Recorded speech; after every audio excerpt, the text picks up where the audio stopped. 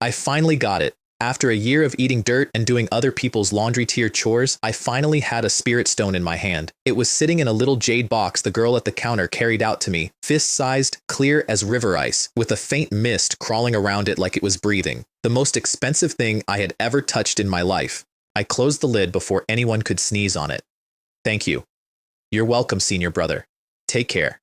I walked out of the external affairs hall and checked my token on the way through the gate.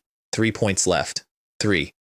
That morning, I'd handed in mission number 3721, cultivating 3 acres of low-grade spirit fields, which is the polite way of saying I had spent 6 days watering rice, and collected 7 contribution points for it. That brought me to 103. The spirit stone cost 100. So, 1 year of scraping, saving, skipping meals, and taking every miserable little job nobody else wanted, converted into one pretty rock. My chest actually hurt a little, not metaphorically.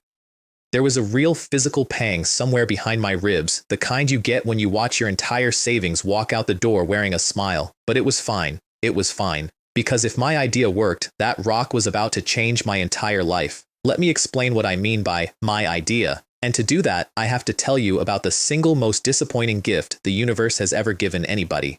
3 years ago, I was lying in bed in a rented room playing an idle cultivation game on my phone when a ball of light came through the wall. Not through the window, through the wall, silently, like it had a key. I had about half a second to think, that's the ball lightning from that Gao Fengshu story, before it swallowed me whole. Then I opened my eyes and the world had been swapped out. I was 12 years old, my name was Chen Lingtian, both my parents were dead, and I belonged to a small, unremarkable family in a small, unremarkable town, in a world where people could fly.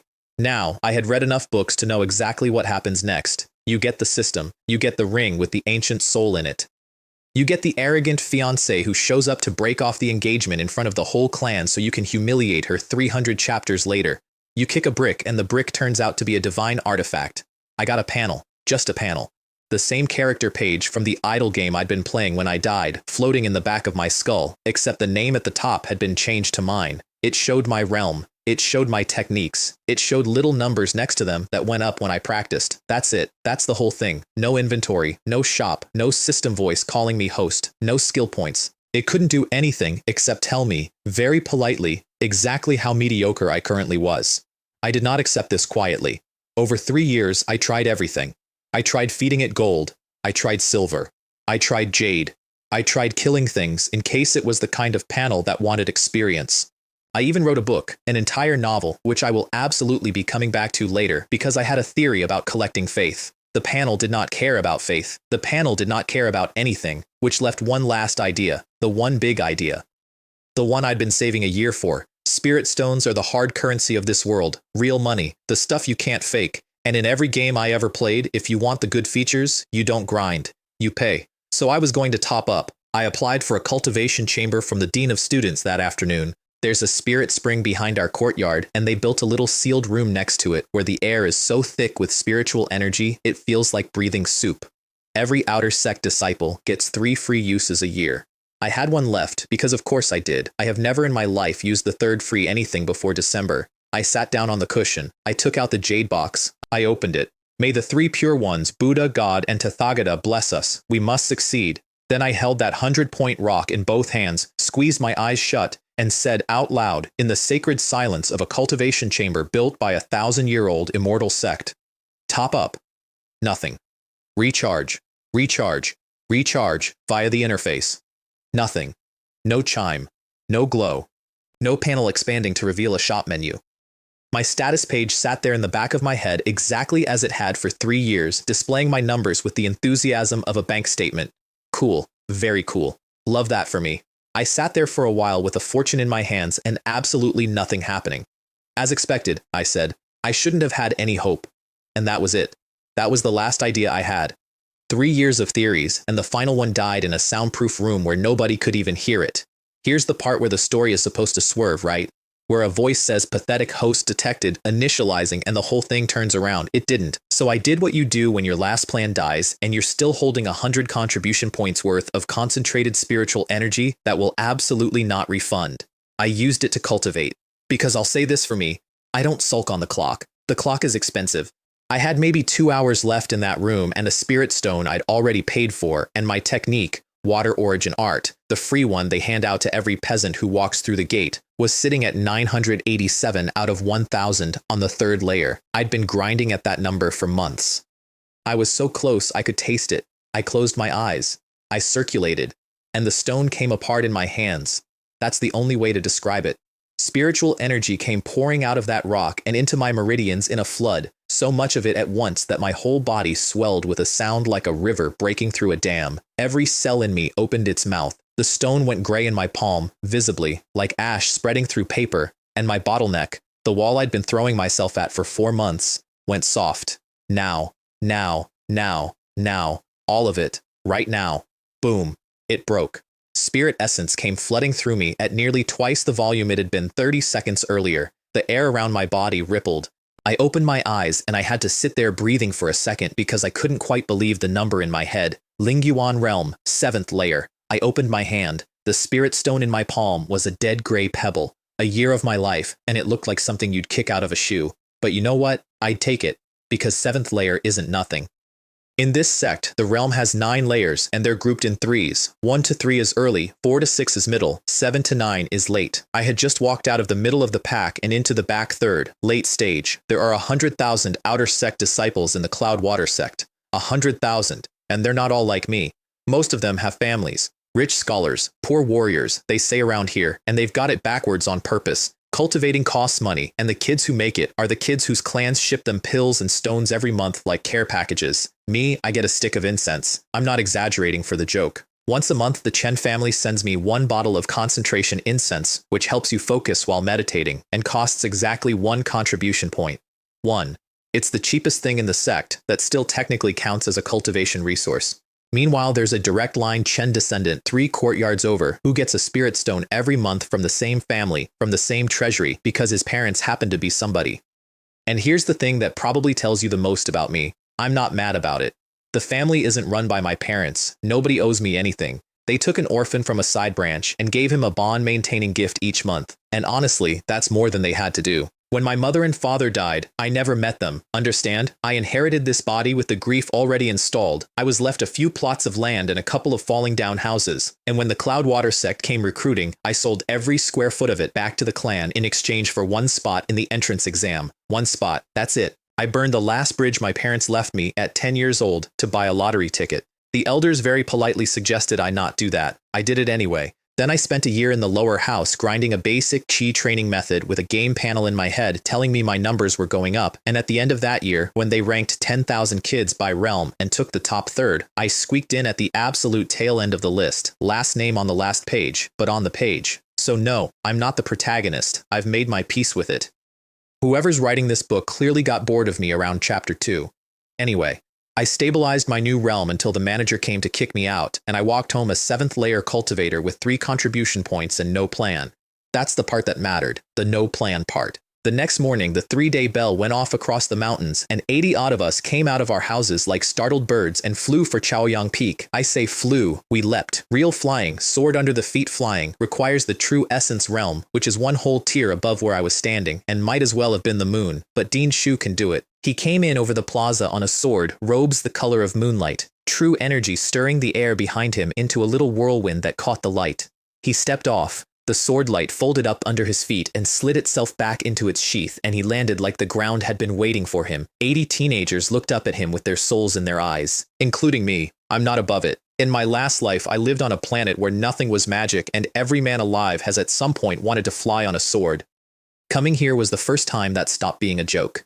Dean Shu is a true Essence Realm master. He is also, technically, our teacher. He lectures here once every 3 months, gives us 1 free spell or martial skill each time, and otherwise has nothing to do with us. He took this job the way you'd take a shift. It pays him sect contribution points. He is not our master, we are not his disciples, and if any of us walked out that gate tomorrow and got eaten by something in the woods, he'd hear about it from a list. He sat down on the platform. Today's lecture started. 2 hours on the theory of casting, how to release a spell more smoothly, how to shorten your cast time, how to actually land the thing in a fight instead of throwing a fireball at where somebody used to be. He explained it the way good teachers do, taking the complicated thing and cutting it into pieces small enough to swallow. And in the back of my head, my useless panel started writing. You listened attentively. Dean Shu's lecture was beneficial, and your lightness technique proficiency increased by 1. You listened attentively. Your rejuvenation technique proficiency +1. You listen attentively as Dean Shu shares his insights from his breakthrough to advanced lightness technique. You gain a lot and suddenly realize that your lightness technique has advanced, line after line. My lightness technique jumped a whole layer sitting still in a courtyard. This is the part where I stop calling the panel useless actually. Let me be fair to the thing. It can't make me stronger. It has never once made me stronger. But it can see, and that turns out to matter more than you'd think. Because here's what kills people in this world. Not monsters. Boredom. You practice a technique 400 times and you feel exactly the same as when you started. There's no scoreboard. There's no bar filling up. You just do the thing over and over in the dark and hope. And after a few months of that, most people quietly slow down, and then they quietly stop, and then they're 30 and stuck. I never had to wonder. I could always see the number move. +1, +1, +1. You would not believe what a person can endure if you show them the number moving. Anyway, 2 hours in, Dean Shu finished the theory and announced the free technique of the day, and the entire courtyard visibly deflated. Because it was the shadow tracking spell. Support spell, tracking, 0 attack power. You cast it, and the world goes slightly pale, and you can see where things walked. 80 teenagers, all of whom wanted a fireball. Half of them stopped listening on the spot. You could watch the attention drain out of the plaza like water out of a cracked basin. I sat there and took notes, with paper. Like a nerd. I want to be clear that this was not virtue. This was economics. Every other person on that plaza could go buy a spell. I couldn't. Every technique I own I got free, and the only one I inherited from my parents is called Spring Breeze and Fine Rain, which is a farming spell. It makes it rain on crops. My father earned it from the family fund for meritorious service, which tells you everything about the tier of service my father was performing. So when a true Essence Realm Master offers me anything at all for free, I take it, I write it down, and I ask questions later. The panel updated when he finished. Shadow tracking spell. Beginner. Nothing yet. Learned. Not practiced. That little 0/0 is the Sect's way of saying, you've been told, now go find out how badly you suck at it. But it was on the list, and that's when Dean Shu, who had been talking for 2 hours with a dry mouth, glanced down at 80 daydreaming teenagers and noticed that exactly one of them had a pen. Chen Lingtian, have you already broken through to the 7th level of Lingyuan realm? 80 heads turned at once. I stood up, bowed, kept my face doing absolutely nothing, which is a skill I've spent 3 years developing and which I recommend to everybody. Reporting to Branch Master, the disciple managed to achieve a breakthrough yesterday. Good. He looked at me for a second longer than he needed to.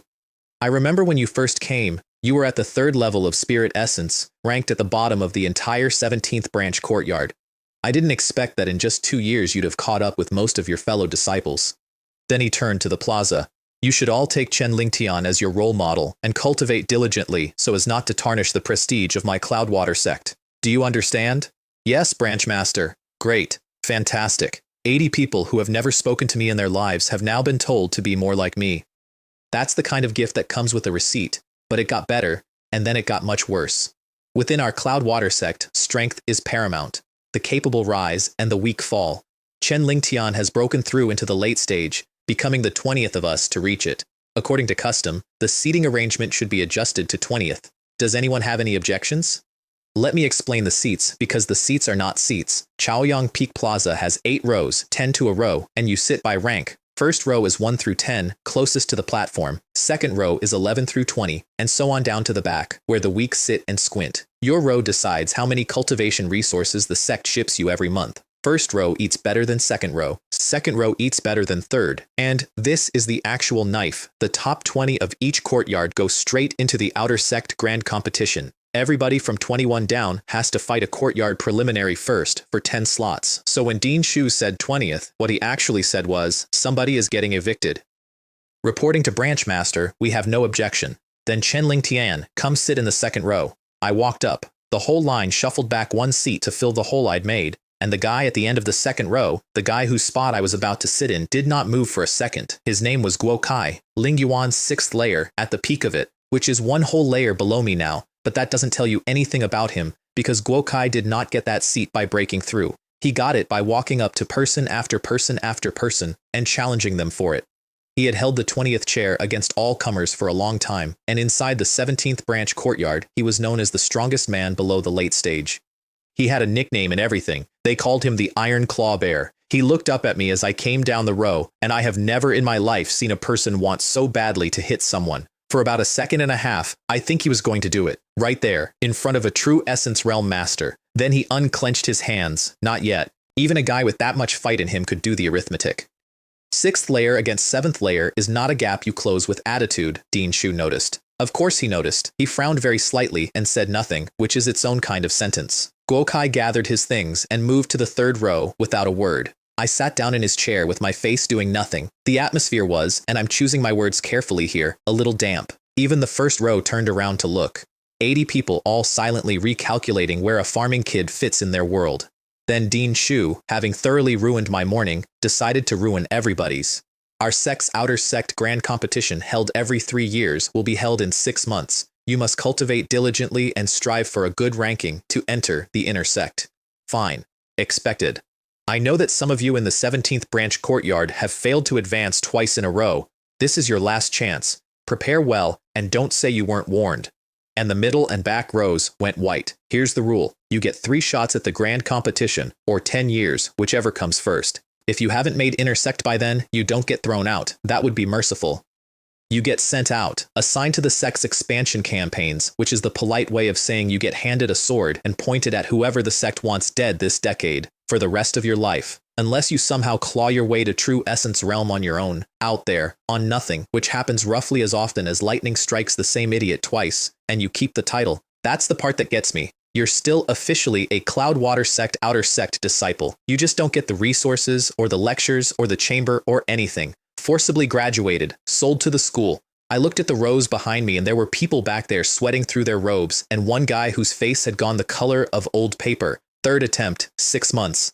I was 2 years in. I had time. I want to record that I sat there feeling perfectly calm about that, because it's the last time in this story I get to feel calm about anything. Alright, that concludes today's lesson. Go and cultivate yourselves. Dean Shu stood, swordlight gathered under his feet, and he went up and out over the mountains in a single streak. Respectfully seeing off the branch master, and the plaza started to break up into the usual noise. Friends whispering, older disciples looking at the ground, a couple of first-timers already bragging about the competition like it was a festival. And then, from the middle of it, Chen Lingtian. Everybody turned. Of course everybody turned. Free show.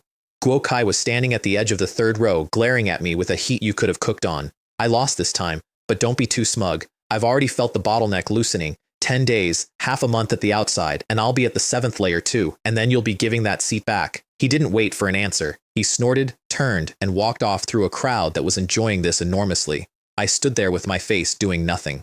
Look, I understood the temptation to smooth it over. He'd been publicly demoted in front of 80 people by a kid who grows rice. If I'd wanted to be liked, that was the moment. But the seat isn't a seat. The seat is a monthly resource allocation and an automatic slot in the competition that decides whether I spend my life as a person or as ammunition. So, no. Absolutely not. Is it possible that just because Guokai is loud and likes to fight, I'm supposed to step back and give him a break? And then what? Hand him the grand competition too. Fall behind here and you spend twice the effort catching up later. That's not philosophy. That's just how the resource math works. So I'd made an enemy who was going to be my equal in 2 weeks. Fine. You only find out how bad a problem is after you've had it. I went home and practiced the useless tracking spell. It failed 17 times. I want to be precise about this because people tell these stories wrong. They say, and then I mastered it, like there's a moment. There isn't. There's 17 moments where nothing happens. You've learned the shadow tracking spell, and you've begun practicing its casting. The spirit essence within you surges through the meridians. Multicolored lights flash, sizzle. White smoke rises. Your spell has failed. That's number 1. You begin practicing shadow tracking spell. Sizzle. A puff of white smoke rises. Your spell has failed. 2. Your spell failed. Your spell failed. By the 10th, I'd burned through more than half my spirit essence and my hands were shaking. By the 15th, the panel had stopped writing sentences and was just reporting the failure like a machine that had given up on encouraging me. People who master a technique the same day they learn it are either freakishly lucky or actual geniuses at spellcraft. I have known for 3 years that I am neither. My aptitude for casting is average.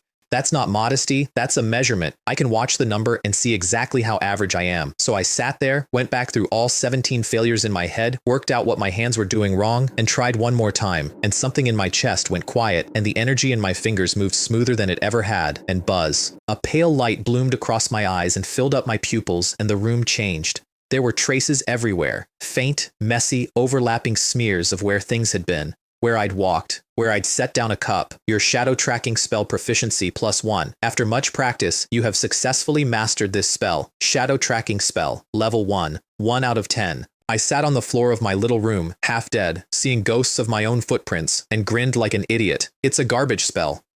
I want to be clear, it has no power, it hurts nobody, I had zero use for it and no intention of taking it past level 2, but I'd broken it, 18 tries, and I'd broken it. That feeling, that specific feeling of standing on top of a thing that beat you 17 times, that's the whole engine of my life.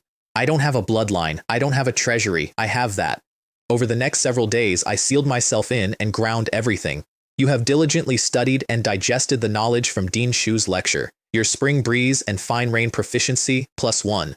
Your lightness technique proficiency +1. Your growth inducing spell proficiency +1. Your water origin art proficiency +1. Days of it. Wake up, cast until my hands ached, meditate until the essence came back, cast again. At night, an hour of quiet cultivation before sleep, and the panel wrote and wrote and wrote. By the end of it, water origin art sat at 999 out of 1,999, 1 point off the 4th layer of my technique. And here's the problem with that number. Water origin art is the free technique. Everybody gets it.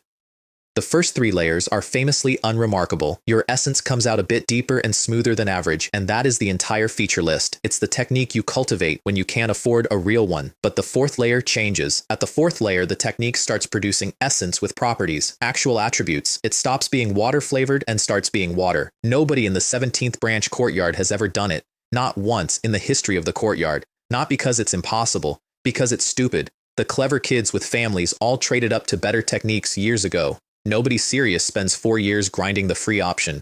Nobody except the guy who can't afford anything else and noticed that his farming spell and his free technique happened to fit together. So there I was at 999 and I could not get to 1,000 because breakthroughs need resources and both of my bags were empty. The monthly allocation hadn't come in. I had 3 contribution points and a dead rock. Then market day came and Dean Shu didn't show. They sent a 9th layer deacon who very obviously did not want to be there, made us do drills for a morning and left. A third of the courtyard didn't even come, and Guo Kai wasn't there either. I asked. Somebody told me cheerfully, like it was gossip and not a countdown. Guo Kai's gone into seclusion. He's pushing for his breakthrough. 10 days, half a month at the outside. I stood in that plaza and felt the floor of my life tilt about 2 degrees, so I went to the external affairs hall to find work. There are 4 mission zones, A, B, C, and D. C and D are the ones I know. C is the inner sect seniors posting jobs. Plant this, tend this, keep this alive. D is sweeping halls and hauling garbage for the bottom tier kids. Both are safe, both pay almost nothing. A and B are combat. Go into the Sect's territory, find the Yao beasts that have gotten out of hand, and kill them. Extremely dangerous. 10 times the pay. I had never so much as looked at the A and B boards. Nothing complicated about why. I like being alive. I'd read a lot of these novels in my last life, and I want you to understand how badly they lied. In the books, the protagonist walks into the cultivation world, and it politely arranges itself around him. God blocks the way, kill God. Buddha blocks the way, kill Buddha. Gods and demons scatter. He strolls through a 3 million word disaster like a man walking his dog. Then I actually got here, and the real number is, every single day, somewhere in this sect, an outer sect disciple dies. Ambushed on the road, killed by an old grudge, eaten while hunting, cooked by a formation inside some ruin.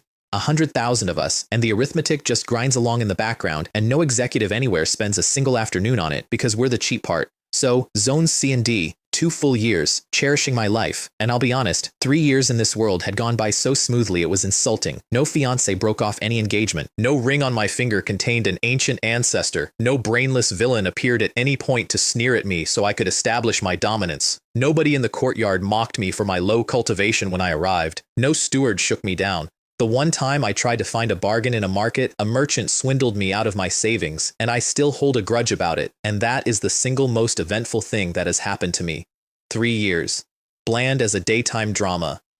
At this point, I'd worked out the truth, which is that the person writing my book is a failure. He has to be. Nobody who could write would write this. I picture him vividly, broke, evicted, hair like a dog's bed, sleeping under an overpass wrapped in a blanket he found, shivering, out of phone credit so he can't even upload the chapter. Serves him right, frankly. Who writes 3 years of nothing? Anyway, I stood in front of the C-Zone board and looked at what my life had become. 9 death soul returning grass, 20 points. Harvest 8 acres at Qingshan Town, 25 points. Plant spirit trees at West Phoenix, 3 points a tree. And then I made the mistake of checking my own panel, and the top line of my spell list said, Spring Breeze and Fine Rain Technique. Layer 3. 885 out of 1000, almost the 4th layer, of the farming spell. Do you know what a professional spirit plant grower cultivates that to? 3 layers. That's the professional standard. I was about to pass it. I was, in a real technical sense, on my way to becoming a semi-senior agricultural specialist. In the end, farmers are not the majority in this world. I turned around and walked into Zone B for the first time in my life. It felt like saying goodbye to somebody at a train station. Half an hour later, I walked back out with a mission. Mission number 89, buried in the middle of the board where nobody bothers to look. Recently, a spirit-devouring rat has appeared in the spirit fields near Qingshan Town, stealing Spirit Valley crops and causing considerable losses to the nearby spirit farming families. The Outer Sect disciple is to locate the spirit-devouring rat and kill it. No limit on participants or cultivation level. Keep the corpse and any loot from its nest. Basic reward, 200 contribution points and a handful of Spirit Valley seeds. 200 contribution points. I want you to hold that number next to the other one. 100 points bought me 1 spirit stone. That took a year. 200 points is 2 spirit stones. The seeds are worth more than a third, and you keep the corpse, which sells, for a rat. A spirit-devouring rat is a 3rd or 4th layer Yao beast that eats spirit crops. That's it. That's the whole threat profile. It's a field mouse that upgraded its diet. It has, and I quote the Sect's own intelligence, virtually no offensive capability. Imagine a video game character who dumped every single skill point into stealth and agility and can only ever use the basic attack. So why was a job that a 4th layer kid could do sitting on the board for 10 days at a price that kept going up? Because you can't find it. They hide. They're nocturnal.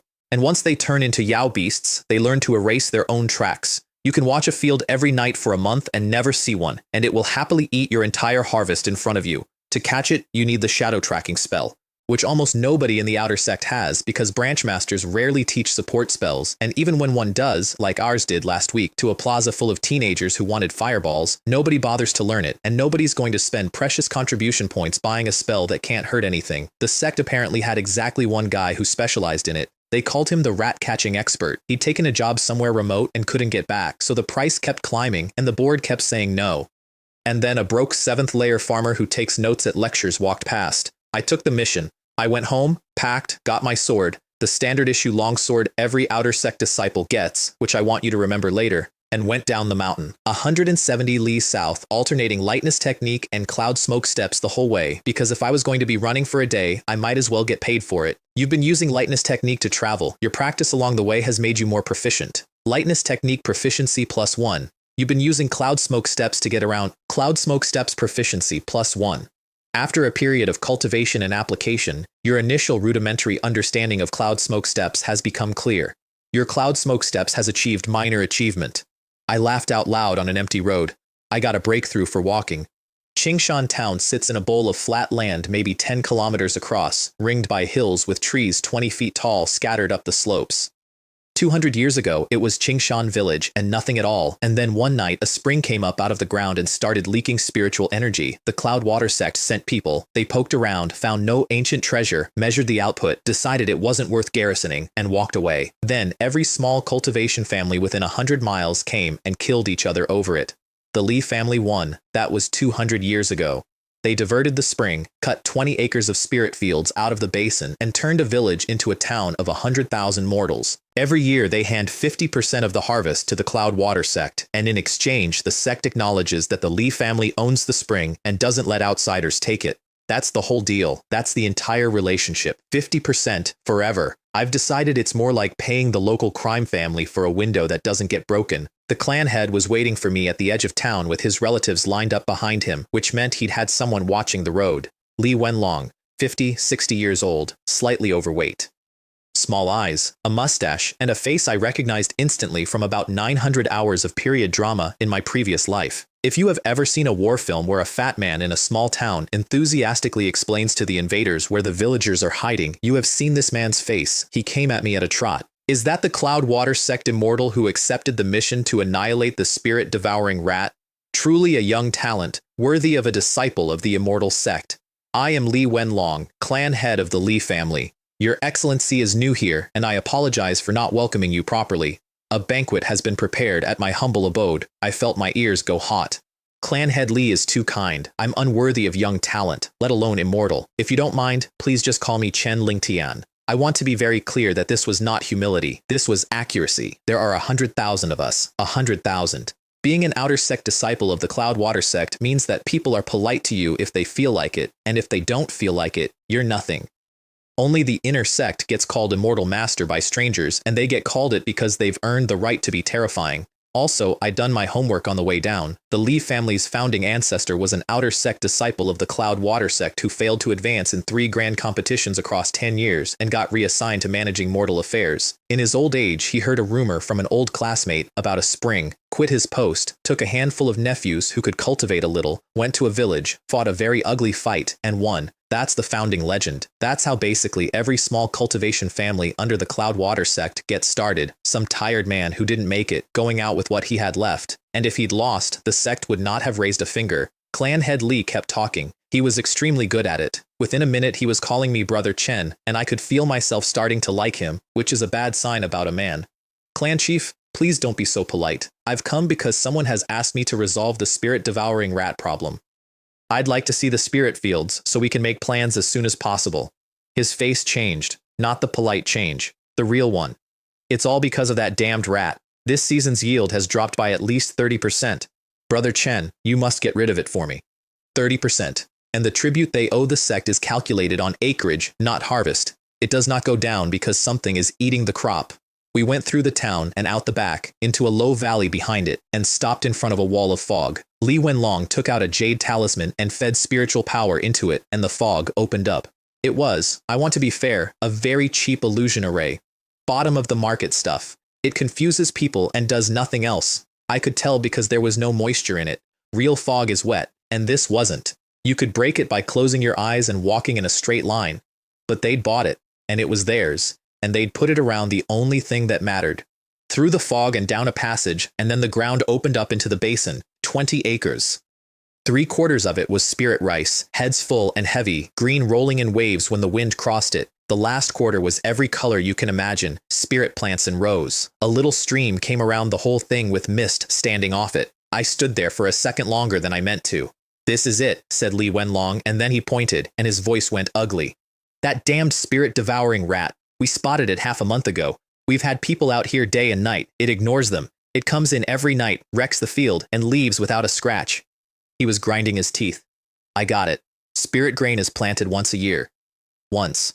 I walked into the field. Right in the middle of all that green, there were bald patches where the stalks had been chewed off at the root. I crouched and picked up a fragment of a stem, turned it over, looked at the bite marks. Then I put my hands together and cast Shadow Tracking Spell. And I want to tell you that it worked, and that I found the nest, and that this was the easy money it looked like on the board. It did not work. The trail ran for 1 mile and then simply stopped. Not faded. Stopped, like somebody had lifted a pen. I stood in the woods a mile out, casting again and again at nothing, and slowly understood the actual shape of the job. Li Wenlong filled in the rest for me that evening. 2 other outer sect disciples had taken this mission before me. One of them used shadow tracking. Both of them failed. And that one had left a note behind, which I'll paraphrase. The thing has a spell that erases its own key. Level 3 or you can't track it. Don't bother. I was level 2. So I did what any resourceful young cultivator does when his one advantage turns out to be broken. I climbed a tree and waited. 2 nights in a tree is what I'm describing. Li family cultivators, 1st and 2nd layer kids, the bottom rung, patrolled the field with torches to keep up appearances, because Li Wenlong had already learned that patrols do nothing except stop it from getting cocky. I stayed up in the branches watching the field and not meditating, because meditating puts out a signal, and I did not want to scare off a rodent. Waiting for a rabbit to run into a tree stump, that's a saying here. It means being an idiot with a plan. The second night, deep when my mind was starting to drift, one of the guards down there squinted at the rice, rubbed his eyes, looked again. Spirit-devouring rat, it's here, and the whole valley went off like a pan of oil. Where? Damn rat, kill it. Torches everywhere, shouting, men crashing through their own crop with hoes, and out of the rice came a streak of gray. I have to be honest about the speed. It went 5 or 6 zhang before I'd finished registering it, nearly faster than the eye tracks, a bolt of gray lightning heading for the tree line with a stink of wind behind it. I came out of the tree, true energy through the meridians, 7 or 8 meters in a step, stamped down, blur, and the wind closed up behind me, soared out in the air, silver light. It moved second and arrived first, and I caught up with that gray afterimage and put the longsword straight through the rat's shadow. The sword key kept going past it and cut a tree behind it clean in half on the diagonal. The cut was as smooth as a mirror. The Li family guards stood there in a semicircle staring at me sheathing my sword. I could see it happen in their faces. The exact moment where every single one of them thought, in perfect unison, if this boy were an enemy instead of a guest, none of us would have finished turning around. Great, very reassuring. Everybody relax. Except my own face had gone tight, because there was no body. The strike landed. I felt it land. I watched the blade go through that skull. And in the instant it did, the rat simply wasn't there anymore. Talent spell, clone. I got tricked by a mouse in front of an audience. While all of us were busy admiring my sword work, the real one had been sitting in the rice 10 feet away and had strolled out the back. I cast shadow tracking again anyway, and the field lit up with pale traces where it had walked, and I followed them, and they went nowhere. Same as before. It scrubbed itself the moment it got clear. The whole Li family stood around me in silence while I crawled through a rice paddy at midnight finding nothing. They wanted this more than I did. I was here for 200 points, and they were here for next year's food. How's it going, brother? Have you found that beast's escape route? Disaster, I said. It's very intelligent, and it has a talent for stealth. There aren't really any usable clues. His face fell. He recovered fast, though. He started saying nice things immediately, in that specific way people do when they want to make sure you don't feel blamed enough to leave. However, I said, I do have one last idea, but I'll need your help, Brother Li. And if it doesn't work, you'll need to find somebody better than me. If you need anything, brother, just say it. I, Li Wenlong, the whole of Qingshan town, everything the Li family has, you can move it. And he thumped his chest like a man in a play. Then I'll trouble you. I was holding something in my other hand the whole time, a flake of rotted leaf about the size of a grain of sand, which had come off the rat when it bolted and landed where I'd been standing. The next day, on the orders of the clan head, the Li family carried out a very large quantity of white flour and poured it in a ring all the way around the spirit fields. I'd like you to appreciate this from their point of view. These are people who count grain, and a boy from the mountain has just told their clan head to take actual food and pour it on the dirt in a circle. Nobody objected. I think that tree may have helped. Good. Now have everyone go back and rest, Brother Li. Whether it works depends on whether that thing has the nerve to come tonight. He left a few men and took the rest home. They'd been up 2 nights. I stayed. I wasn't tired. I sat down by the edge of the field in the dark to go over my own state, which is a habit, and this is what I was looking at. Water Origin Art, Layer 3, 999 out of 1000. Spring Breeze and Fine Rain. Layer 3, 885 out of 1000. Lightness Technique. Layer 3, 10 out of 1000. Growth Inducing Spell. Level 2, 91 out of 100. Rejuvenation Technique. Level 2. 49 out of 100. Shadow Tracking Spell, Level 2, 3 out of 100. 9 Refinements Bone Forging Fist, Major Achievement, 726 out of 1000. Cloud Smoke Steps, Minor Achievement, 2 out of 100. Yunshui 13 Sword Styles, Minor Achievement, 32 out of 100. Look at that list for a second and tell me what's missing. Every single spell on it is support, rain, growth, healing, tracking, running. The 9 refinements. Bone Forging Fist is an internal art. It strengthens bone and blood. It barely attacks. Cloud Smoke Steps is footwork. It dodges. I had exactly one thing in my entire arsenal that could hurt a person, and it was the Yunshui 13 sword styles, the basic sword form the Sect teaches free to all 100,000 of us at minor achievement, swung with the free longsword they also hand out. I sat there in a rice field at night and got genuinely embarrassed. In fairness to me, this is what happens when you spend 2 years watering plants for a living. My contribution points went to cultivation resources. There was never a month where I could have said, and also, an attack spell. But I just walked into Zone B, and in 6 months I'd be in the grand competition. Both of those things involve people hitting me. After this, it seems we need to seriously consider enriching our attack methods. Wrote that down mentally, filed it under problems I cannot currently afford to solve, and moved on to the one that was actually killing me. Water Origin Art. 999. 1 point, and I had no idea how to get it. That's the ugly part. You don't grind the 4th layer out. Every account I could find said the same thing. The fourth layer of water origin art comes from a flash of insight, and insight is not something you can go and get. You can only bump into it. Nobody in the entire courtyard had ever done it, and the reason nobody had was so stupid it hurt. It's easy to enter, brutally hard to deepen, and every kid with money bought a better technique before it mattered. Except, I never could. So I ground the free one for 3 years, and along the way, because I could watch the number, I'd been adjusting, noticing which small changes in how I circulated made the proficiency tick faster, and which made it crawl, and slowly bending the technique to fit me specifically. Nobody taught me that. Nobody could have. The panel told me the rate, and I did the arithmetic. If you asked who in the 17th branch courtyard understands water origin art best, it's not close. It's the poor kid. And it still wasn't enough, because the last step needs talent, and there I am average, and I could see that too. What exactly is missing? How do I break through to the 4th level? I sat with it. I got nowhere. I sighed and put it down, and then I heard a rustle. For a second I ignored it. Wind. Then everything in my head snapped into one line and my eyes went to the field. The rice was trembling, and in among all that dark green there was a patch of pale gray. I came out of the tree with lightness technique and cloud smoke steps together, straight across the flat like a thrown thing, and a gust of wind ripped across the paddy behind me. The rat was mid-meal. Its perception was, I'll admit, astonishing. The instant I moved, it split into 3 after-images, and they went off in 3 directions like black lightning and were gone into the forest between one breath and the next. Escaped. Again. I didn't care. I walked to the edge of the field and looked down at the flower. There were footprints in it. Small, messy, panicked footprints all over the white line, shadow tracking spell, and a trail lit up in front of me, bright as a painted road, running away into the trees. It's done! Because I wasn't tracking the rat, I was tracking the flower. It can erase its own chi. Fine. Great. Congratulations.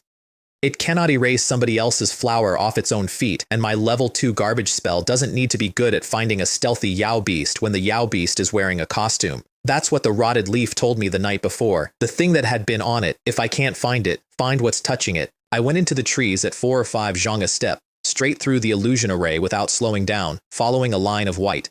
Behind me, some poor man from the Lee family who'd been left on watch stood there holding a hoe, watching a rat and an immortal disappear into the forest one after the other. Go find the clan chief, now! I chased that thing 10 miles. I want to be honest about the 10 miles, because the 10 miles is the whole point of everything that came after. Somewhere around mile 8, I stopped on a branch. The trail kept going into the deep forest. I stood there and thought very clearly, how is a rat outrunning me this far? And the correct response to that thought was to turn around, go back, get the Lee family cultivators, and come in as a group in daylight. I knew that. It was in my head. I have spent 3 years telling myself, with real sincerity, that the cultivation world kills careless people, but I'd been made a fool of twice in 2 days by a rodent, and there was a small hot thing in my chest about it. Never mind, it's a spirit-devouring rat. A 3rd or 4th layer cultivator could kill it head-on. What danger could it possibly be? I gritted my teeth and went faster. That sentence is the stupidest thing I have ever said out loud. The trail brought me into a clearing, fallen leaves all churned up like something had struggled there, and the dirt was stained. I stopped on the ground and stood very still. I want you to understand what I noticed next because it's the thing that saved my life, and it wasn't a spell. On the way in, the forest had been loud. Birds, insects, all the ordinary noise a forest makes at night. Here there was nothing, absolutely nothing. Wind and leaves and not one living sound in it. Not good, something in my spine screamed, and I abandoned every scrap of dignity I had and threw myself flat and rolled.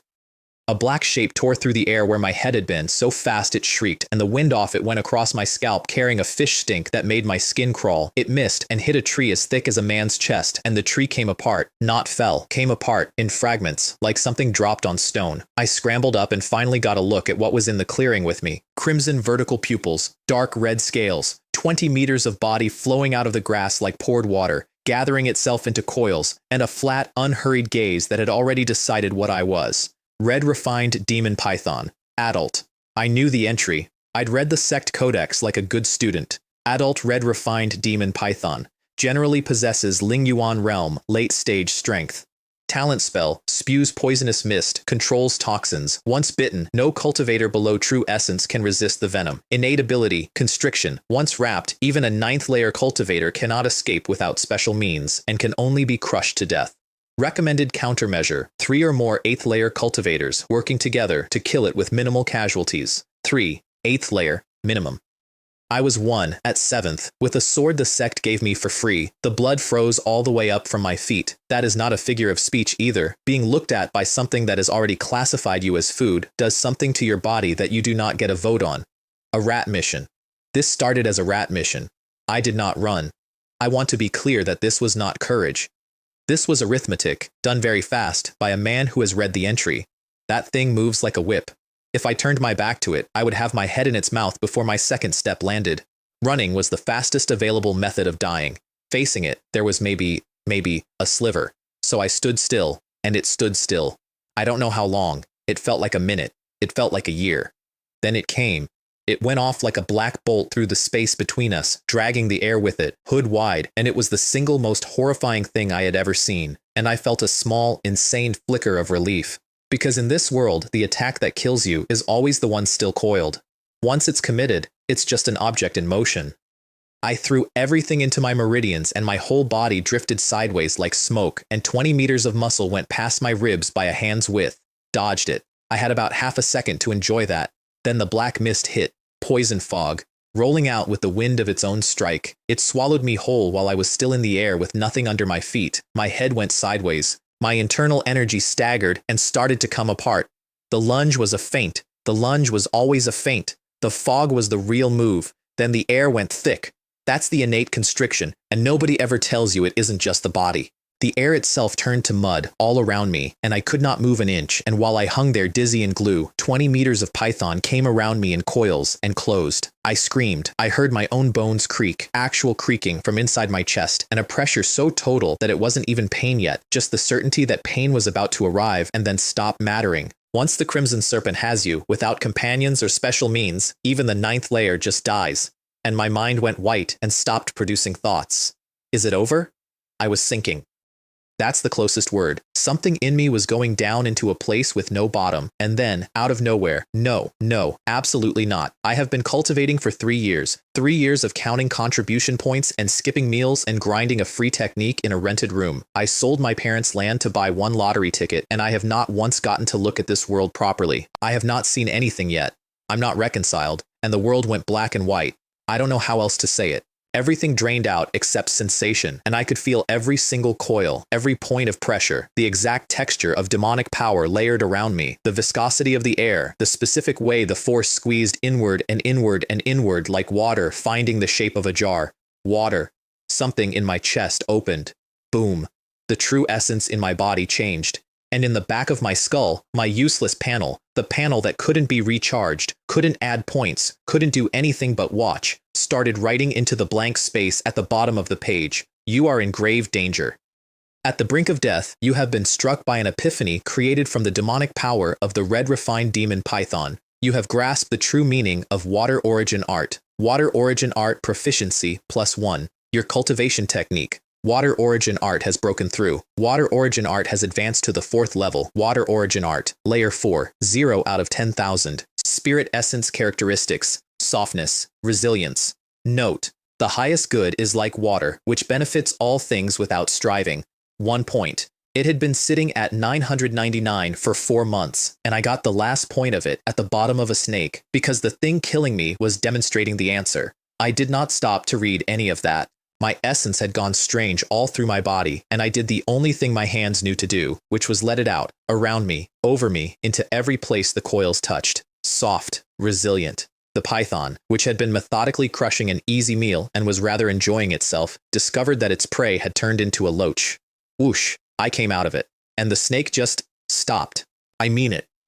20 meters of apex predator sat there in the dark, holding a knot of nothing, with an expression I can only describe as a small brain trying to process a very large problem. I did not wait for it to finish. True energy up, foot on its own body, and I used the thing as a stare, several meters straight up out of the coils in a blur, and while I was still in the air, I turned my wrist, and every scrap of a 7th layer cultivator's essence, brand new 4-layer water origin art essence, white mist rippling off the blade, the steel making little sonic cracks as it moved, went into one cut from below. Sizzle, like tearing an old cloth. The sword light went up through the neck of a python that was still standing there confused. The head came off and hit the ground like a wet log and rolled, leaving a red line behind it. The jaws were still open. The tongue was still moving. 20 meters of body fell and thrashed hard enough to crack the earth and throw dust into the trees. I landed outside the mess. The sword in my hand was more than half eaten away by the venom, and I stood there absolutely soaked in cold sweat from my scalp to my heels, like somebody had pulled me out of a lake. I was not happy. I want that on the record. There was no triumph. I have never in my life been more frightened than I was standing over that thing. Huh, I said to nobody. I keep telling myself the cultivation world is dangerous, that you can die if you're not careful, that I must be careful, careful, and more careful. And I made a mistake this basic. Let me indict myself properly because I did it that night and I've never gone back on it. I should have stopped at mile 1. When 10 miles of forest produced no nest, that was the forest telling me something. I trusted the Sect's intelligence. The dangerous beasts in our territory have been cleared out, like it was a promise instead of an average. I let a small hot feeling about a rodent make my decisions, and I did not look at where I was standing. There were no birds. There were no insects. The silence had been screaming at me for 100 meters, and I walked into the middle of it because I was annoyed. Too many mistakes, all stacked, all mine. I got out this time. What about next time? Will I be that lucky twice? The answer is no. Obviously the answer is no. Nobody is a saint. Everybody makes mistakes. The only thing that matters is whether the mistake gets to happen twice. I climbed a tree and checked the forest for a long time before I let myself breathe. Nothing came. The fight didn't attract anything, which makes sense. Inside the Sect's territory, the truly big Yao beast got cleaned out generations ago, and this python was almost certainly the local overlord. Anything else in these hills had spent years learning to be somewhere else when it moved. That's why the rat's little tour had led me straight into a hunting ground, also, and I'd like to note the exact moment my mood changed. However, although this is dangerous, opportunity and danger go hand in hand. The corpse of a red refined demon python sells for at least 20 spirit stones. 20. 2 weeks ago, I saved for a year to buy one. Get rich overnight, they say. This is what they mean. And then I looked at the 20-meter carcass and had a genuinely humbling second problem, which was that I own one storage talisman, which fits about as much as a suitcase, and I was standing in front of a shipping container. I'd never needed a storage pouch. I lived on a mountain, and my possessions were incense. Never mind. The Lee family will catch up. I'll ask them to carry it. I went looking around the clearing while I waited and found 2 things. 1. A gray shape sliding out of the severed neck, half its fur dissolved by stomach acid. The spirit-devouring rat. So there it is.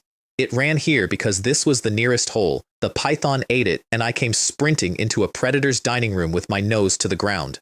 2. A hidden burrow under an unremarkable rock, which I dug open with my ruined sword. Dry grass. And on top of the grass, 3 full pounds of hoarded spirit grain, spirit fruit pits, and assorted cultivation-grade plant matter. The little bastard had savings. I put all 3 pounds in my talisman, cleaned up the site, sat down cross-legged where I could see in every direction, and started restoring my essence while I waited for 100 people to come and help me carry a snake.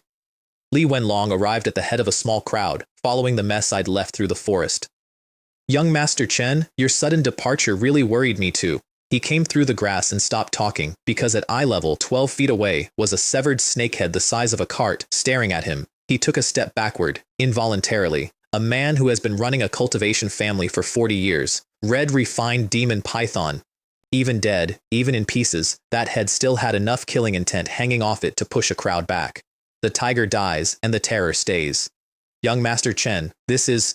The spirit-devouring rat fled here and was eaten by the python. I followed it in and fought, and got lucky. That's the version he got. Short, true, complete in the sense that nothing in it is false. I did not mention my technique. I did not mention the 4th layer. I did not mention that I'd been inside the coils. I didn't bring a storage pouch this time, so I'll have to trouble you with the corpse. No trouble at all. Leave this to Lee. He'll handle it perfectly. And he thumped his chest again, and his eyes were shining in a way that made me faintly uncomfortable, and I could not immediately name why. Then it landed.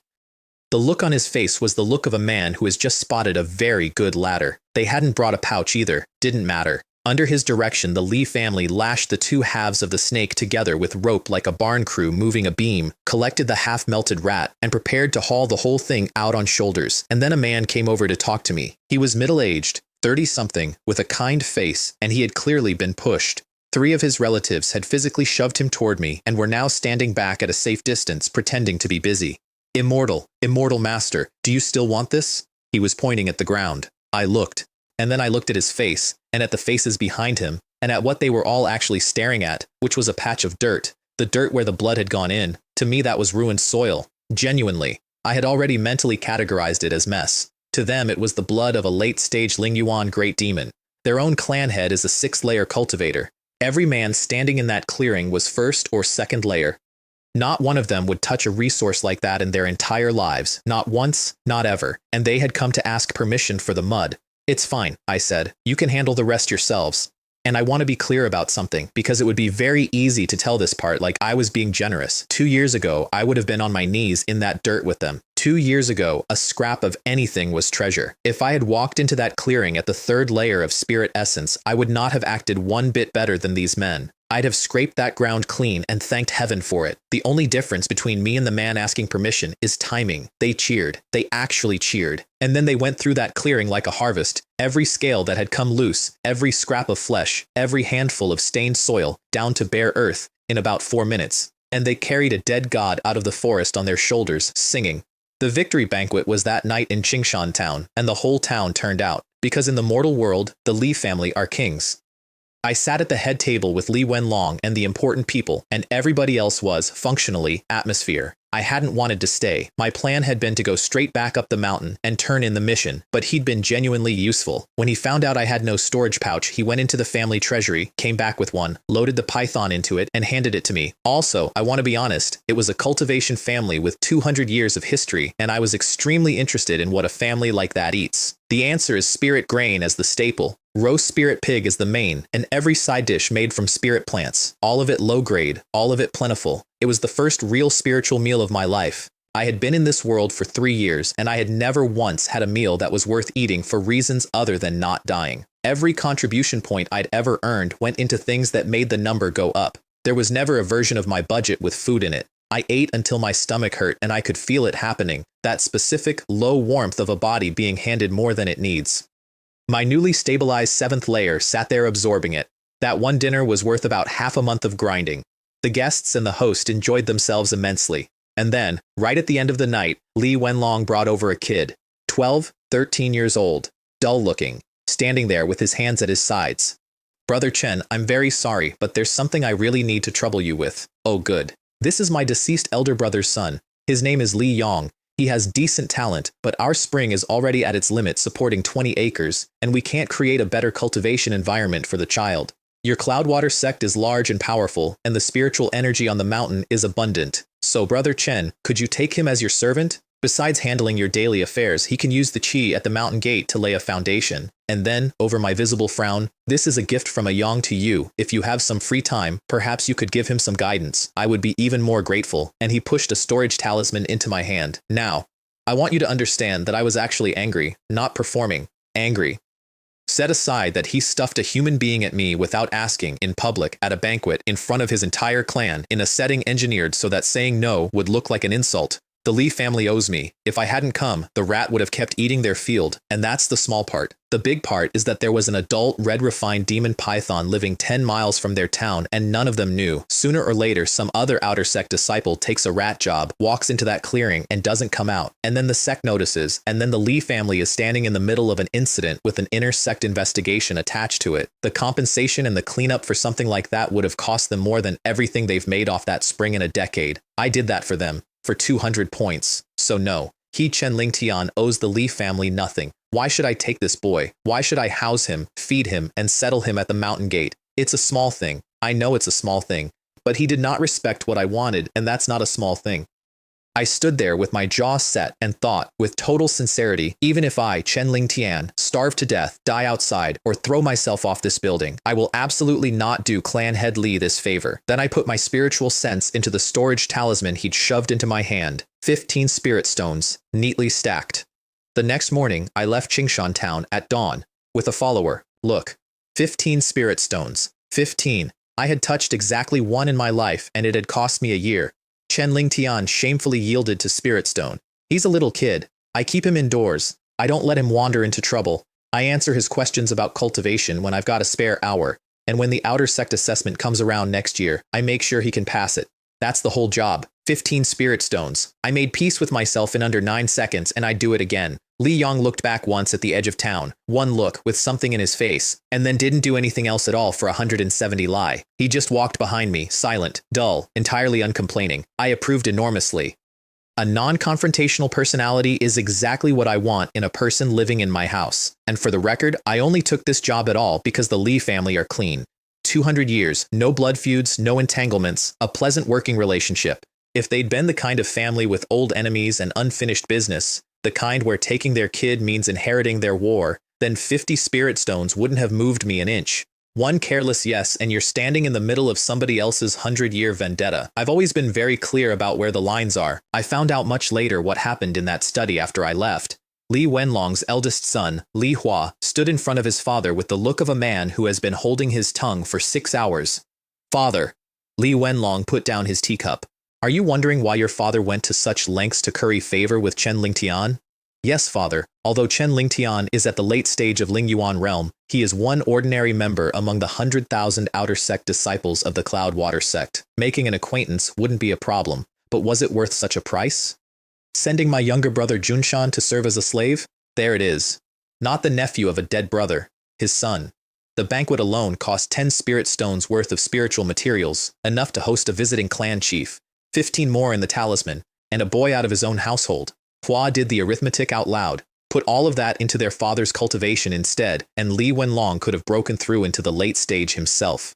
For the Li family, it was unbearable. Alas, Huire, your vision is too narrow.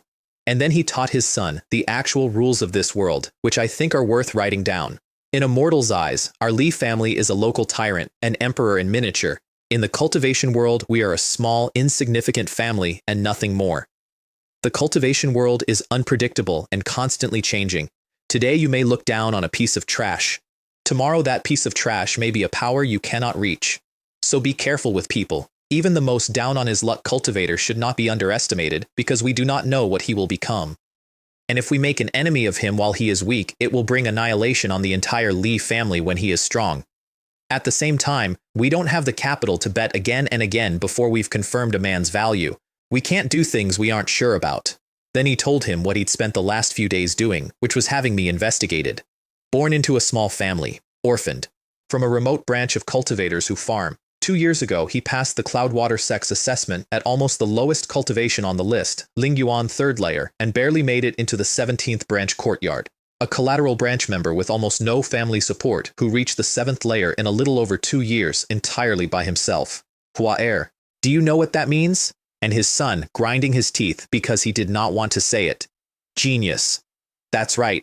Genius. More than genius. He broke through to the 7th layer not long ago, and he killed an adult red refined demon python without a scratch. Out of 100,000 outer sect disciples of the Cloudwater sect, how many can do that? Hua went quiet, because he knew the answer.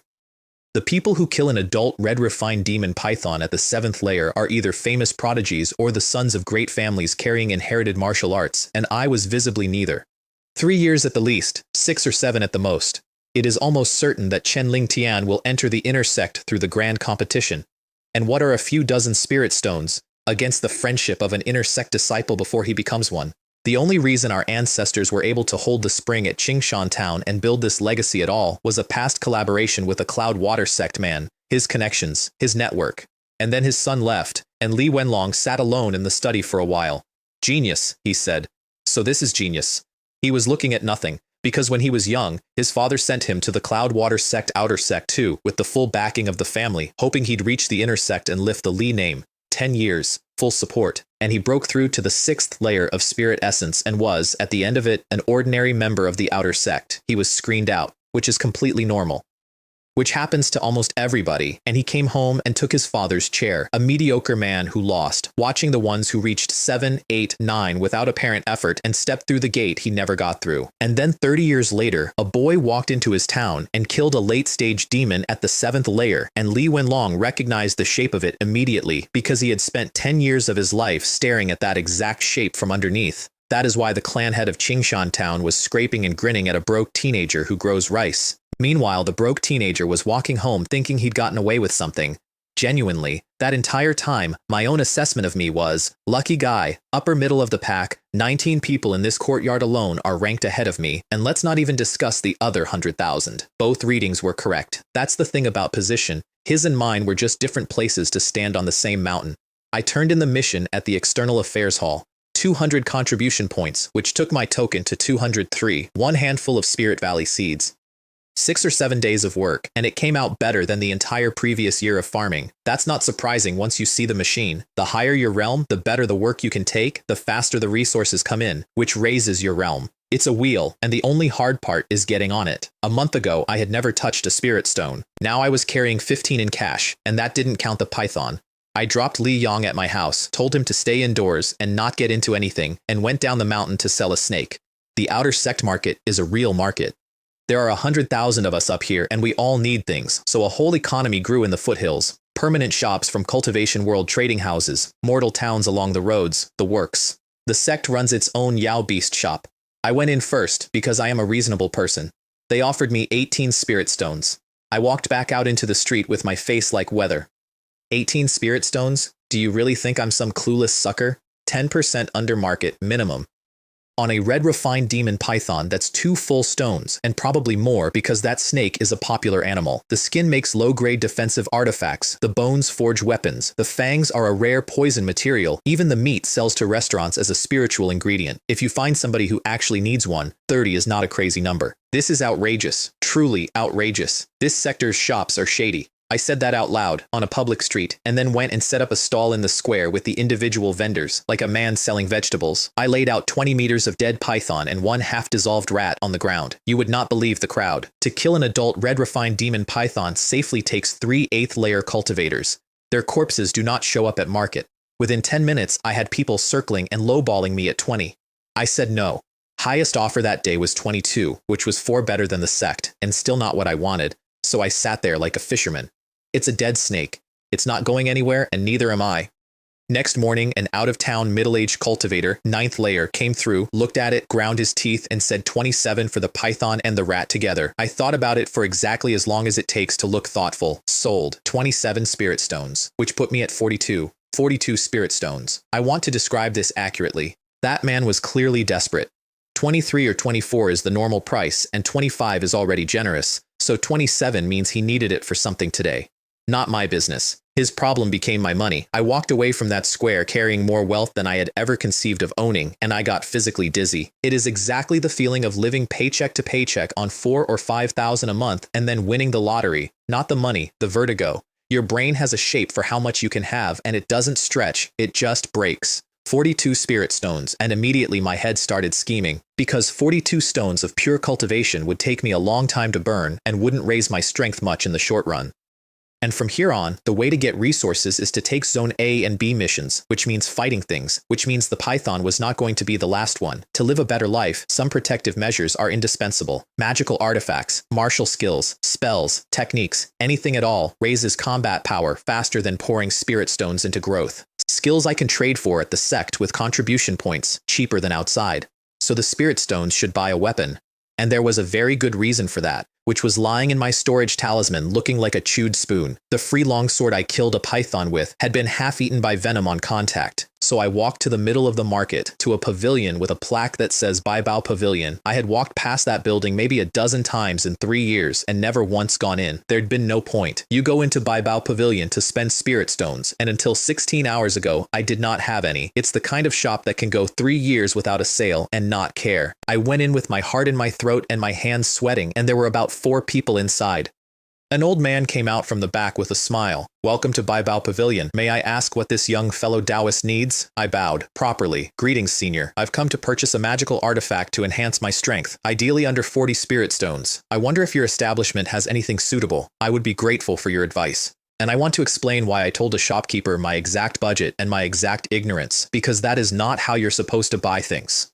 Bai Bao Pavilion has stood in this market for years and has never once been reported for cheating an outer Sect disciple. That may have a great deal to do with whose territory this is. Either way, if I pretended to know what I was doing, I'd walk out with the wrong artifact, having burned the only spirit stones I will ever have and gotten nothing. Better to ask the professional. He looked at me. Just looked. And a chill went straight up my back because I felt my entire cultivation get read off me like a sign. No secrets. None. He'd priced my soul in about a second and a half. Less than 40 won't buy you a good defensive artifact. I observe that your spirit essence is balanced and harmonious, mellow and enduring. You cultivate water origin art, one of the most universal techniques of the Cloudwater sect. A pause. Coincidentally, we recently acquired an offensive artifact that is highly compatible with it. He went into the back and came out with a sword and put it on the counter. Long blade, slender, white along its whole length, and when he drew it, the light in the room changed, like somebody had opened a shutter onto lightning. From half a meter away, I could feel the cold coming off it. This sword is called Silver Shadow. Its grade is low grade. However, its main forging material is century-old cold iron, which is medium-grade material. It was downgraded in the forging because it was forged by a novice. He said that with a completely straight face. Its power surpasses any low-grade artifact and may exceed some above it. Furthermore, if one frequently uses spirit essence to flush the impurities out of the cold iron and finds a skilled artifact refiner, it might be raised to mid-tier or even high-tier later. Then he smiled a little, and it was not a shopkeeper's smile. Most importantly, this sword and the Cloudwater sect's water origin art complement each other perfectly. Spirit and essence flow through it as if guided by your own fingers. And if water origin art can be cultivated to the 4th level, the wielder can draw out the chill sleeping inside the Silver Shadow. In combat, wisps of that cold seep continuously into the enemy's body, slowing and disrupting their spirit essence. He looked at me while he said it, directly. In the hands of a 4th level water origin art cultivator, this blade's power could surpass an ordinary medium-grade artifact and reach the top of that tier. Then he sighed. Unfortunately, water origin art is notoriously difficult. Those who reach the 4th level are vanishingly rare, and anyone stronger than the Ling Yuan realm no longer bothers with low-grade artifacts at all. Therefore, this sword is worth more than a typical top-tier low-grade weapon, and less than a medium-grade one. 40 spirit stones. 40. Which was, to the stone, every single thing I had. I want to be honest about how long I hesitated, which is, not very. Buy a low-grade artifact at a low-grade price, and use it as a top-tier medium-grade one. That's the whole trade. It only makes sense for a person who has the 4th layer, and the number of people in this sect who have the 4th layer of a free peasant technique is, roughly, 1. I gritted my teeth and counted out 40 spirit stones. Every stone I had, 24 hours after getting rich. I walked out of Baibao Pavilion with my heart bleeding out of my chest and a sword in my hand, and the moment I stepped into the street I felt it resonating faintly with my essence, like something in it had been waiting. Worth it. Absolutely worth it. Don't ask me again for a week. Back at the courtyard, I went out to the open ground behind my house to test it. Clang.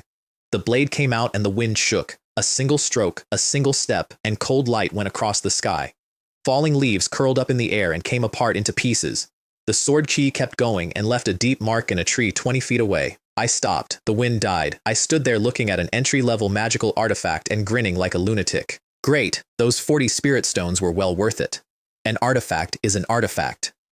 There was none of the drag I'd lived with my whole life, that faint resistance when you push essence through a normal blade, like pouring water through cloth. It just went. Even my sword form got faster. You strive to cultivate Yun Shui 13 sword styles. You are somewhat familiar with it. Your proficiency +1.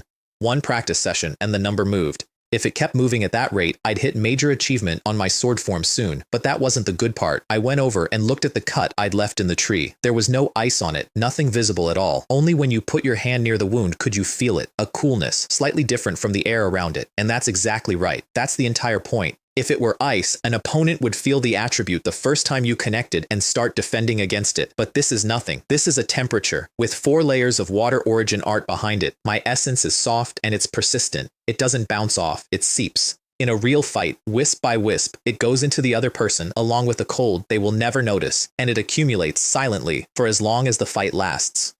By the time the other party reacts, it's already enough to be a serious problem. So if someone fights me and we get into a stalemate, the longer it goes, the worse it gets for them. The later the stage, the more advantageous it is for me. I stood in my own backyard at 17 years old and worked out that I had just bought myself a fight that gets easier the longer it lasts, and had to physically stop myself from laughing. Compared to a month ago, before the 7th layer, before the 4th layer, before the sword, my strength had gone up by at least 100%. Excellent. With this trump card, maybe I can push for a higher position in the grand competition in 6 months and get into the inner sect. I spent the next half month doing nothing but drilling, sword form with Silver Shadow, over and over, until the blade and my own essence stopped being 2 things. Meditation at night, refining the 4-layer essence, and the last 2 spirit stones of my life burned to stabilize my realm, because the Li family banquet was still digesting inside me, and I wasn't going to waste it. At the end of that half month, Yun Shui 13 sword styles, major achievement. 13 out of 1,000. Plus 81. Broke through from minor to major achievement. 81 points in half a month on a form that had been crawling at 2 or 3 a month for 2 years. Realm. Spirit Origin. 7th layer. Early stage peak. And out in the yard, Li Yong had been busy. He'd found a barren strip of ground beside the house, cleared it, 3 fen of dirt, which is not a farm, it's a rug, and planted the handful of spirit grain seeds I'd been paid with at Qingshan town. Nobody told him to. He just did it, quietly, the way he did everything. The ground around my house sits on a thread of a spiritual vein, so it's slightly better than mortal soil, which means spirit grain will technically grow there if somebody keeps feeding it energy. That means somebody has to keep casting spring breeze and fine rain on it forever, which was fine. I'd decided to stop taking C and D zone missions, and I wasn't going to just abandon the one spell I'd spent 2 years cultivating. So now I'd have a reason to cast it. Free proficiency and a bit of income at the end of it. The kid did good work. I told him so. He looked like nobody had ever said that to him before. Word came down that Dean Shu would be lecturing again at the next market day, which was early. He isn't supposed to appear more than once a quarter. The reason was not mysterious. The grand competition was coming, and how many of us make the inner sect decides how big a bonus the sect pays him. A true Essence Realm Master had looked at his ledger and discovered that teaching us was, briefly, profitable. I wasn't going to miss it either way. The bell went at sunrise and the whole courtyard flew up to Chaoyang Peak, and the second I sat down at the end of the second row I could feel it. People were looking at me, not the ordinary looking, the other kind, where conversations get quieter as your eyes move across them. Then somebody sat down next to me. Ling Tian, be careful today. Guo Kai advanced to the late stage half a month ago. He's been telling anyone who'll listen to get off that seat. Lin Hao. I should introduce him properly because he matters and because he is one of about 2 people in this entire sect who ever went out of their way for me. Lin Hao entered the outer sect 3 years before I did. I arrived at the 17th branch courtyard as the lowest cultivation kid on the list, with no family and no idea what I was doing. He was the one who showed me how the spirit fields worked, how to time spring breeze and fine rain, how to tell what a spirit plant needs, which of the C-zone jobs actually pay, and which ones eat a week. We got on because we were the same species, farmers. Neither of us could fight. Dean Shu's here today too. I'm afraid that guy's already planning to make trouble for you.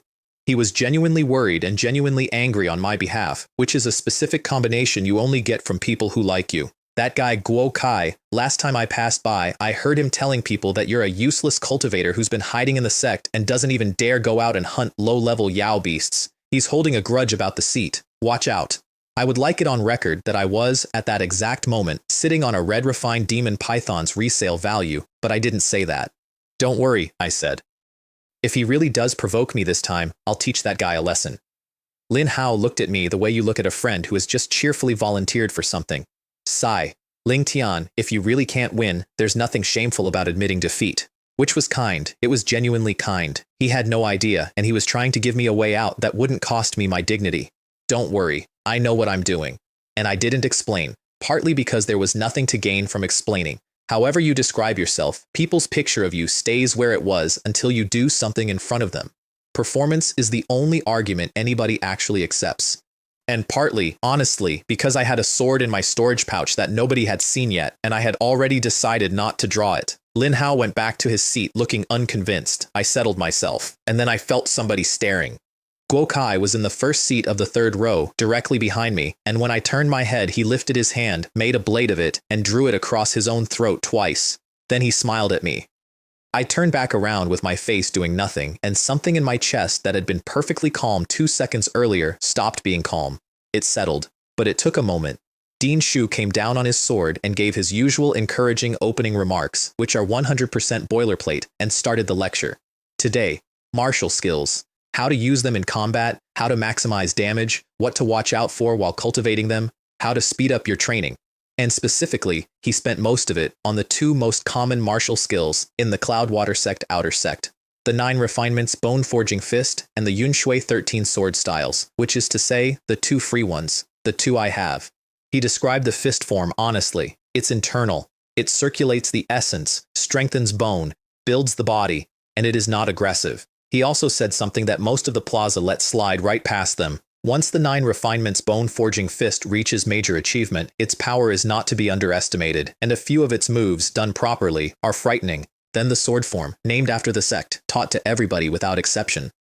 Mediocre, unremarkable, 13 forms, the standard issue starter kit, and then Although these 13 sword techniques are mediocre, as a foundation, they are a compilation of the essence of swordsmanship, assembled by the true core powers within the sect. Their power is not high in the early stages, their important purpose is to lay an excellent foundation. If one can cultivate to a deeper level, its power is not insignificant.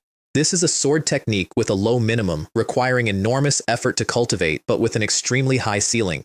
It is said that if you can take the Yunshui 13 sword styles all the way to perfection, the inner sect has an advanced sword art built on top of it, which is extremely powerful. Low floor, very high ceiling, enormous effort. I sat there in the second row with my brush in my hand and something went quiet in my head. Because that's a sentence aimed at rich kids as a warning. Don't bother, the return on investment is terrible, buy something better. And I heard it as a product description. You listened attentively to Dean Shu's lecture and reflected on your own cultivation. Your proficiency in 9 refinements, bone forging fist increases by 1. You listened attentively. Your Yunshui 13 sword styles proficiency increases by 1. 2 hours, fist plus 11, sword plus 8. And a whole pile of things I'd have to go home and chew on, which would be worth more than the numbers. Dean Shu stopped, said the usual, grand competition's coming, train hard, don't embarrass the courtyard, and turned to leave. And a voice came up from the plaza floor. Your Excellency Branch Master, Disciple Guo Kai challenges Chenling Tian. I ask the Branch Master to grant permission. Dean Shu glanced down at him without any expression at all.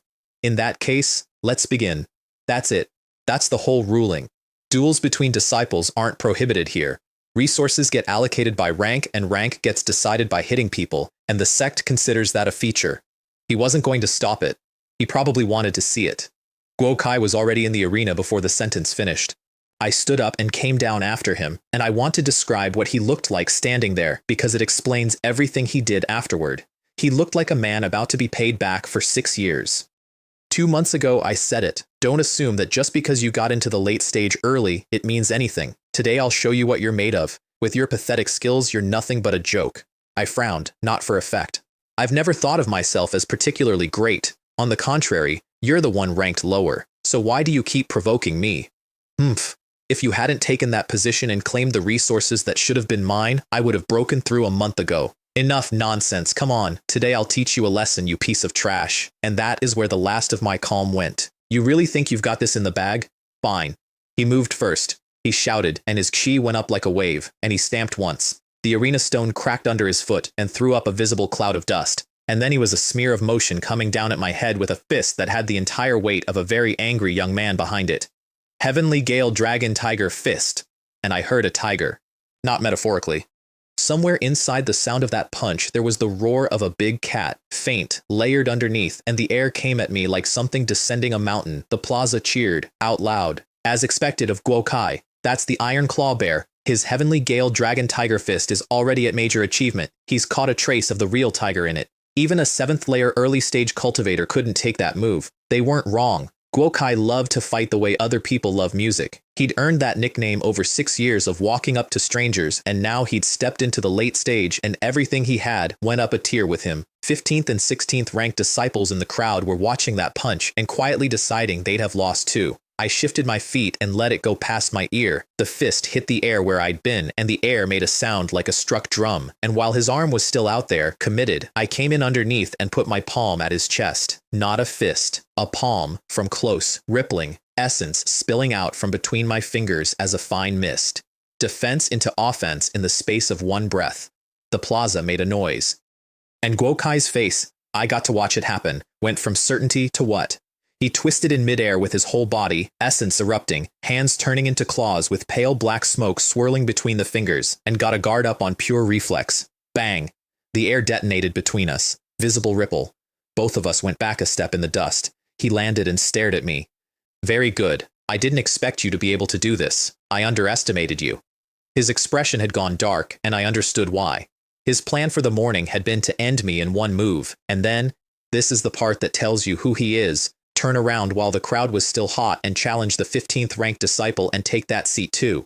Both in one day. That's what the Iron Claw Bear does. He had come within about a quarter of a second of being the biggest joke on Chaoyang Peak. Then I'll use my strongest power to defeat you. Roar. His technique is called Black Demonic Tiger Essence Art, and it produces essence as black mist, and it is violent, pure destruction, no economy in it at all. When he opened it up, the air around him distorted, and the smoke gathered above him into the shape of a black tiger the size of a cart, looking down at me like something out of a temple painting. Then he came in, and we fought properly. I want to describe this from the outside first, because the outside was wrong. From the outside, Guo Kai was winning, overwhelmingly. He threw punch after punch after punch, every one of them full of that hard, masculine force, each with the weight to break stone. The air kept exploding. Dust kept coming up off the arena in sheets, two figures flickering in the smoke, one of them advancing the entire time, and me, parrying, blocking, turning, giving ground, never once landing anything. If you scored the arena out of 10 on presence, Guo Kai had 8 of it, and I had 2. It looks like Chen Lingtian is going to lose. It seems like his only strength is the spring breeze and fine rain technique. Actual quote from the crowd, loud enough to reach the arena. Yes, in combat experience and mastery of martial skills, he's far inferior. Also fair, honestly. I'd been in the courtyard 2 years, and nobody had ever seen me do anything except quietly go water something. There was no reason on earth for any of those people to bet on me, but up on the platform and in the front row, the reading was different. Dean Shu was watching with a faint smile on his face, and he turned to the disciple standing next to him. Wei Feng, who do you think will win?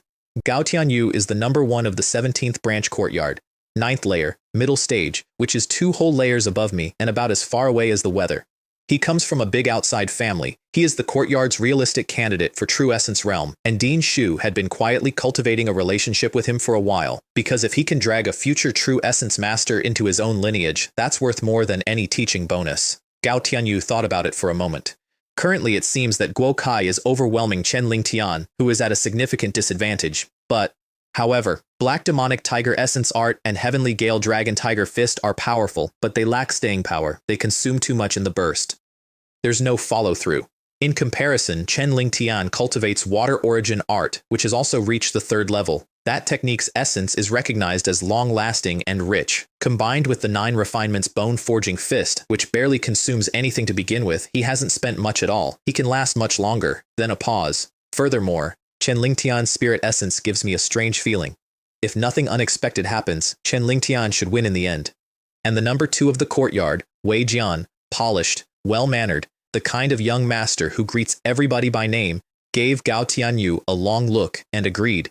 Nobody in that front group objected. They're all 8th and 9th layer. They could see the shape of it. From up there, the man who looked like a tiger was being slowly drowned.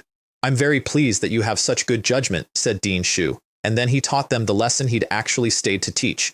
You must remember that as cultivators, you need to be cautious with everyone and never underestimate anyone. Some people may seem insignificant, and their hidden methods may not be inferior to yours. If you are not careful, your path will be destroyed. The enemy will not give you a second chance. Take Chen Lingtian, for example. You haven't reached the realm yet, so you can't see the details.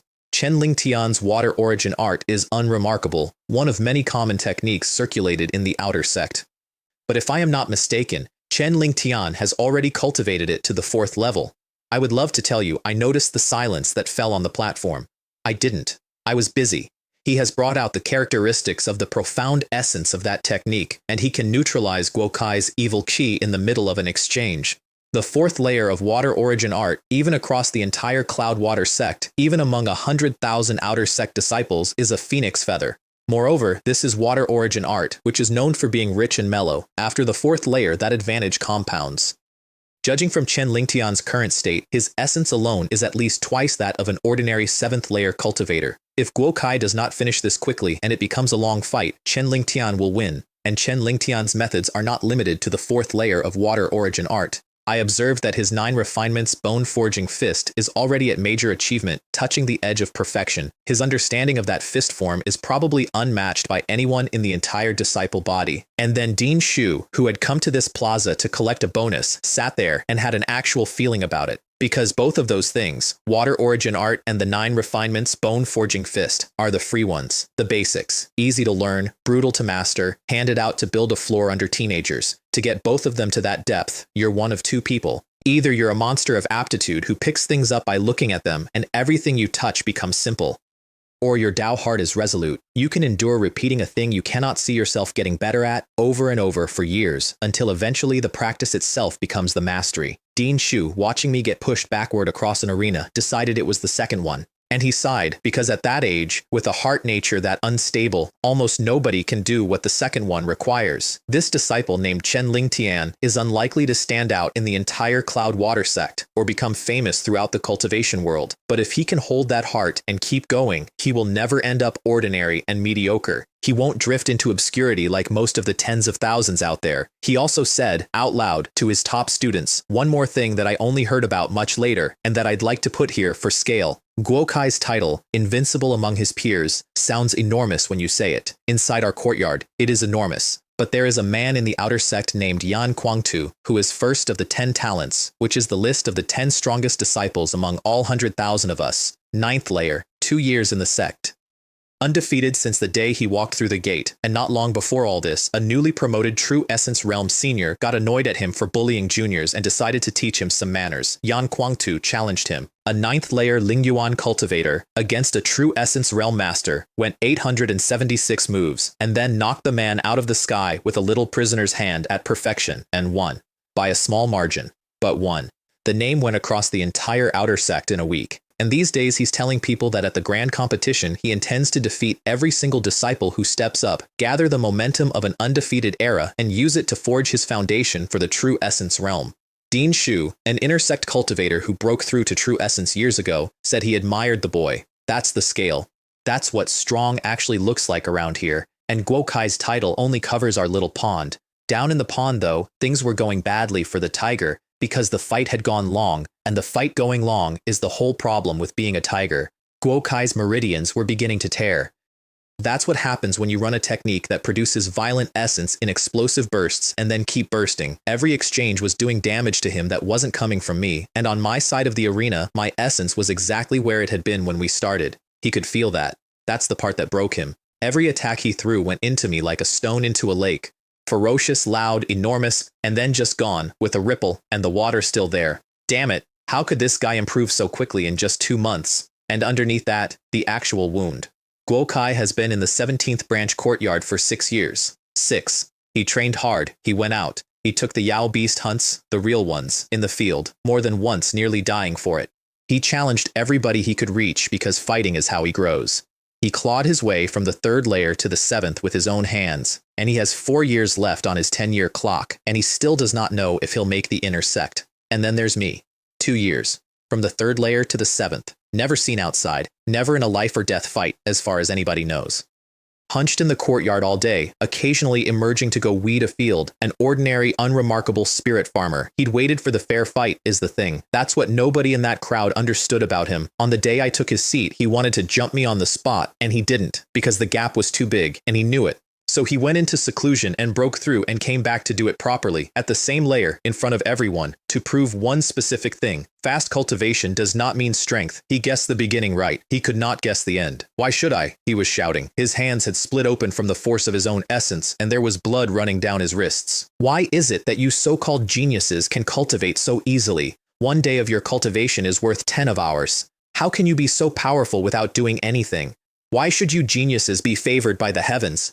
Heavenly Tao is unjust. I refuse to accept this. And then something in his eyes went wrong.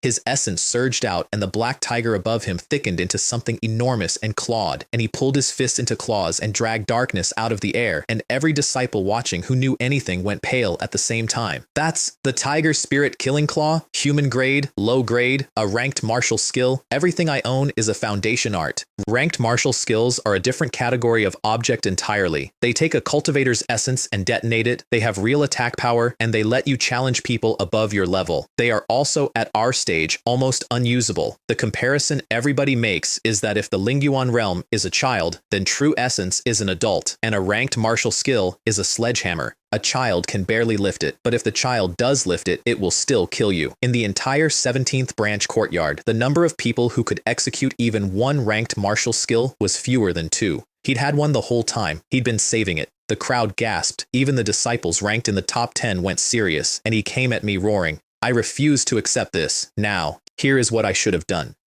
I should have dodged.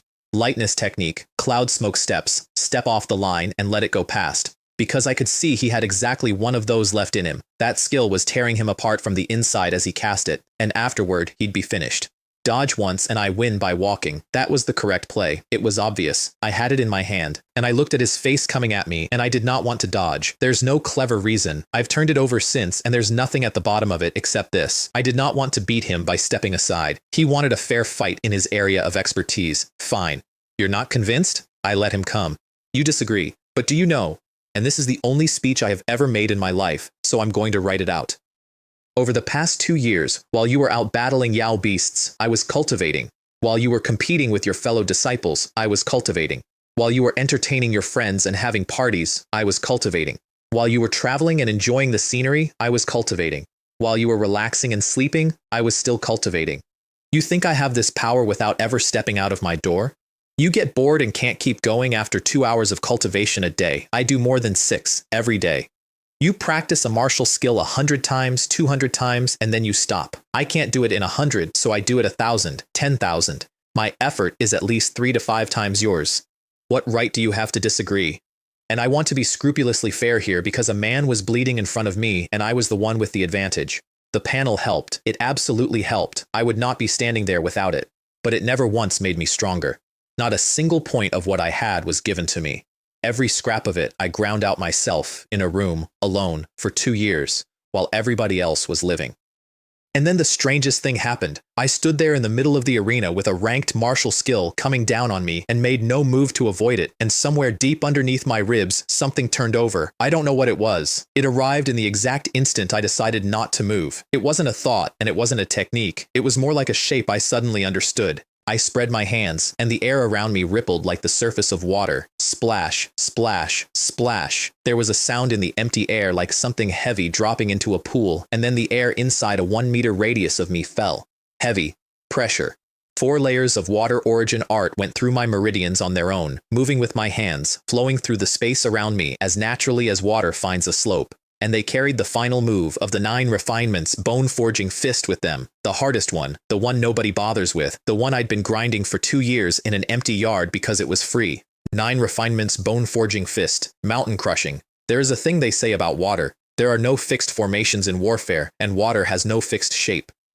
Water is the epitome of gentleness. Faint, it is silent. Vast, it surges. And if you gather enough of it in one place and drop it, there is nothing in the world that will hold. Several feet of empty air at my command turned into a mountain and came down out of the sky.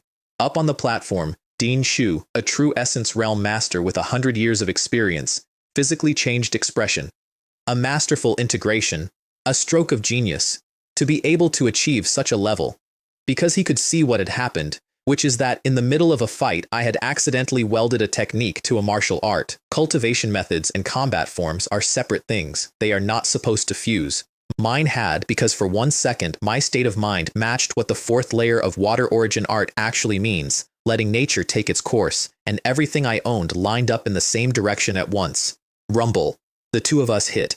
A shockwave of essence went out across the plaza like water rising off a floor. The stone cracked in a web under our feet, and the whole front row of disciples took an involuntary step back with their eyes still locked on the arena. And then a dark shape came flying out of the dust cloud, went past the boundary line, rolled several times, and did not get up. The wind came through and cleared the arena. I was standing in the middle of it with my clothes slightly disarranged and nothing else wrong with me. Basic fist technique. Against a ranked martial skill. I broke it. The plaza did not know what to do with itself. 80 people had spent the last quarter hour comfortably certain that the farming kid was about to be publicly ruined, and instead the farming kid had swatted a human-grade martial skill out of the air with a form that all 80 of them can perform badly. Incredible. Senior brother Chen's strength is probably at the 7th layer late stage. Even a late-stage cultivator might not be a match for him. Yes, the foundation is too solid. It turns out that with a basic technique, once your martial skill reaches a certain level, you can have that kind of power too. Hey, Guo Kai, always acting so high and mighty. I wonder what he'll think when he wakes up. I never noticed before, but senior brother Chen has always been working this hard. No wonder. Yeah. While everyone else was having fun, senior brother Chen was quietly improving himself. With 3 or 4 times the effort of an ordinary person, how could they not be strong? And a few of the ones who'd been sitting in the back rows going pale about their 3rd and final attempt were suddenly sitting up. That last part is the only part I actually liked. All right, everyone quiet down. Take Guo Kai away and treat his injuries. Dean Shu from the platform. The plaza shut up instantly. Some of Guo Kai's friends exchanged looks and carried him off unconscious. Chen Lingtian has won this battle. And then, over the noise, I remember that 2 months ago Chen Lingtian had only just entered the 7th level of Lingyuan realm. Today, you have all seen his strength. The outer sect grand competition is approaching. Everyone is preparing. While you are slacking off, there is a good chance that someone is quietly surpassing you. The path of cultivation is like rowing against the current. If you don't advance, you fall behind. The road ahead is long and arduous. How far a cultivator goes has a great deal to do with personal talent. But as you all know very well, most of you haven't even reached the point where talent is the limiting factor. That last line went through that plaza like a knife through paper. I watched about 40 people flinch. After you return, take Chen Lingtian as your role model. When the grand competition begins, do not tarnish the reputation of my 17th branch courtyard. Yes, we obey the branch master's decree. And while all that was happening, my panel was writing. During the intense battle, you experienced an epiphany. Through a stroke of genius, you used 4 layers of water origin art to activate 9 refinements bone-forging fist, resulting in a strange transformation. You unleashed an attack with power comparable to a ranked martial skill. Your understanding of water origin art has improved slightly. Water origin art proficiency plus 17. Your understanding of 9 refinements bone-forging fist has greatly improved. 9 refinements. Bone-forging fist proficiency plus 103. You have successfully combined 4 layers of water origin art and 9 refinements bone-forging fist, and you have learned a combined technique, mountain collapse.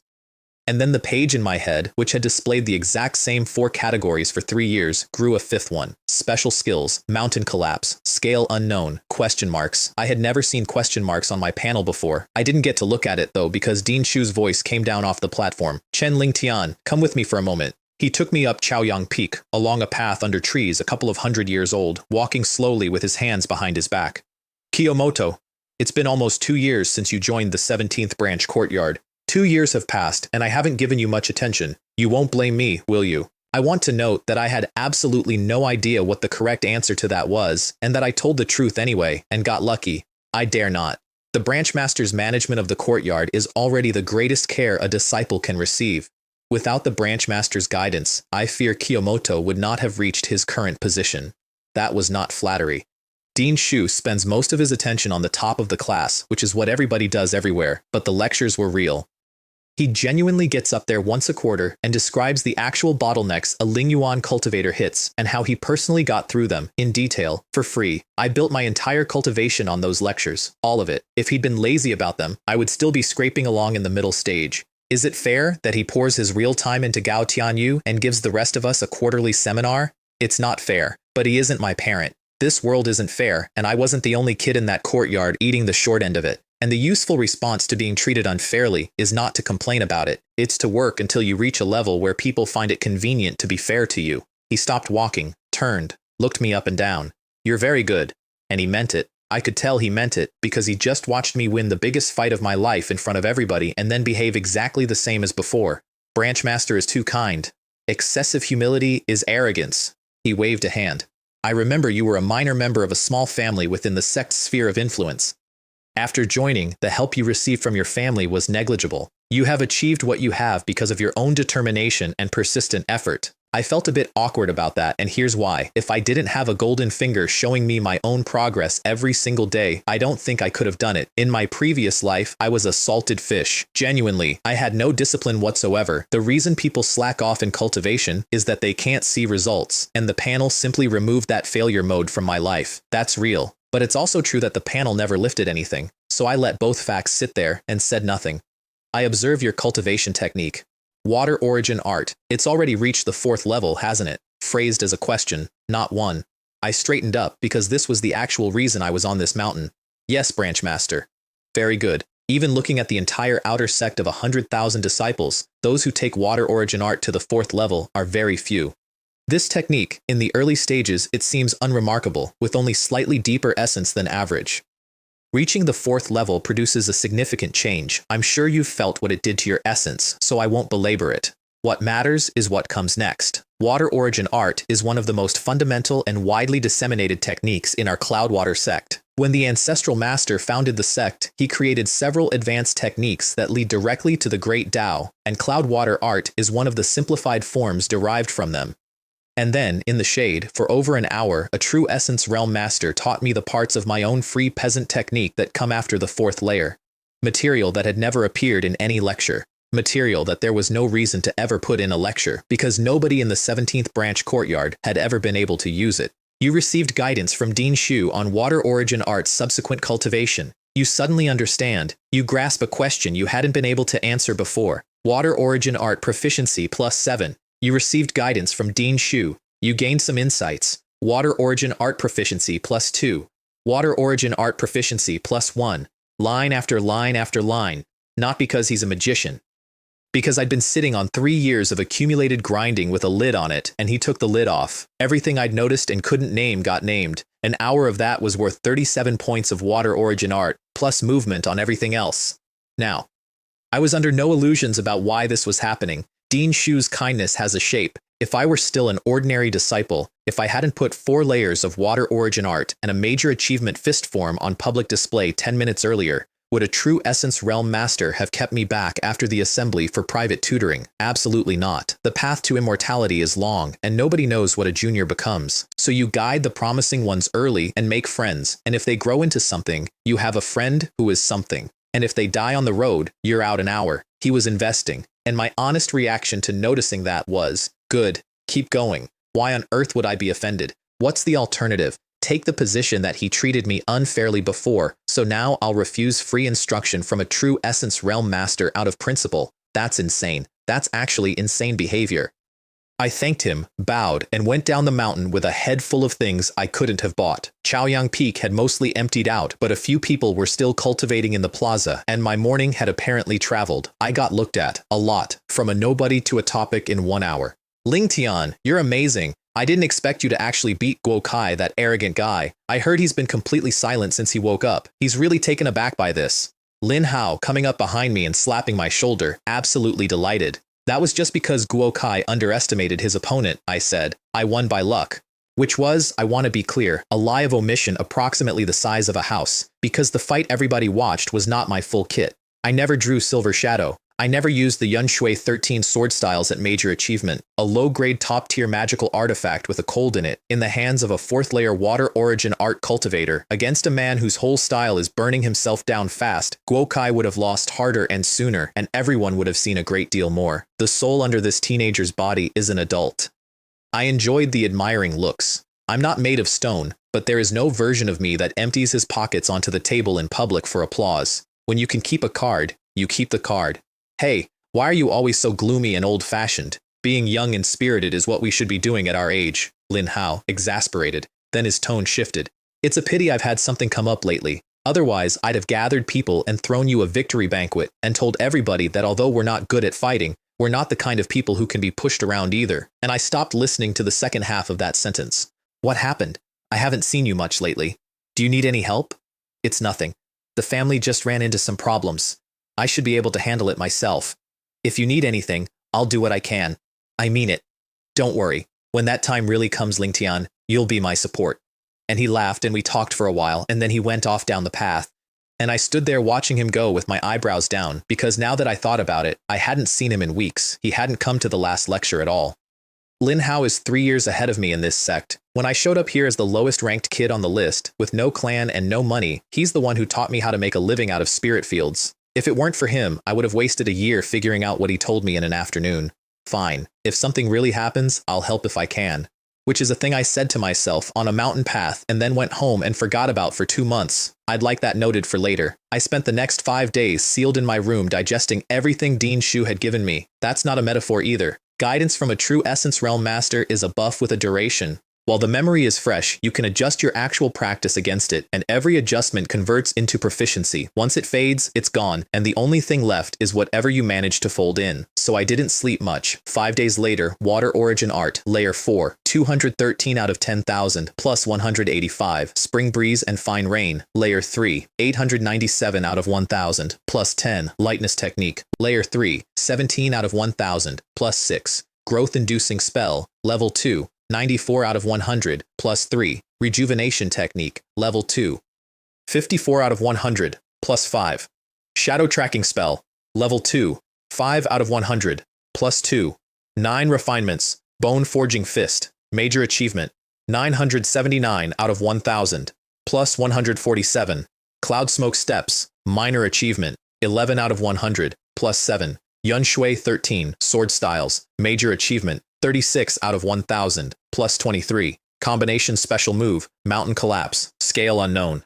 1 hour of instruction and 5 days of chewing, and the total was roughly what 2 or 3 months of my normal grinding produces. If only I could improve this quickly every day, which is a stupid thought, and I knew it while I was having it. He can't tutor me daily, and even if he could, cultivation is not a thing that another person can do to you. The reason those 5 days were worth 3 months is that there were 3 years underneath them waiting to be unlocked.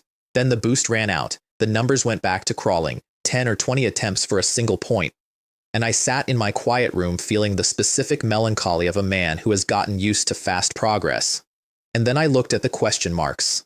Mountain Collapse. Scale unknown. I hadn't touched it since the fight. Mountain Collapse. Is that the move from that day? I stood up in my sealed room, held out my hand, and ran 4 layers of water origin art into the final form of the 9 refinements bone forging fist. Splash, the sound of running water, indoors, ripples in the air, visible, spreading out, boom, and I nearly took my own house down. The pressure came out of nothing and dropped, and the entire space turned into extremely heavy flowing water and broke apart in all directions at once, and the sealed door of my meditation room started to shake in its frame with the sound of something about to give. I hauled the essence back into my own body as fast as I have ever done anything. The wind kept going for another second or two, slamming around the room. So strong. I stood there breathing. The power of that move is not inferior to a ranked martial skill, genuinely not. I have now seen a ranked martial skill up close, and I know what one looks like. And here's the part I only worked out afterward, which is the part that matters. It costs me nothing. Guokai forced out the Tiger Spirit Killing Claw in that arena, and the backlash put him in bed for a month. That's what a ranked skill does to a Ling Yuan cultivator, child, sledgehammer, wrecked shoulder. But Mountain Collapse isn't a ranked skill. It's 2 things I already own, used together. The 4-layer technique is mine. The fist form at major achievement is mine. There's no forcing. There's no strain. There's nothing to backlash. Ranked skill damage at the cost of a punch. With this trick, my overall strength has increased by at least 100%. And then I had the obvious thought. If 4 layers of water origin art can weld itself onto the last move of my fist form, why not the other moves? Why not my sword? Why not everything? Just do it. I was extremely excited. I sat down and started experimenting. 3 days later, I opened my door looking like a man who'd lost money. I had oversimplified. The Cloudwater Sect has been standing on this land for over 1,000 years. Water origin art has existed for all of it. Do you know how many people have cultivated that technique in 1,000 years? An uncountable number. And even though the 4th layer is rare, with a sample size that large, plenty of people have gotten there. So why hasn't anybody else done this?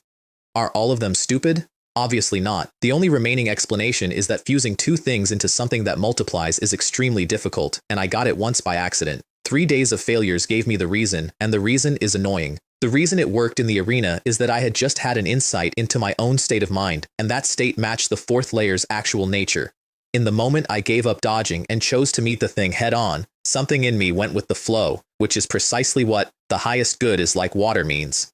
The move came out of the feeling. You can't reproduce a feeling by trying hard. Trying hard is the opposite of it. Letting nature take its course is the essence of the 4th layer, and forcing it is, structurally, wrong. This world, as expected, no shortcuts to instant success. So I stopped, which is the only correct response, and went outside. Li Yong was in the yard, working. He'd cleared the barren strip properly now and was pushing spirit grain seeds into gray dirt one at a time. Immortal Master! You've exited seclusion.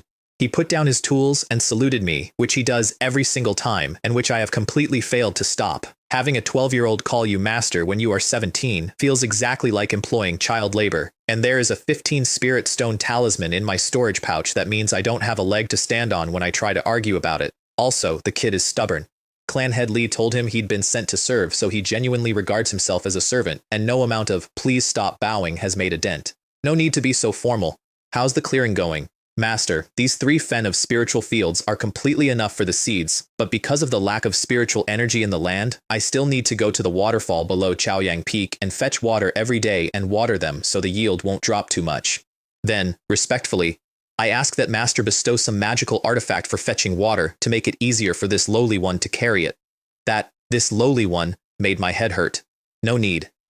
Although that river comes down from Chaoyang Peak, the water doesn't actually contain much spiritual energy. He opened his mouth to ask why. and I raised my right hand and made a seal. Essence surged out of me like a tide and gathered at my fingertips. Spring breeze and fine rain. A breeze came from nowhere across the flat ground, gathered, and turned in the little courtyard, and it was like an invisible hand reaching into the empty air and pulling every scrap of loose spiritual energy for 30 meters into one place above the yard. A gray cloud formed, out of nothing, several meters across, hanging over 3 fen of dirt, and then it started to drizzle. Fine rain, with faint traces of spiritual energy in every drop, coming down on the newly turned soil, wetting it dark, tiny points of light glinting where it landed. The whole plot, done in a minute. Then I moved my fingers again, made a second seal, and cast growth-inducing spell, and the seeds that had been in the ground for 10 minutes came up, right there, through the wet gray soil, one after another, tiny pointed yellow-green shoots pushing out of the dirt while we watched.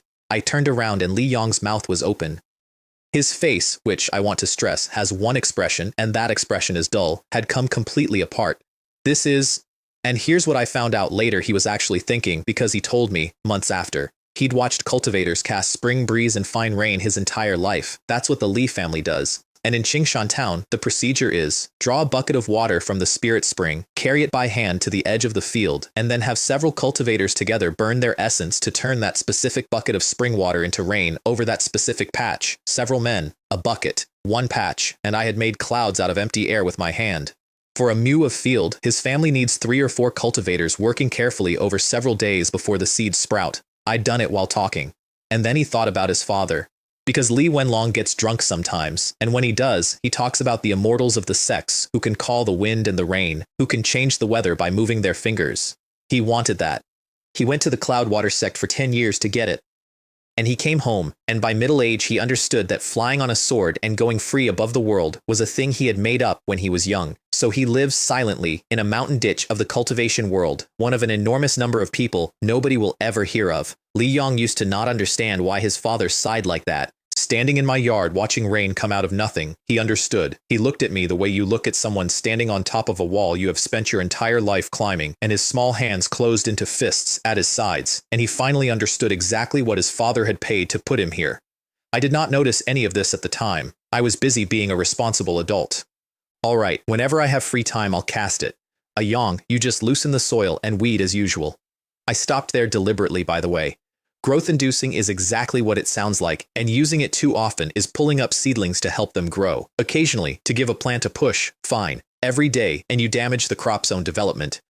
Yes, master. Then I asked how his cultivation was going, because I had taken 15 spirit stones off his father, and I do have some conscience. He scratched his head and started listing problems. I sat down and worked through them with him, one at a time. A late-stage Ling Yuan cultivator explaining first and second layer issues to a 12-year-old is not exactly a challenge, and the panel has given me something that I think is genuinely rare, which is that I know why things work. 3 years of watching the proficiency rate move under different conditions means I've reverse-engineered a lot of the machinery. Whatever the kid was stuck on, I could usually see it, and then something happened that I did not expect. Teaching him organized my own understanding. Explaining a thing out loud to somebody who doesn't know it forces you to actually have the structure, not just the habit. By the end of that afternoon, I'd sorted out 2 things about my own practice that had been sloppy for a year. There's a phrase for that from my old life. Reviewing the old to learn the new. I got proficiency out of babysitting.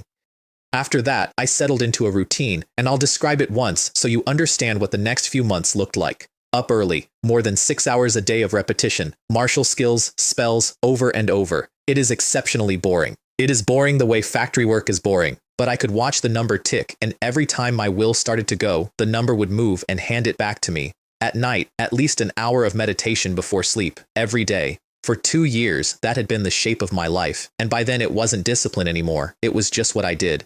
I also kept picking at the combination move on the side, using Mountain Collapse's operational path as a template, and trying to run 4-layer water origin art through the other moves of the fist form, and through the sword form with Silver Shadow. It didn't work. It kept not working. But circulating my essence that way, over and over, made my control noticeably better even when the experiment failed. Meanwhile, out in the courtyard, the story from the arena kept moving. People had started saying my real strength was probably top 15. The disciples ranked between 10th and 20th got visibly nervous and started training harder. The whole atmosphere of the courtyard tightened up a notch, which Dean Shu presumably enjoyed enormously. And then Wei Jian, number 2 of the courtyard, of the Wei family of Sanshui County, an actual noble house, sent me an invitation to a gathering at the Lake Heart Pavilion. I sat and looked at that invitation for a long time, because I have read this scene. In every Xuanhuan novel from my last life, this is where it happens. The gathering of the young elites. The poor protagonist gets invited or crashes it, and somebody sneers at him for not being qualified to be in the room, and he slaps their face, and then that person's inner sect senior brother comes for him, and then there are deacons handing down unfair punishments, and the whole thing runs 100,000 words. I could write it in my sleep. I could write 200,000 words of it. And then I thought about it properly and concluded that although I have transmigrated, I visibly do not look like the protagonist, so these things should not happen to me. Also, Wei Jin had come and delivered it personally, which is a thing people do when they mean it, and I have no interest in the lifestyle where everyone in the world is my enemy except a harem. So I went. 9 people, all top students of the 17th branch courtyard, 6 of them out of the top 10. Wei Jian's social skills are, I'll admit, real. He'd assembled a room where everybody actually got along. Apart from one disciple ranked 11th, the only person there from outside the top 10 was me, at the bottom. And exactly as I'd predicted, nobody said a single word about it. Nobody mocked me. Nobody tested me. Nobody made a remark about a spirit farmer sitting at the elite table. The atmosphere was, in fact, pleasant, unexpected, and also completely reasonable, because there is a gap between real life and novels. Even when people don't like each other, they mostly just stay out of each other's way. The kind of person who insults a stranger on sight in public for no gain is genuinely rare, and every single person in that room was clever enough to know that a courtyard is small and grudges are expensive. Or, alternatively, it's because I'm not the protagonist, so the face-slapping plot simply did not load. I have my suspicions. Come, the path of cultivation is not easy. As fellow disciples, we should support each other in the future. Wei Jian, raising his cup. And the actual purpose of the evening was completely transparent and completely fine. The grand competition was coming, and afterward, some of these people would be in the inner sect together, and having a network there matters. If you're refining an artifact and can't find materials, one more contact solves it. If you find a ruin and can't handle it alone, you'd rather bring 3 people whose names you know than 3 loose cultivators you met that morning. That's the whole thing. And if you like each other, you become friends. And if you don't, you go your own way and nod in corridors, which was exactly my read too, and why I came. I got what I wanted out of it. I went from a nodding acquaintance with these people to actually knowing their names. But I want to tell you the real reason the evening was a triumph, and it isn't networking. It's that Wei Jian is disgustingly rich. The spirit wine on that table was, as far as I know, the most expensive named wine at the Liuxiang restaurant in the outer sect market. 10 spirit stones a jar, minimum. 1 cup and my stomach went warm, and essence spread out into my limbs, and my meridians started surging. There were spirit fruits laid out, real ones. Not a huge amount of meat, but the total spend on that evening was, and I did the arithmetic in real time, because of course I did, at least 100 spirit stones. A rich man, a very rich man. Whether that was his own pocket money or a family budget for winning people over, I have no idea and no opinion, and I have never in 3 years had an opportunity like that. So in one meal, I put at least 10 spirit stones of spirit fruit and spirit wine directly into my body. I want to be very clear that I did this on purpose, and I felt no shame. Spirit fruit is actually better than raw spirit stones for cultivation. It supplements things the body needs instead of just dumping energy in. 10 stones of that is not a snack. That's a month. My opinion of Wei Jian improved substantially over the course of the evening. Everybody went home happy. I went home and sat down to refine what I'd eaten, and the essence came up out of my dantian like a spring, and my meridians started to work, and the bottleneck that had been quietly loosening since the fight with Guo Kai, whoosh, opened. The essence in my body tripled. Lingjuan Realm Level 7 Middle Stage, accomplished. I did not even get up. I sat there and kept refining the rest of the fruit and the wine, and 3 days later I walked out of my house with my aura settled and a bit more distance covered inside the middle stage besides. That 100 spirit stone dinner was worth about the price of a top-grade, medium-grade magical artifact, and it was free. I have never been happier to be a poor man in a room full of rich ones. I didn't expect that in just over 3 months my cultivation would break through from the early stage of the 7th layer to the middle. This speed can be considered quite good, even in front of geniuses with real aptitude. Some of that was luck. Most of it was that I'd stopped being a farmer, because here's what had actually changed. My monthly sect benefits had doubled the moment I moved to the second row, 10 sticks of concentration incense and 3 chi-inducing pills instead of 1 bottle of incense, and those benefits are exactly enough to keep me alive and not 1 grain more. If I wanted another small realm before the grand competition, let alone the 8th layer, that had to come from outside. The last mission's entire haul was gone. The 40 spirit stones went into a sword, the rest went into my body. The 3 pounds of grain I took off a dead rat had been eaten, so it was time to go out again. On the path of cultivation, effort is important, but resources are equally important. If I had the resources from that banquet every day, I might reach the 8th layer before the grand competition, which I couldn't. So instead, I told Li Yong to watch the house, took cloud smoke steps, and went down to the external affairs hall to find something to kill. The job I took was in Zone B again, and it was a mess on paper. A group of low-level Yao beasts has appeared near the Spirit Peach Orchard outside Hetong Town. The Monkey King among them possesses strength approaching the peak of the Lingyuan realm 5th layer. The Demon Monkey King leads its troop to steal spirit peaches, seize spirit fruit, and besiege and injure the spirit farmers, causing great trouble for the small cultivation families managing the orchard. Reward: 800 contribution points and 1 jin of 10-year spirit peaches. Then further down, the part that told the real story. The families had organized their own cultivators and gone in after the monkeys, and they'd been ambushed. 20 or 30 low-level demon monkeys at the 1st and 2nd layer, plus dozens to 100 ordinary monkeys, hit them in the trees. And the Monkey King did not lead the charge. The Monkey King hid inside its own troop, in the middle of the chaos, and picked off cultivators one at a time from cover. Total defeat. If a few middle-stage men hadn't fought their way out, that would have been the entire fighting strength of 4 families gone in one afternoon, so they'd pooled their money and posted a job with the Cloud Water Sect and prayed. Now, 800 contribution points is a lot. But nobody had taken it, and the reason is that monkeys are worthless, genuinely worthless. The corpses of low-level demon monkeys have no market. There are a few obscure pill formulas that want monkey brains and a few cultivators curious enough to try the meat, but for anybody above the middle stage the value is nothing, and for most of us there's an additional problem, which is that they're humanoid and nobody wants to butcher something with hands. Even the Monkey King, at the 5th layer peak, is worth less than an ordinary Yao beast of the same realm. So the math is high difficulty, no side profit, which is why the reward was 800 points, and the families had to scrape a jin of 10-year spirit peaches out of their own treasury on top of it, and it was still sitting on the board. 10-year spirit peaches go for 8 or 9 spirit stones on the market, and usually you can't get them at any price. And I had just personally verified, at a dinner party, exactly what spirit fruit does to a cultivator's realm. Now that I'm at the middle stage of the 7th layer, with Silver Shadow and Mountain Collapse, I can contend with a late-stage 7th layer cultivator. A pack of low-level demon monkeys shouldn't be a problem. I took it. Hetang Town is more than 200 li out, buried in mountains so thick that there is essentially no road. The only way in and out is a river that comes down through the deep forest, which is why the place exists at all. 100 years ago, it was nothing. Somebody wandered into the mountains, found a thread of a spiritual vein, and within a decade there was a spirit fruit orchard growing on it. Then the news got out, and a dozen cultivator forces arrived, and killed everything that lived there, and then started killing each other. What came out the other end was an alliance of 4 extremely small families, maybe 30 low-level cultivators between them, who used somebody's connections to petition the Cloudwater Sect for recognition, and were accepted at the standard rate, 50% of the orchard's output every year, forever. But they were immortals in the eyes of mortals. So they moved their entire populations in, cleared the beasts out of the surrounding forest, and a lot of ordinary people settled around them, farmed the basin, and served.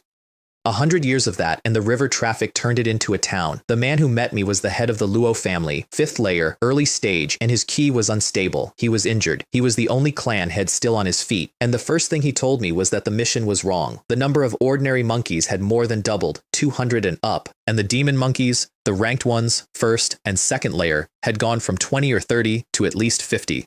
They were coming in daylight now, in force, and the spirit farmers could do nothing about it. The only thing keeping the core of the orchard alive was a small defensive formation the 4 families had jointly bought and set around the 100-year-old peach trees at the center. Without it, they'd have lost the entire crop already. And in the last defensive battle, the day before I arrived, the families had emptied everything they had to barely push the troop off, and most of the clan heads had gone home injured. The number of low-level demon monkeys has increased. I stood there frowning at a man who was apologizing for the state of his own disaster.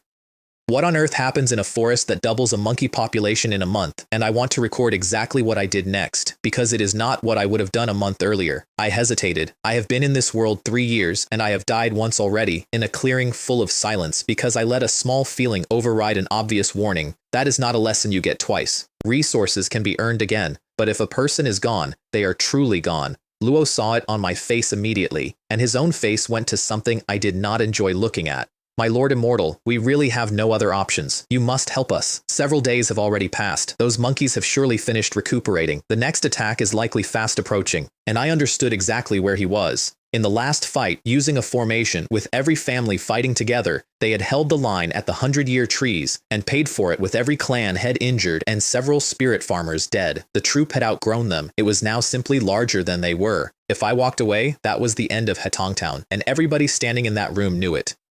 My Lord Immortal, how about this? I estimate the troop will attack again within 2 nights. We will exhaust all our family's strength to set an ambush around the core of the orchard, so that even if something unexpected happens, we can retreat unscathed. What do you think? So I agreed.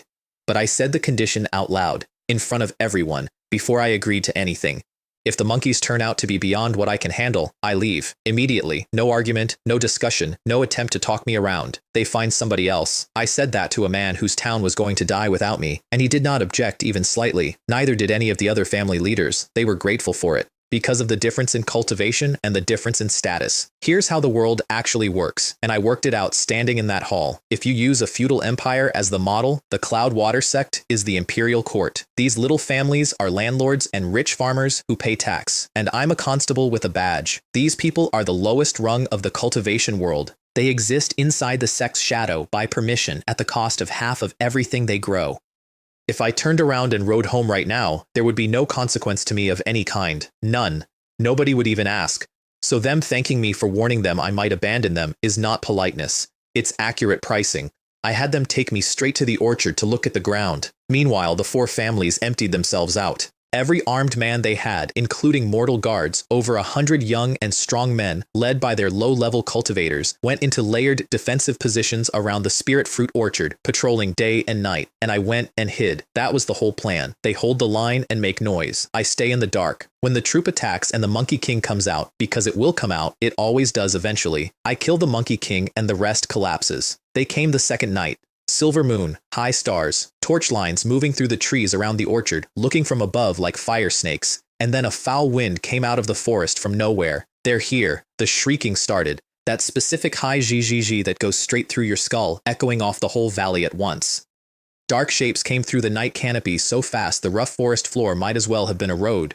They're here! Be careful! A guard captain roared it with terror all over his face. And then the monkeys came out of the tree line and did something that made no sense. They charged straight into a wall of armed men. Not a raid, not a snatch and run. A frontal assault, hundreds of them, hands full of sticks and rocks, into shields and blades. Bang, bang, bang. In 4 or 5 breaths it was a slaughter in both directions. Guards raising shields, cold light on blades coming down on things leaping out of the air, and the ranked demon monkeys mixed into the crowd used the ordinary ones as cover, dodging past 3 swings with 2 hops, then coming around the edge of an iron shield and putting a wooden club through a man's skull. The force of a first-layer demon monkey with a stick will open a head like fruit, but there were also more monkeys who couldn't dodge and got cut in half at the waist. Total chaos, and on the whole the humans were winning it, intelligence and weapons against numbers, except that the numbers kept arriving. More and more dark shapes coming out of a black forest that did not appear to be running out. Kill! Be careful! Protect yourselves!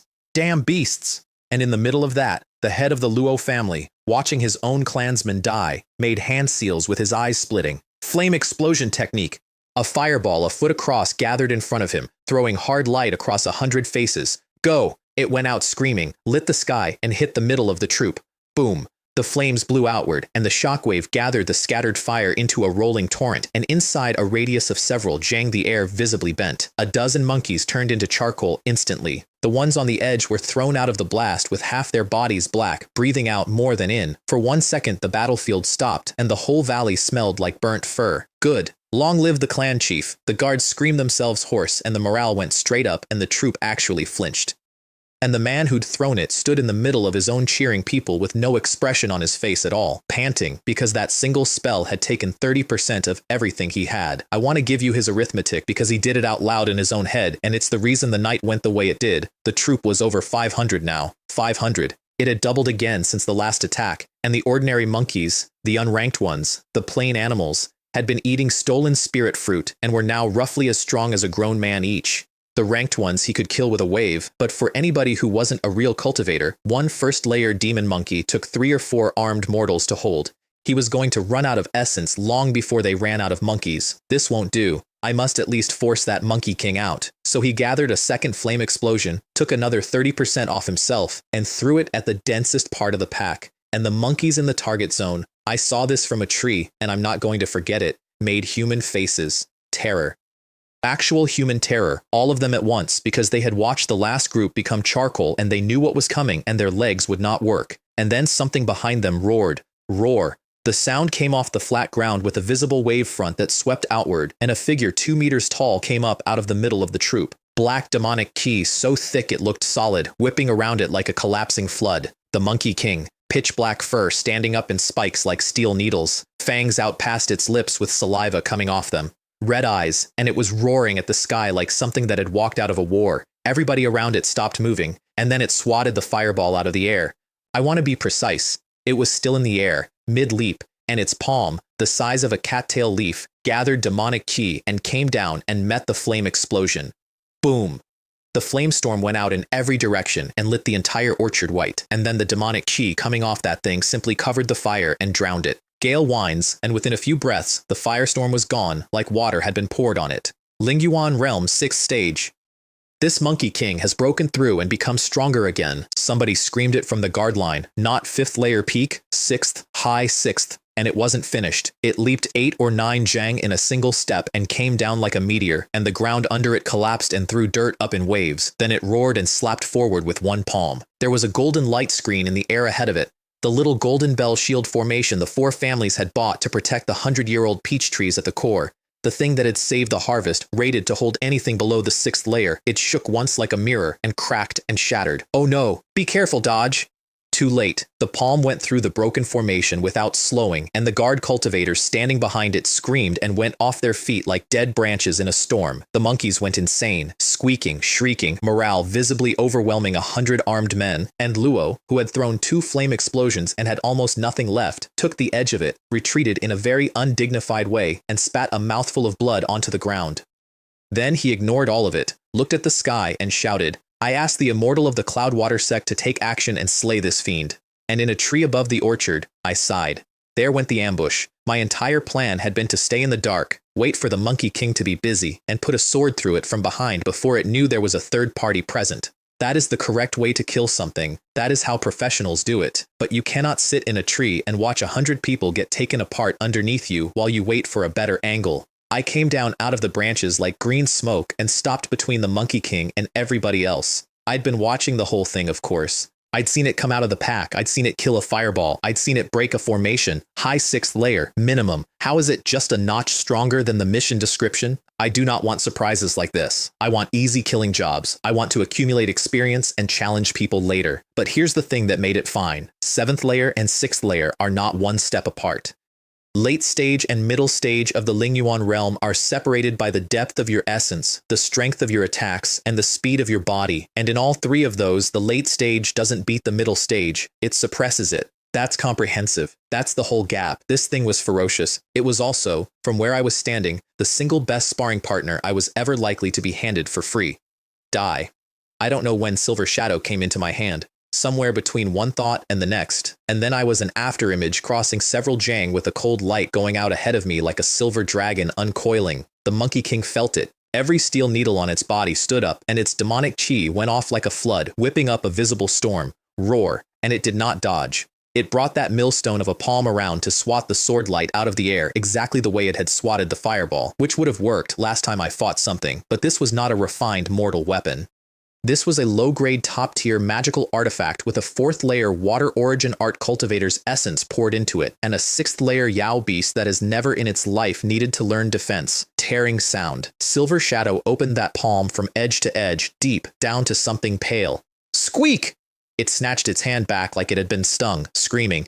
If it hadn't pulled, with all that demonic chi in its bones, that hand would not have come back at all. And then the pain ate its mind. The eyes went from red to bright red, and it lost the plot completely. Black chi boiling off its body, every hair up, and it started smashing everything within reach. Ground, trees, air, sending shockwaves and craters out in a circle, roaring, swinging at nothing. Absolutely terrifying to look at. Dust and demonic chi filling the sky, and completely useless. I ran cloud smoke steps and turned into a smear of mist, and I was out of every one of those before it landed, and every single time its guard opened, silver shadow went in. Not big cuts, openings. A line here, a line there, the wrist, the shoulder, behind the knee.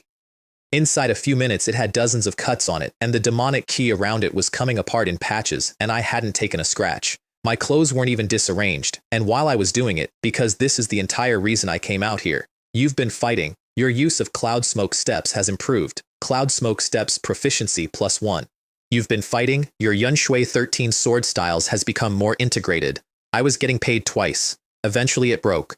Something in a beast that has never lost a fight snapped, and it stopped defending entirely, gathered everything it had, and came at me with its whole body, which, to be fair, is a real threat. If that connected clean, I'd have been badly hurt. My expression changed. My hands and feet did not. Silver shadow went to my right-hand side, and my left hand closed, and I pulled the essence up out of my dantian in a tide, and the air in front of me twisted into something like a spatial vortex, and I punched the empty air, not mountain collapse. The move before mountain collapse, 9 refinements, bone-forging fist, C-sprint, the second to last form. Less lethal than the finisher, and nothing like the fused version, but run 4 layers of water origin art through it, and it carries a hint of the same flavor. The air ahead of my fist surged like a tsunami and started detonating in sequence, and the space between us shook like a mirror about to break. Boom! C-Sprint met the Monkey King's everything, and its arm, bones tempered by demonic power into something like refined steel, made a sound I felt in my back teeth, and twisted, and came apart. Like an egg hitting a rock, it stumbled backward with its arm hanging wrong, and for the first time all night, there was fear in its face. I did not let it have the moment. Yunshui 13 sword styles, Dragon searches the sea. The sword chi went at its head like thunder, and it threw itself sideways at an angle no spine should manage, and saved its skull, rip, and paid for it with the arm. A furry, powerful arm went up into the air, spraying, and hit the ground still twitching. One-armed, it turned and ran for the tree line. I honestly did not expect that. 30 seconds earlier, that thing had been fighting to the death. "Where are you running?" And then, over its shoulder, while fleeing, the Monkey King made one short, sharp squeak, and the entire troop stood up at once. Several bodies came out of the pack from the front, the back, and both sides, and boxed me in, sealing every route I had, and behind them the rest of the monkeys came in like a blanket being thrown. They were buying its escape. The guards behind me, just standing there watching it happen, went weak in the legs. These beasts, damn it. And I could not get through. Not fast enough. I can't fly. That needs true essence realm. And while I was cutting a hole in a wall of monkeys, a one-armed Monkey King made the tree line and was gone, and I let it go. I want to be extremely clear about why, because it is the entire lesson of the last 2 months of my life. There was a clearing once, 10 miles into a forest, with the grass flattened and no birds singing, and I walked into it because I was annoyed about a rat. Forget it. Since that's the case, I'll kill you all first. 7 or 8 of them came at me at once. Second and third layer, the elites of the pack, the ones that had moved first, I went straight up. Spiraling 4 or 5 meters in one breath. Every one of their attacks hit the space where I'd been, and from up there I flipped and came down. Yunshui 13, sword styles, drizzling rain. The sword light came off Silver Shadow and multiplied into layers of overlapping shadows falling out of the sky, scattered and chaotic and everywhere at once like a rainstorm that had opinions. Sword chi across the whole space. 7 or 8 elite demon monkeys came apart at the same time, and the pieces went outward, and I landed in the middle of it. Behind me, 100 armed men who had been about to charge in and help just stopped where they were. Hiss! Because those particular monkeys were the strongest things in that troop, and their 4 families would have needed several times that number of men to bring down even one, and it had taken one descending stroke. And then, in the middle of the slaughter, the strangest thing that has ever happened to me started happening. I was working. That's all it was. Wading into a pack that would not stop coming, cutting, moving, cutting. And somewhere in there the 4 layers of water origin art in my body started resonating with the sword form. I felt it before I understood it. The Yunshui 13 sword styles are 13 moves. 13 discrete, correct, rigid shapes, taught by rote to 100,000 teenagers. You learn them like you learn a spelling list, and they started to come unstuck.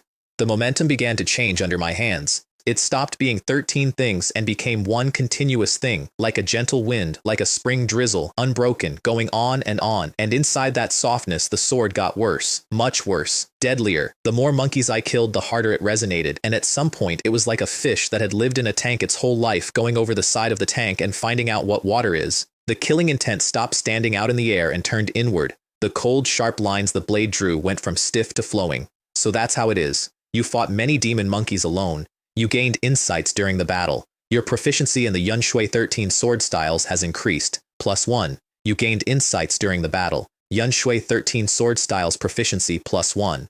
You gained insights during the battle, 10 times faster than normal. The number was climbing so fast I stopped being able to track it, and I want to be honest about why it was happening to me and not to anybody else, because it is not mystical. Among 100,000 outer sect disciples of the Cloudwater sect, the number of people who have practiced this basic sword form as many times as I have could be counted on 2 hands. That's it. That's the mechanism. My aptitude is average. I've said it before, and it's still true. My major achievement was built by grinding all 13 forms to the point of pure reflex. Thousands and thousands of repetitions, until my hands could do them while my mind was elsewhere, which sounds impressive until you realize what it also means. My sword was trapped inside the shapes. I could execute perfectly, and I did not understand a single thing about why. And then in a field full of bodies, with my mind completely occupied and my hands running on their own, and 4 layers of water origin art moving underneath, the shapes cracked open like a dead tree putting out a shoot. Behind me, one of the Luo family's elders, an old man at the 3rd layer, the most well-traveled person on that field, was saying something I didn't hear at the time. Hiss, isn't this the basic sword form of the Cloudwater sect outer sect, the Yunshui 13 sword styles? How is it so powerful? I have seen other outer sect immortal masters use it, and the power was fierce. But compared to this, it is the difference between clouds and mud. He'd seen the form before, in other regions, and the difference he was describing is exactly the one I'd just fallen into. The versions he'd watched were move, powerful, but bound inside the shapes. It is rumored that if one cultivates a basic sword technique to major achievement, one can turn decay into magic. If one can reach perfection, that is when technique reaches the Tao, and it possesses all kinds of unfathomable powers capable of making a cultivator's divine soul resonate. I am afraid that this immortal Master Chen's Yunshui 13 sword styles have long reached major achievement and are moving toward perfection. The Luo family head, propped up by his guards, said that out loud with his voice full of something like awe. And in fairness to him, reaching perfection in a basic form is not something an ordinary person does. Even in the legendary inner sect of the Cloudwater sect, there may not be a single person who has cultivated a basic martial skill all the way to perfection. It's not that it's hard, it's that nobody would. Anyway, the sword was as fluid as water, and every flash was killing something in one stroke, and I was, I'll admit it, having the time of my life. And then the monkeys broke. 2/3 of them were dead, corpses in heaps. And at some point one of the survivors screamed and ran, and fear went through the rest of the pack like fire through a field, and the whole thing came apart in about 4 seconds and poured into the forest without looking back. The last one turned to charge, and I took its head off, and then there was nothing left to kill, and I stood in the middle of an emptied field, absolutely furious. Because I had been right there, I had my sword form resonating with my technique, the proficiency climbing 10 times faster than it has ever climbed, and the shape of the thing about to come clear, and the enemy left. It is exactly like climbing the last 100 meters of a mountain and having the mountain removed. The sword technique that had been rapidly breaking open froze in place. Bastards, don't run. I turned into lightning and killed 4 or 5 more of them on the way out, which accomplished absolutely nothing except making the rest run faster, and in a few breaths there was not a monkey left in the world. Damn it. I stood there and let myself be furious for about 10 seconds. Then I took a few deep breaths and put it away and did not follow them into the dark forest because I am not stupid twice. That time in Qingshan town was my first mission and I had no experience. Falling into danger was excusable. If I chased desperate enemies into a forest again after that, I'm an idiot. I checked the panel. Water Origin Art. Layer 4. 220 out of 10,000. +7. Yunshui 13 Sword Styles. Major Achievement. 214 out of 1,000.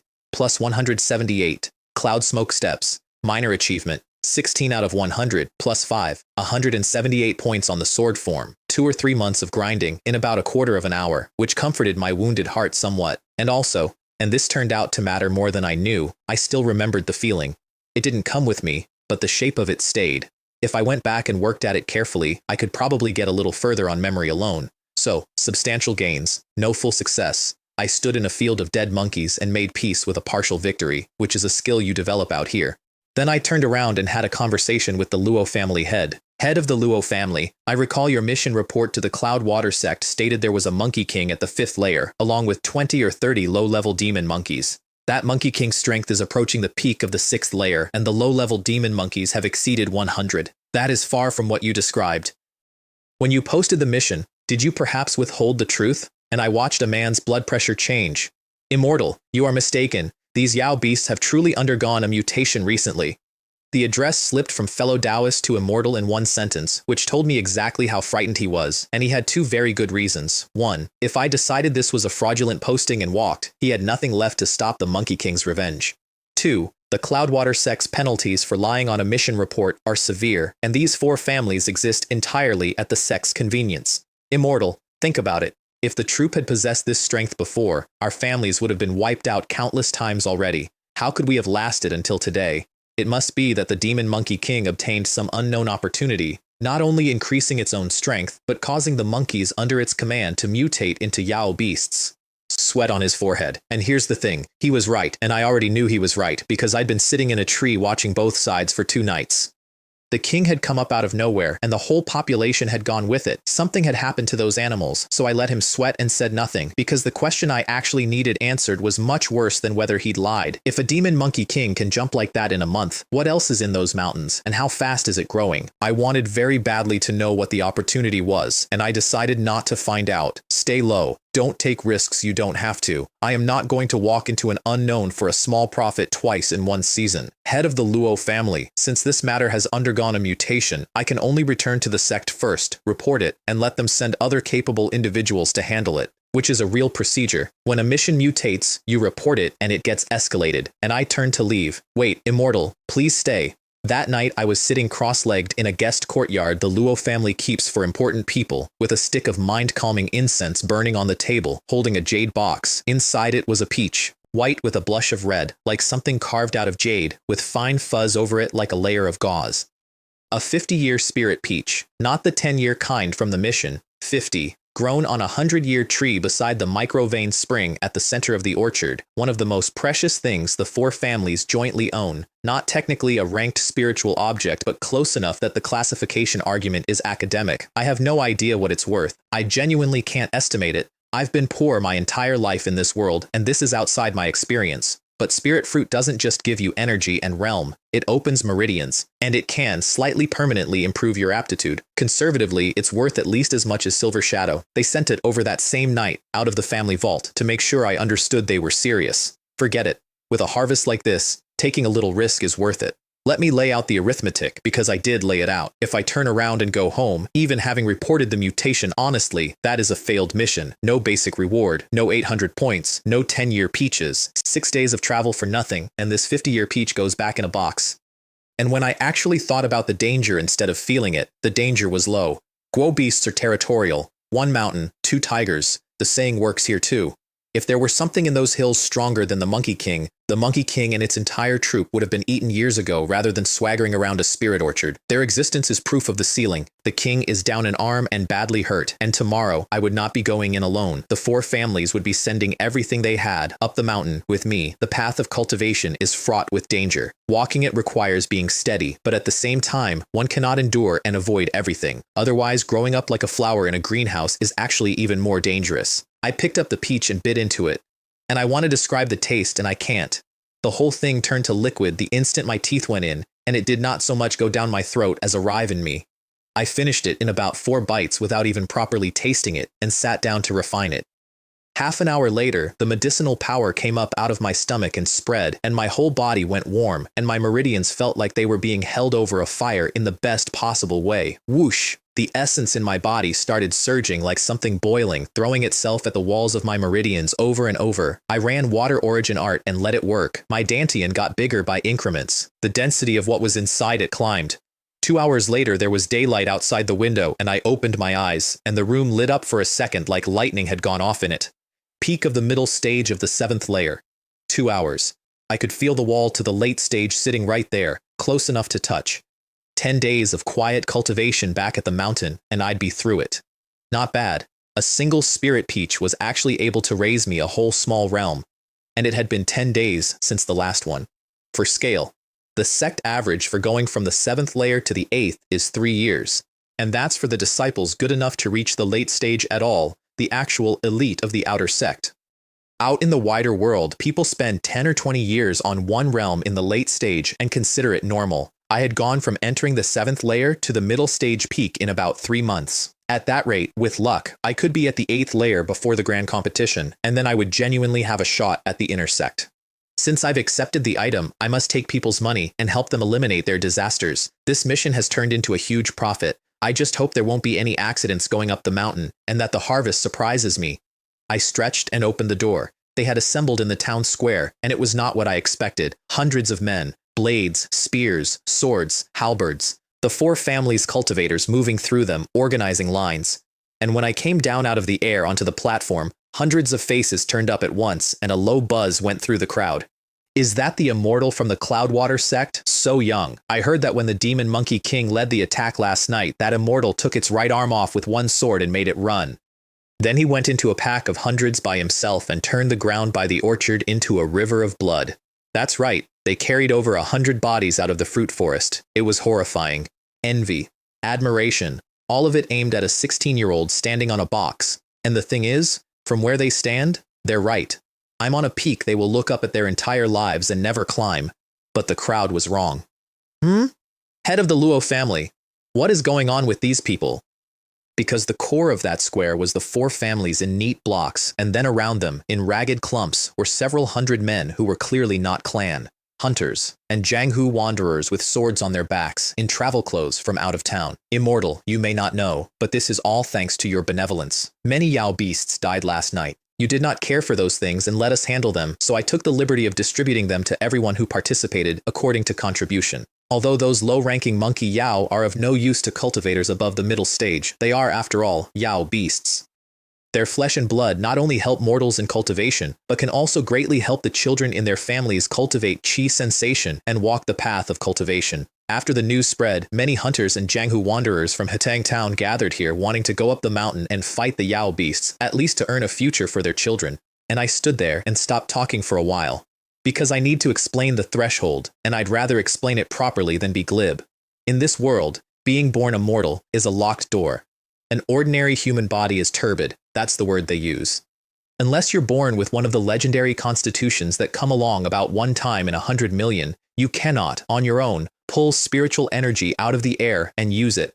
You can want it your whole life. It will not happen. The only way through is a spiritual object. You eat something that has spiritual energy in it, and then you go groping around inside your own body in total ignorance, trying to feel a single thread of qi in your dantian, and if your consciousness ever manages to touch it, that's kai sensation. That's the door opening.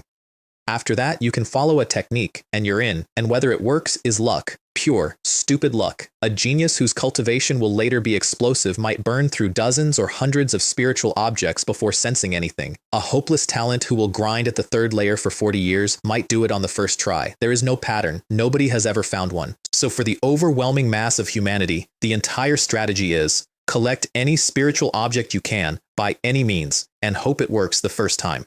Because there will not be a second one. And now here is what the Luo family had done. They had taken several hundred corpses of low-level demon monkeys, objects that I had personally categorized in my own head as chicken ribs, as trash to be left where it fell, and distributed them by contribution, and every hunter and drifter within reach of the news had come running. I looked out at that square, and there were men out there gripping their weapons with their jaws set, who had come to walk into a monster's mountain, knowing the odds, because it was the only lottery ticket they were ever going to be sold. There's a whole class of them, I learned.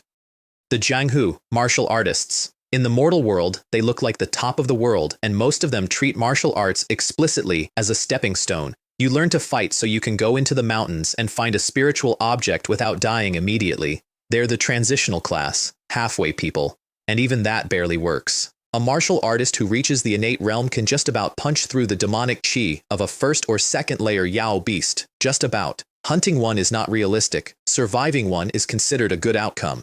I didn't know what to feel. That saying about plucking a hair to benefit the world, I finally understood the shape of it, standing on a box in Hetang Town. The garbage I couldn't be bothered to pick up was, to several hundred people in front of me, a chance at a different life and worth their actual deaths. And then I did the thing you're not supposed to do, which is turn it around and look at myself. I was born into a cultivation family, a tiny, poor, unimportant one. My parents were bottom-rung spirit planters on a side branch, and both of them died young. I've spent 3 years complaining about how little the Chen family ever gave me, and because of them, I sensed chi before I was 10. Under their care, with the spirit grain they grew, without ever having to fight anybody for it, the door opened for me as a child. And when they died, the few plots of spirit fields stayed in my name. No vicious uncle took them, no elder confiscated them, because I was already a quasi-cultivator and a member of the Chen family's cultivator class, and because the old men who ran that family were, on balance, fair. That's luck. That's all that is.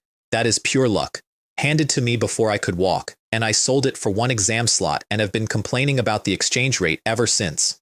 Anyway, the clan heads finished organizing, and without much ceremony, a small army marched into the mountains. We went in with hunters at the front, following the King's Trail, and the Zhonghu wanderers ranging out through the trees on either side to scout. The cultivators traveled on the leaves. That's not a figure of speech. Anybody at the middle stage or above just goes along the canopy, tapping the tops of the branches, sleeves in the wind.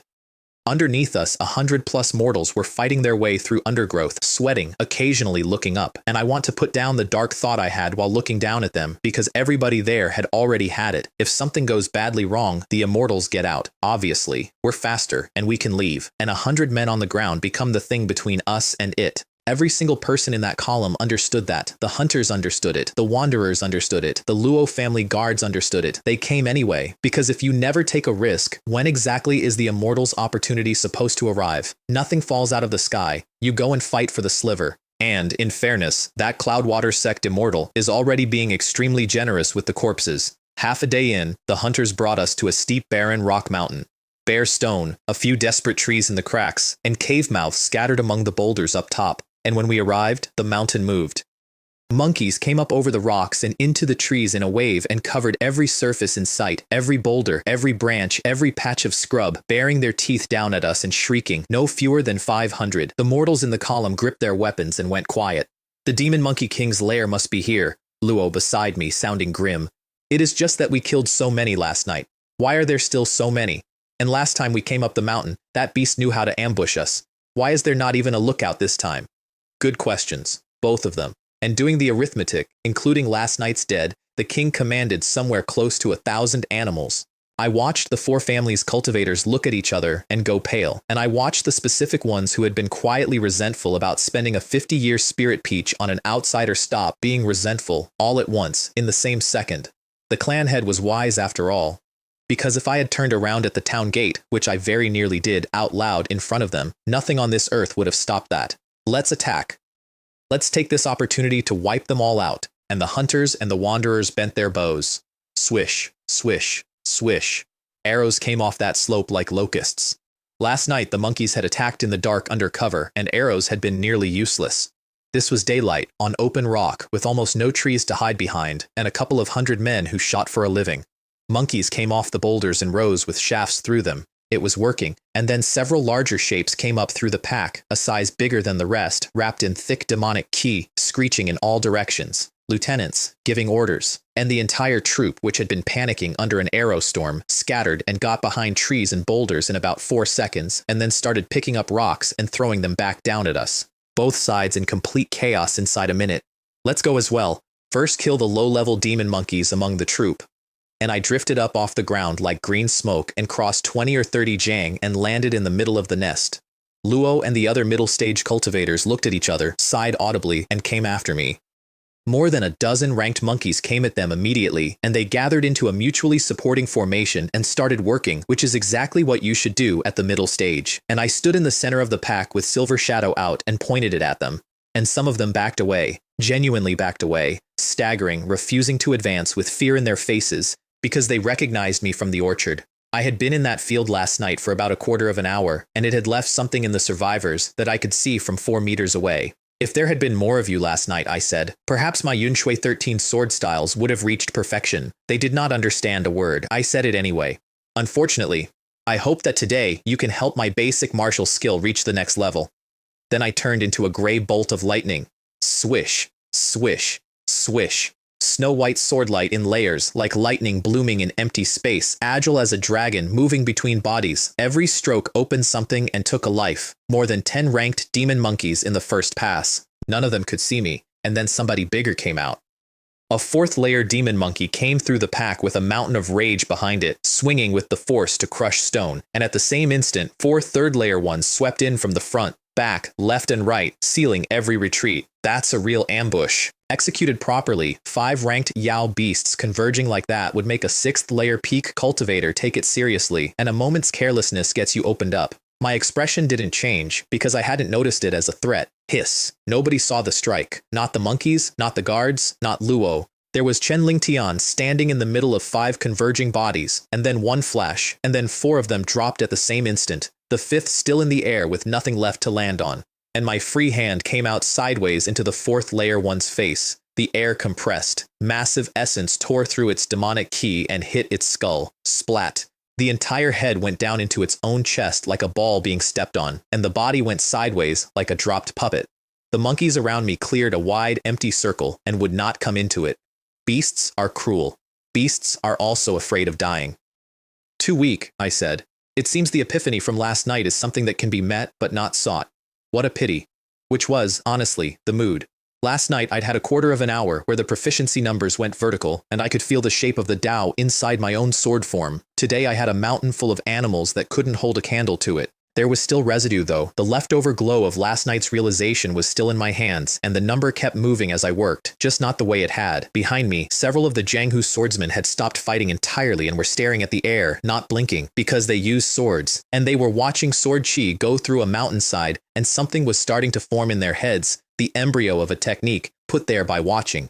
They did not dare blink in case they missed a supreme opportunity, and I did not know they existed. In a quarter of an hour, most of the ranked monkeys in that troop were dead by my sword alone, bodies piled everywhere, nothing left standing on that rock, and I was standing in the middle of it without a drop on me. The pack broke. And after that it was a hunt, hunters and wanderers led by cultivators chasing down and killing the ones that scattered. I didn't watch, I was looking at a big cave mouth up on the cliff, because in all of that, the demon monkey king had not come out. That's strange. That's very strange. When your entire kingdom is being dismantled and you're a beast with a grudge, you come out. I went up the cliff carefully, a few light taps off the outcrops, drifting up like smoke, and stopped at the mouth of the cave. Inside, in the dark, there was a huge one-armed shape, breathing heavily, apparently asleep. Then its nose twitched, and a pair of scarlet eyes opened in the black, and something like a wave of pure malice came out of that hole. Roar! The sound came out of the cave like a physical event. The whole cliff shook, wind blasted past me, and I felt my pupils shrink so hard it hurt. Lingyuan Realm's 7th stage? One night. In one night, a beast that I had personally taken an arm off and sent running had not only healed everything except the arm, it had gone up an entire layer. Down below, every man on that mountain stopped what he was doing and looked up. The Demon Monkey King. It's the Demon Monkey King from yesterday, but why is its aura so terrifying? It's reached the late stage of the Lingyuan realm? Luo, mid-swing, turning around with his face coming apart. And the mortals, hunters, wanderers, the guards, were 100 meters away and could not hold their weapons. Their hands went cold. Some of them physically could not move. That's not cowardice. That's what pressure from a late-stage Yao beast does to a body that has never felt it. Even the well-traveled Jianghu men were fighting to stay upright, and every single one of them had the same second thought, in the same order. If one Yao beast is this terrifying, what realm has the immortal who took its arm off last night actually reached? Damn it! I had no idea about any of that. I had exactly one thing in my head, which was that inside the Lingyuan realm, the 6th layer and the 7th layer are not neighbors. They are different countries. I was at the peak of the middle stage of the 7th. It was at the 7th. Facing an enemy at your own layer, one slip kills you, and it came out of the cave. The ground broke under its feet. Demonic chi came off it like a mountain falling into the sea and swept up into the sky, and it came at me. I went up, spiraling, and a visible torrent of air went past underneath. Silver shadow bloomed in the air, and I brought sword chi down from high altitude like a piece of the sky coming loose. Clang. Demonic power against sword ki, and the shock exploded in midair with a wavefront you could see. Several boulders on the cliff face shattered, and the pieces came down the mountain with a noise like the world ending. And I lost that exchange. In midair, with nothing to brace against, its raw strength threw me backward. But Silver Shadow held. And Silver Shadow, at full output with a 4th layer cultivator behind it, went through that enormous cloud of demonic chi, and put a wound in its one remaining fist that went all the way through, and it did not care. I don't know if the pain had taken its mind, or whether it just hated me more than it valued its own body. It stamped the ground into gravel with both feet and came for me again. Boom, boom, boom. I ran lightness technique and cloud smoke steps together and went along the cliff faces in flashes, and it followed, hammering. Every punch missed and went into rock, and the rock came apart like wet bread. Whole cliff sections were disintegrating. From below it looked like a landslide with opinions. Stone shrapnel going out like bullets, dust in the air, the mountain shaking. Luo and the family cultivators watched from a distance and did not dare go near it, and they were correct. The aftermath of a punch from that thing would have turned any of them into paste, and while I was running, my head got very clear, because it was enormous and furious, and I could see the entire shape of it. Every time it committed, I could be 2 steps away before the blow landed. I let it chase me, and I let it get closer, and I ran out of cliff. A few breaths later, my back was against a precipice with nothing behind it and nowhere left to go. The Monkey King's eyes lit up, and it brought its claw around with all the demonic power it had left, twisting the air. Nowhere to run, nowhere to brace, except that I had not been running. I had been charging. Whoosh! The air sank. Everything inside several jang of me turned into heavy iron at the pull of my true essence, and dropped, combined mountain crushing. I punched down, out of the air, and several jang of sky collapsed like a wall of seawater, and went down onto it with a roar. Boom!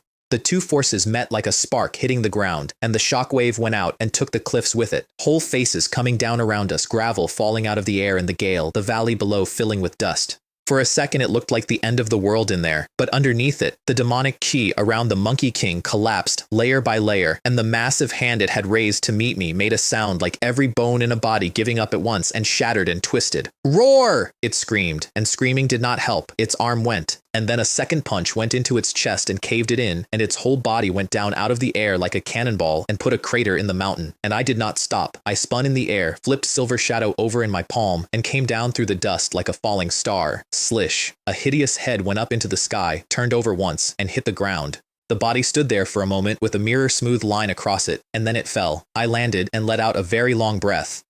I want to correct the record on this fight because from below it looked easy. It was not easy. I used every single thing I have, every technique, every ounce of essence, all of it. A 7th layer Yao beast in a death struggle will kill you if your attention drifts for 1 second, and mine did not drift for 1 second, and that took everything I had. It was not as close as the python, but it was not much easier.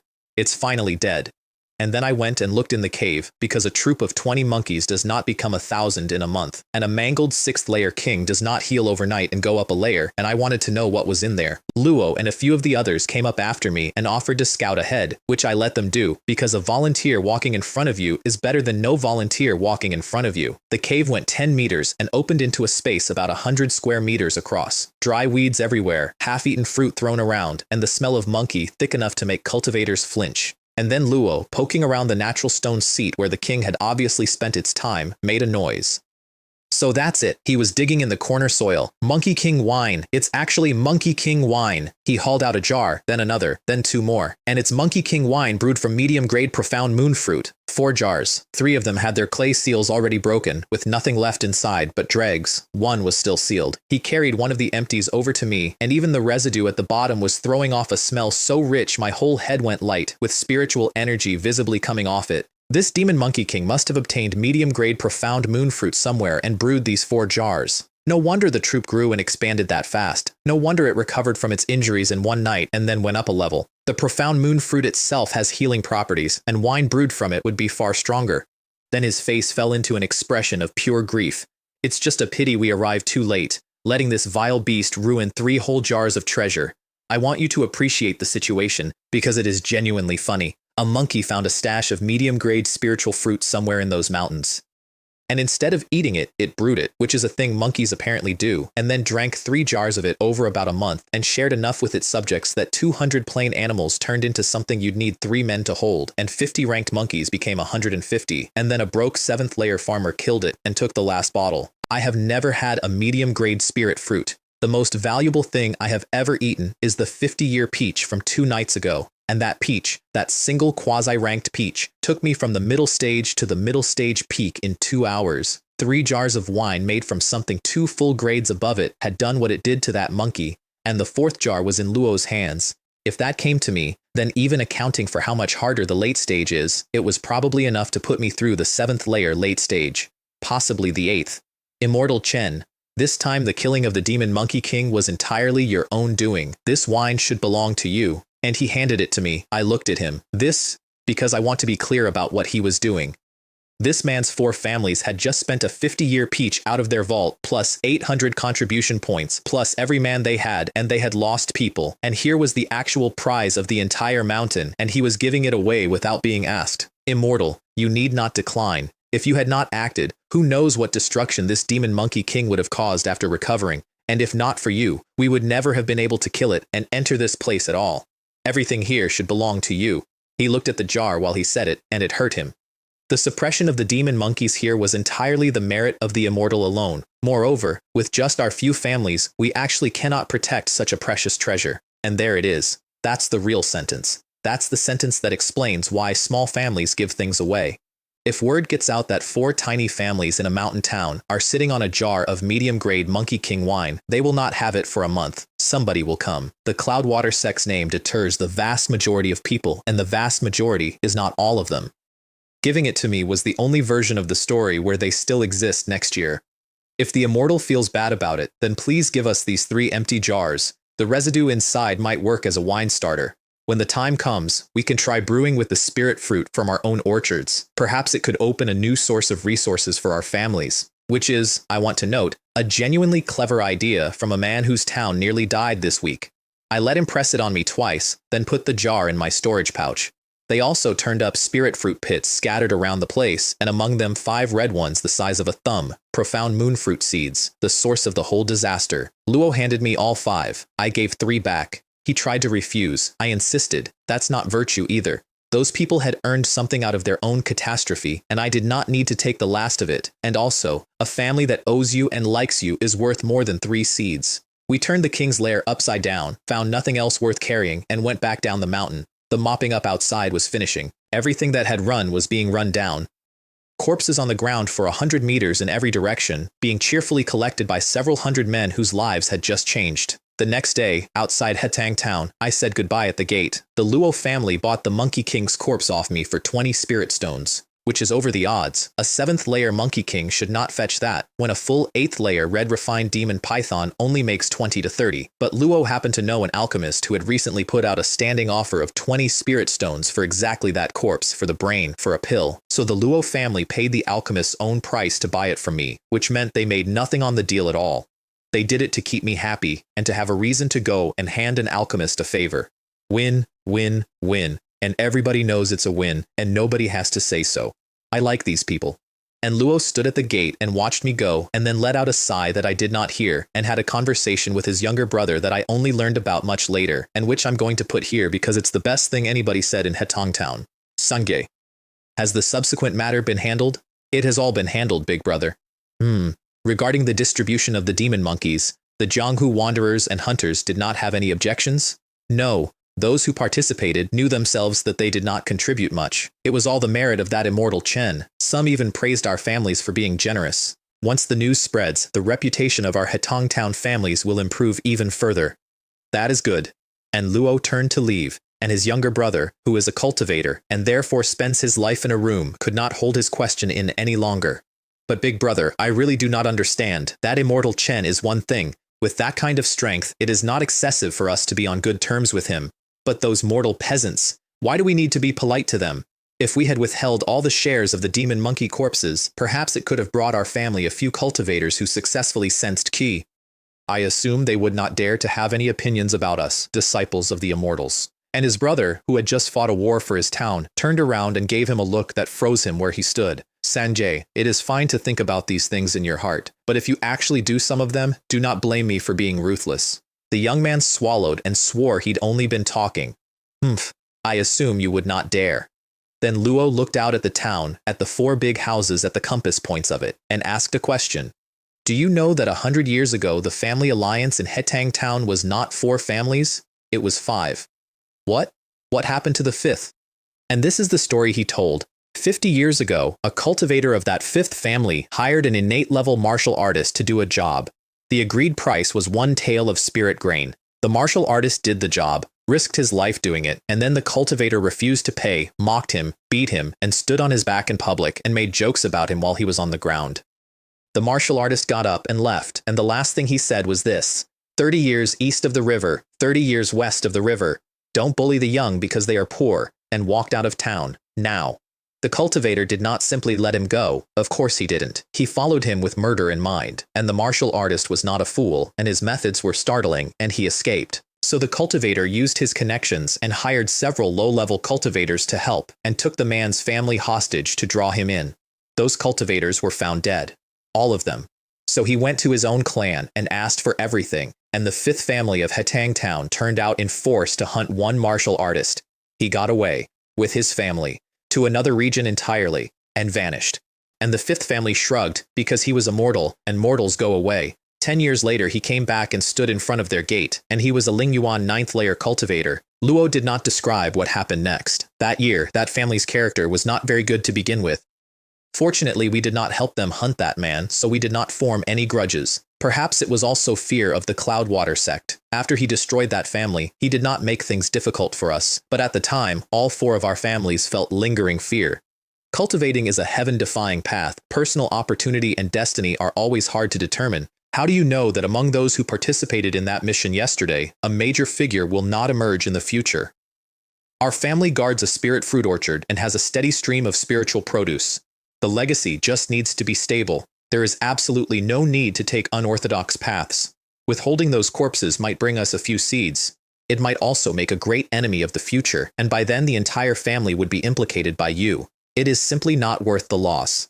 Third brother, besides cultivating, you must have more contact with outside affairs. Do not let your horizons be too narrow. And he patted his brother's shoulder and walked away with his hands behind his back. Now here's the part of that story I find genuinely funny. The young cultivator standing there had recently been reading a novel, an anonymous one, that came out about 3 years ago and got very popular and stopped. It's about a young man whose family declines and whose fiancée comes to break off the engagement, and who, in his humiliation, says the words 30 years east of the river, 30 years west of the river, and then goes out to gain experience and gets oppressed by immortal families and eventually comes back to kill his enemies once his cultivation improves. He was sitting there thinking, some of the plot points are almost identical. Reality is even more Xuanhuan than fiction. And also, with real bitterness, the novel stopped dead right before the 3-year agreement duel, and there has been no news of the sequel from the author for 3 years, and I would like to tie him up in a dark room until he writes the continuation. I want to note that I did not know any of this at the time. I want to note that I will be coming back to it. I went home by river.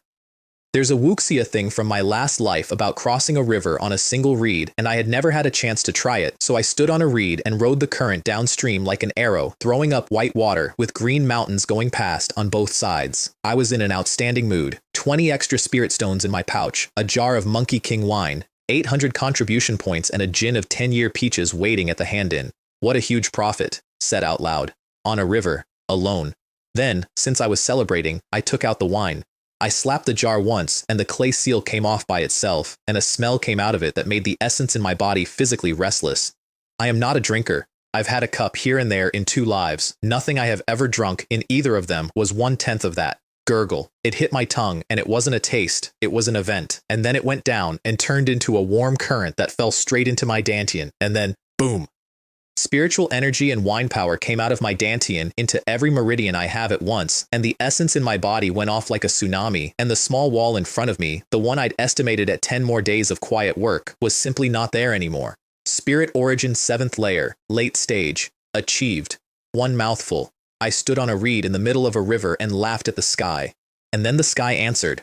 Rumble. I looked up and the day had gone. Black cloud, edge to edge, low enough to feel, churning across the top of the world like cavalry. It's going to rain. Then the thunder cracked and lit everything up, and the drops started coming down, sparse, then heavy, then a wall of water with wind in it. The river turned white with impact. Every boat had gone. There were no people, no animals, nothing on the water in any direction. Just me, standing in the middle of a wide river, in a storm, alone between heaven and earth, and something in that got hold of me. I want to be careful describing this because it's the most important thing that happened to me all year and I don't fully understand it. It started as loneliness. Standing in that much empty space with that much weather in it, the world felt enormous, and I felt like a detail, and something heavy came up in my chest. And then the wine hit. The wine heat came up out of my dantian into my head, and the depression turned over and became something else entirely. It became the other thing that lives right next to it. Sword, come, I shouted it, and Silver Shadow was in my hand, and the rain within several jang of me rolled backward. I mean that literally. The falling water reversed and blew upward and outward and left a clean, empty space around me with the storm going on outside it. Haha, what a great rain! I started swinging a sword in the middle of a river in a thunderstorm at 17 years old, and it was the least dignified and most correct thing I have ever done. And the sword form opened. The thing that had been cut off in the middle at the Monkey Mountain, the resonance, the 13 shapes coming unstuck, the drizzle, picked up exactly where it had stopped, and then went further. Because everything had lined up. My mind was clear because the knot in it had come out with the breakthrough. My body was pleasantly, slightly drunk, which turned out to matter, and heaven and earth were putting on a demonstration of water all around me at a volume of several thousand tons a second. I stopped thinking and just moved. You contemplate the mystery of heaven and earth and comprehend the momentum of its wind and rain. With your state of mind in harmony, your fourth layer, water origin art, and yunshui, 13 sword styles begin to merge and cooperate. Yunshui, 13 sword styles proficiency plus 5, water origin art proficiency plus 1. Yunshui 13, sword styles proficiency plus 3, water origin art proficiency plus 1. Yunshui 13, sword styles proficiency plus 4. Line after line after line, and I ignored every one of them because the panel is a scoreboard and I was busy playing. The sword and I went down that river together. I don't know how long. Time was doing something strange. My body turned into a dragon of light on a black river in a storm, and the sword chi gathered into a long ribbon behind me, and I rode it downstream. Timing, place, and the person, all three prepared. That's what they say about an epiphany, and it turns out to mean something extremely specific. And about a mile downstream, on the bank, 2 people were about to die. I didn't know they existed. I want that clear from the start, because everything that happened next happened at me, not because of me. There were 2 Jianghu wanderers coming up that road, a man and a woman, senior brother and junior sister, in bamboo hats and rain capes with long swords on their backs. They'd been traveling hard for 10 days, and now they were traveling in a downpour, and she was exhausted. They were going to Hetong Town. That's what makes this part hurt. Somebody had told them 10 days ago that a demon monkey king had appeared near Hetong Town, and the 4 immortal families were gathering people to hunt it, and that afterward the corpses would be distributed by merit, and that the Hetong families have a good reputation and don't withhold rewards. So they'd set out overnight, because in this Jianghu, what martial artist doesn't want to get a spiritual object, sense key, and finally step over the line into the world of immortals? They were 10 days too slow, and the entire mountain had been cleared out and handed to people who arrived on time, and they did not know it yet. Senior brother, this rain is too heavy. Why don't we find a place to shelter? If the immortals in Hetang Town have already killed the demon monkey king, there's no point rushing. He looked back at her, soaked through, and looked up at a sky that had no intention of stopping. Fine, let's find a place to rest first. And then she pointed.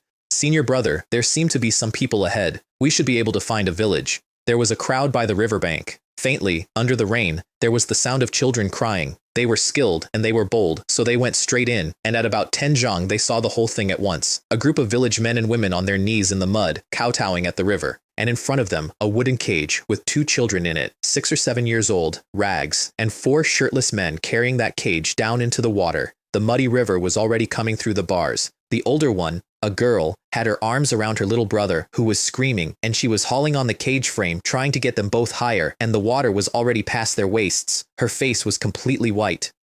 Her mouth was moving, and no sound was coming out of it. Bastards, what are you doing? He was down the slope before he finished the sentence, several jang in a glide, and then his feet went out 4 times in a row and put all 4 men on their backs in the mud. And she came in light as paper and got a hand on the cage that was going under and hauled it back, and a sword light flashed and the cage came apart, and then she had a screaming boy in one arm and a frozen girl behind her, and the villagers stopped praying and stood up. The crowd parted and an old man with a cane came through it, face like the bark of an old locust tree, and he was angry. He hammered his cane into the grass a few times. Who are you? Why do you interrupt our sacrifice to the river god? What kind of bullshit sacrifice is this? Do you really have to use 2 children? She said that, standing in the rain with 2 waist-high kids shaking behind her arms in front of 40 adults at the top of her lungs. What do you 2 outsiders know? The old man pointed his finger at their noses. This river has a legitimate river god. And since those 2 orphans have no parents and nobody to raise them, what is the problem with sending them to the river god to live in luxury? I want to sit with that sentence for 1 second. Nobody to raise them. That's the reason. That's the actual reason. Not a curse, not a famine, not a plague. 2 kids' parents died and nobody wanted the expense, and the village found a story that made the expense go away. Hand the people over immediately, or don't blame us uncouth folk for being rude. Right, get lost and hand them over. If you anger the river god, you'll have a hard time. Outsiders, you're not welcome here. And the whole crowd came in with sticks. The man took a breath and nearly laughed because it was that or something worse. He'd heard about this. Everybody's heard about this. That in some remote places, foolish men and women worship Yao beasts as mountain gods and feed them living people. He'd always assumed it was a story people told about somewhere else. Since you speak so highly of it, he said, why don't you go serve the river god yourselves? None of your business. Outsiders, get lost. So he stopped talking and went into the crowd. And it was not a fight. He was a tiger among sheep. 40 people who don't know 2 moves between them, 1 hit each, down they went. Inside a minute, the whole village was scattered and running. You wait, the river god will definitely punish you. The old man went backward through his own people with his hands shaking. Humph, then I'll stand right here and wait to see how it punishes me. And the words were still in the air when the river started to churn. Splash. Something came up out of the flood, and the water it threw went up into the sky and came back down as rain. He turned around. A python. Several jang of it, black scales moving like poured oil, head up out of the muddy water, cold pupils locked onto him. River god. Lord River God has arrived. Spare us, Lord River God. And the villagers who had just been beaten up went straight back onto their knees in the mud and started kowtowing. The swordsman stood there, and every part of him went cold at once, like falling into an ice cellar in winter, like a bucket of water over the head. Guo beast! Because that's what it is. There's no god in that river. There's a snake that learned to expect food. It flicked its tongue, and its eyes went off him, over to his junior sister and the 2 children in her arms, and it went for her. Junior sister, look out. He moved faster than he had ever moved in his life and got there and shoved all 3 of them out of the path. Bang. The riverbank where they'd been standing became a crater. The snake missed and turned in the air like liquid and came back at both of them with its jaws open and something dripping off its fangs that was eating the ground where it landed. Junior sister, take them and go first. I'll hold it off. His sword came off his back with a clang, and cold light bloomed in the rain. A real technique, everything he had, a storm of sword radiance going straight at it. And she went. Immediately, without a word. That's the part I keep coming back to. She didn't argue. She didn't say anything about living and dying together, because they'd walked the Jianghu together for years, and both of them knew exactly what that speech costs in seconds. She grabbed both kids and got out, because the fastest way to help him was to put them somewhere and come back. He was at the peak of the acquired realm, a capable hand. Genuinely good by mortal standards, and a real Yao beast is not a mortal standard. Even an innate level martial artist can only just break through the demonic chi of a low-level Yao beast. That's the ceiling of the entire class. Crack, crack. She turned in midair and saw her senior brother's sky full of sword radiance hit that thing and shatter. Not fail, shatter, into fragments, raining down. A peak acquired martial artist, undone in one exchange, and the jaws came open for his head. Senior brother! At which point, and I want to give the man his due here, he did the correct thing. He grabbed the broken half of his own sword, spun, and jammed it upright in front of him. The stump caught in the python's mouth. It was scrap metal, a half-second later, crushed. But that half-second meant the bite closed on steel instead of skull, and the body's momentum threw him instead of eating him. He went backward like a dropped doll with several ribs gone. He hit the ground and turned his head and roared at her. Go! And the snake, injured and furious, came down on him with its mouth open. And she stood there in the air with her eyes red and watched it happen because there was nothing else she could do. And then, between one moment and the next, there was a sound, a sword hum, clear, enormous, and somehow above the storm, like a peal of thunder made out of steel, drowning out the rain and the river and everything else. Time slowed down. I have this secondhand. He wrote it down decades later, and the family kept it, and he describes it the same way every time. The rain seemed to zoom in. Individual drops hung in the air and came down slowly, and everyone on that riverbank saw a stream of light. It came from nowhere. It came from beyond the sky, like heaven and earth had split open and something had dropped through. The sword radiance lit the 9 heavens and crossed hundreds of zhang in an instant. It cut the rain in half. It cut the river in half. That strange frozen world shattered layer by layer under one stroke. Slash. And then time came back, and the rain fell normally again, and the wind came back up, and the python had a single line running from the top of its head to the end of its tail, perfectly centered.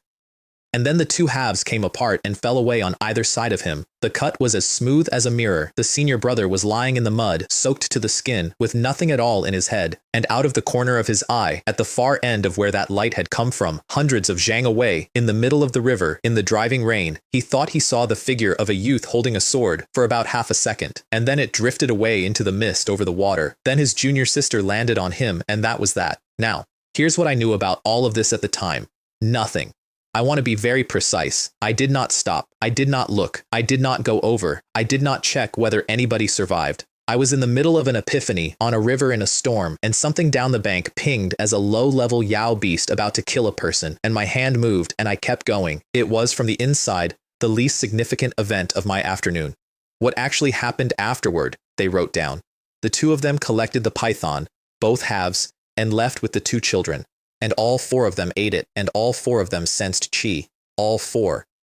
A pair of Jianghu wanderers who had been chasing a monkey corpse for 10 days, and two orphans who had been in a cage 40 minutes earlier, walked into the immortal class in the same week off one dead snake. They became cultivators. They married. They adopted the two children, and decades later they founded a small, humble cultivator family which existed and had descendants and kept going. Neither of them ever got past the third layer of spirit essence. Not once in their whole lives. They drifted along with the tides of the cultivation world as two of the countless insignificant parts of it, and they died of old age. But they were the first ancestors of a family. And when he was very old and was the old ancestor, and the mortals for miles around called him an immortal and meant it, he wrote the whole thing down in the family memoirs. In my entire life, nothing changed my destiny more than that streak of sword light, and in all the years that followed, I never encountered a sword technique more brilliant than that one strike.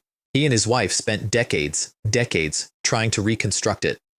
The two of them, working from what they saw in about 1 second of their youth, built a sword move out of it, and it became their family's signature technique, and it was quite famous among the low-level cultivators of that region, and it was the foundation the whole family stood on. And he recorded in his own hand that it contained less than 1% of the original. He died still thinking about it, and for a long time afterward, the swordsmen and low-level sword cultivators of that little corner of the world argued about the legend of the sword that crossed the sky and cut the river, and none of them ever got to see it, because time is water, and it washes everything off. All of which unfolds 100 years from now, and none of which I have ever heard. I did that with my left hand while thinking about something else. I have thought about this a great deal since, and what I've settled on is this. There is no version of my life where I ever find out what I'm worth to other people. Nobody gets that. You just go past. By the time I came out of it, I was 100 miles downstream. The sky had cleared, and the sun was coming down through everything, and I was in a bad mood. You had an epiphany by chance and coincidence. You felt the reign of heaven and earth. Your mind was clear, and you entered a mysterious and indescribable state. Your fourth layer water origin art began to circulate. The Yunshui 13 sword styles and the cultivation technique resonated with each other. You practiced in the state of epiphany. Yunshui 13 sword styles proficiency plus 11. Proficiency plus 13. You practiced the Yunshui 13 sword styles 108 times in the state of epiphany, comprehending the mysteries of heaven and earth, gathering a majestic sword intent. You faintly touched the barrier to a higher level in the Tao of the sword. You carefully comprehended, but unfortunately, the sword intent gathered at its peak and did not naturally flow into the next level as water flows into a channel. That feeling of wanting to break through and being unable to made you very uncomfortable. Suddenly, you encountered a low-level Yao beast doing evil, and seeing that someone was about to lose their life, you did not hesitate, and in the moment of crisis, you unleashed this sword strike. In the emergency, this strike unexpectedly gathered the overwhelming sword intent you had accumulated, merged it with your technique and martial skill, entered the next level of heaven and earth, and surpassed the strongest sword strike you could unleash. By merging your essence, energy, and spirit, your sword strike entered the realm of sword intent. You tried to comprehend that feeling, to let your own sword technique enter that realm. Unfortunately, your accumulation was not enough. You failed. Your Yunshui 13 sword styles have been greatly improved. Yunshui 13, sword styles proficiency plus 571. Your water origin art proficiency has been greatly improved. Water origin art proficiency plus 213.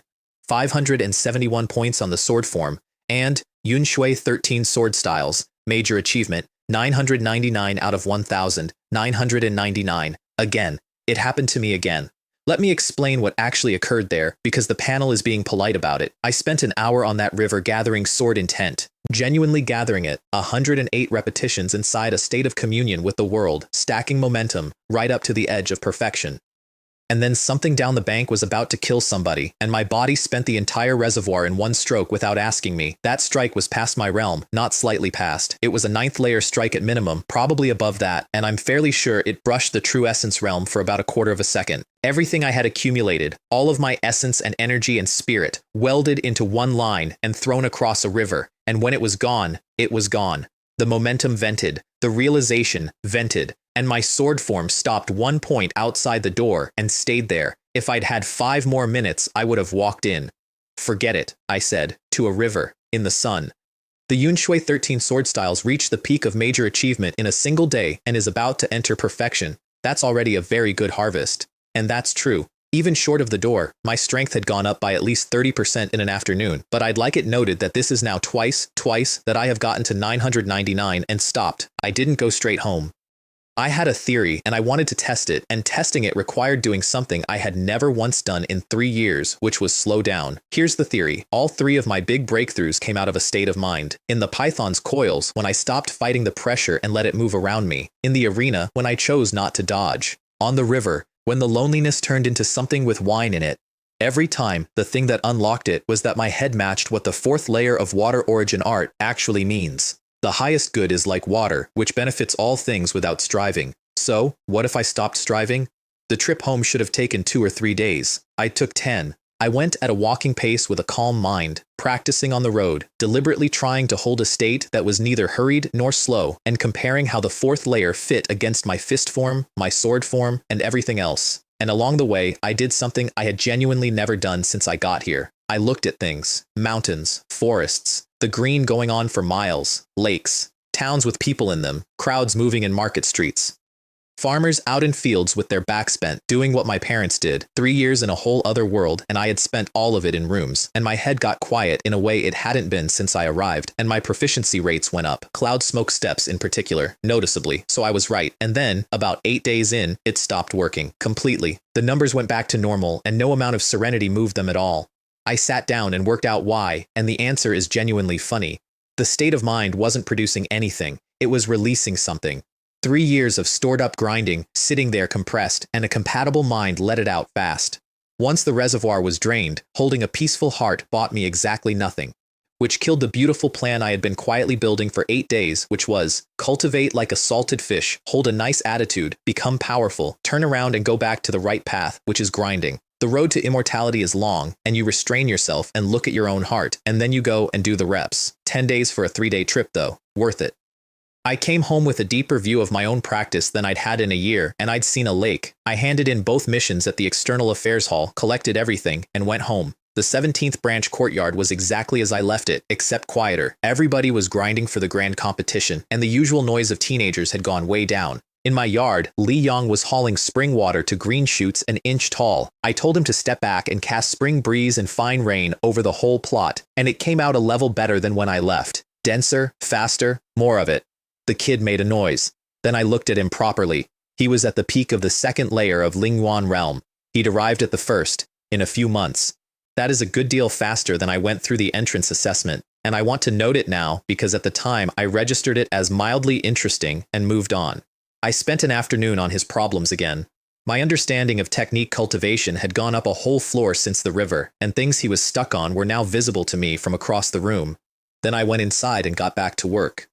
Over the next half-month, I did nothing but drill, and I want to report a failure honestly. I practiced the Yunshui 13 sword styles hundreds of times. 999 did not move, not a single point, not once. I wasn't upset about it, and here's why. The lesson of the river is that when the opportunity comes, what you get out of it is exactly proportional to what you had stored. My accumulation ran out 1 point short, so the answer is to accumulate more, and when the next opportunity comes, and there'll be one, eventually, in some year, I'll have a bigger reservoir to spend. So I kept practicing a technique that was giving me zero visible return, on the theory that the return arrives later, in a lump, at a moment I can't predict. That is either wisdom or a gambling addiction, and I declined to investigate. And I did the same thing to the fist form, which had also been sitting near the top, except with the fist form I tried something new.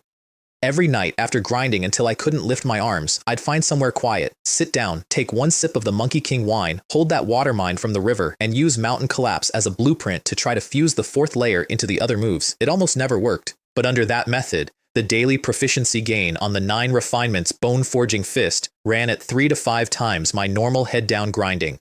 3 to 5 times. From being slightly drunk in a quiet room. I think it's that the tipsy state accidentally reproduces the shape of the epiphany and my understanding of the form deepens under it.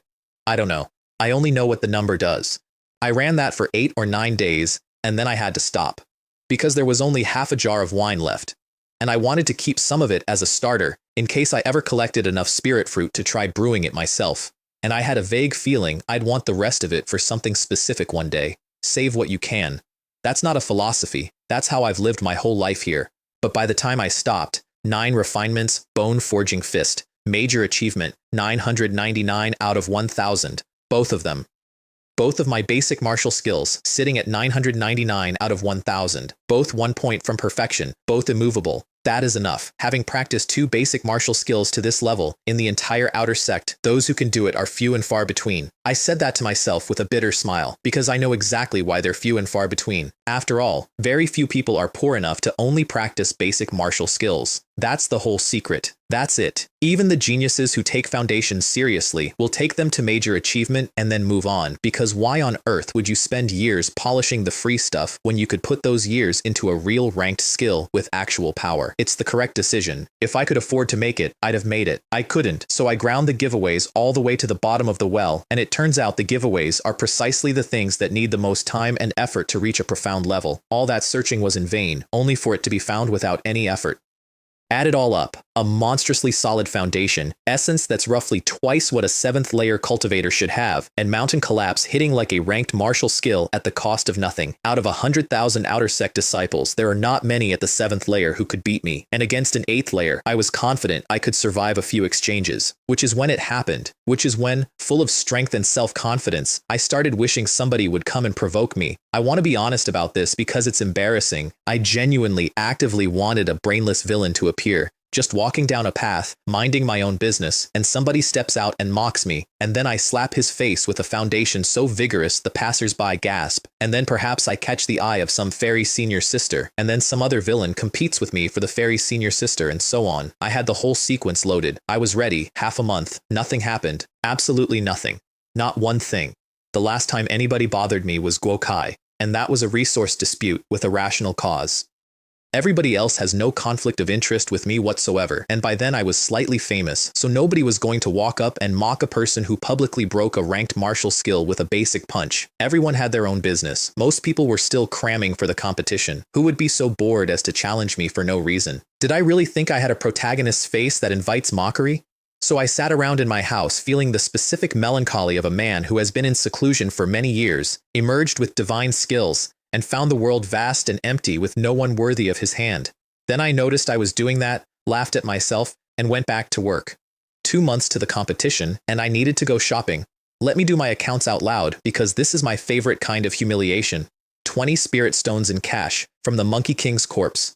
1,200 contribution points. 800 from the mission, plus the 50 a month I get for holding the 20th rank, times 4 months. If I converted all of it, that's 12 spirit stones. I wasn't going to. I was saving it for the Scripture Pavilion, because eventually I need an actual attack skill. 1 gin of 10-year spirit peaches, worth about 10 spirit stones, which I was also not selling because I intended to eat them. Silver Shadow, not for sale. Half a jar of Monkey King wine, absolutely not for sale. So of the 40-plus spirit stones of net worth I could claim on paper, my available spending money came to 20. Sigh, still poor. The market was heaving. Everybody in the outer sect was preparing, so foot traffic had gone up several times over, and every single thing that improves your strength quickly had quietly gone up in price. Artifacts, pills, skills, spells, talismans, everything. I walked past stall after stall looking at things I could have used and doing the arithmetic and putting them back down, and then I found a barrier-breaking pill. 7th layer barrier-breaking pill. You take it at 7th layer perfection and you go straight into the 8th. No bottleneck, no grinding, just up, 40 spirit stones. I stopped walking, because that pill is the entire competition. 8th layer changes everything about my odds.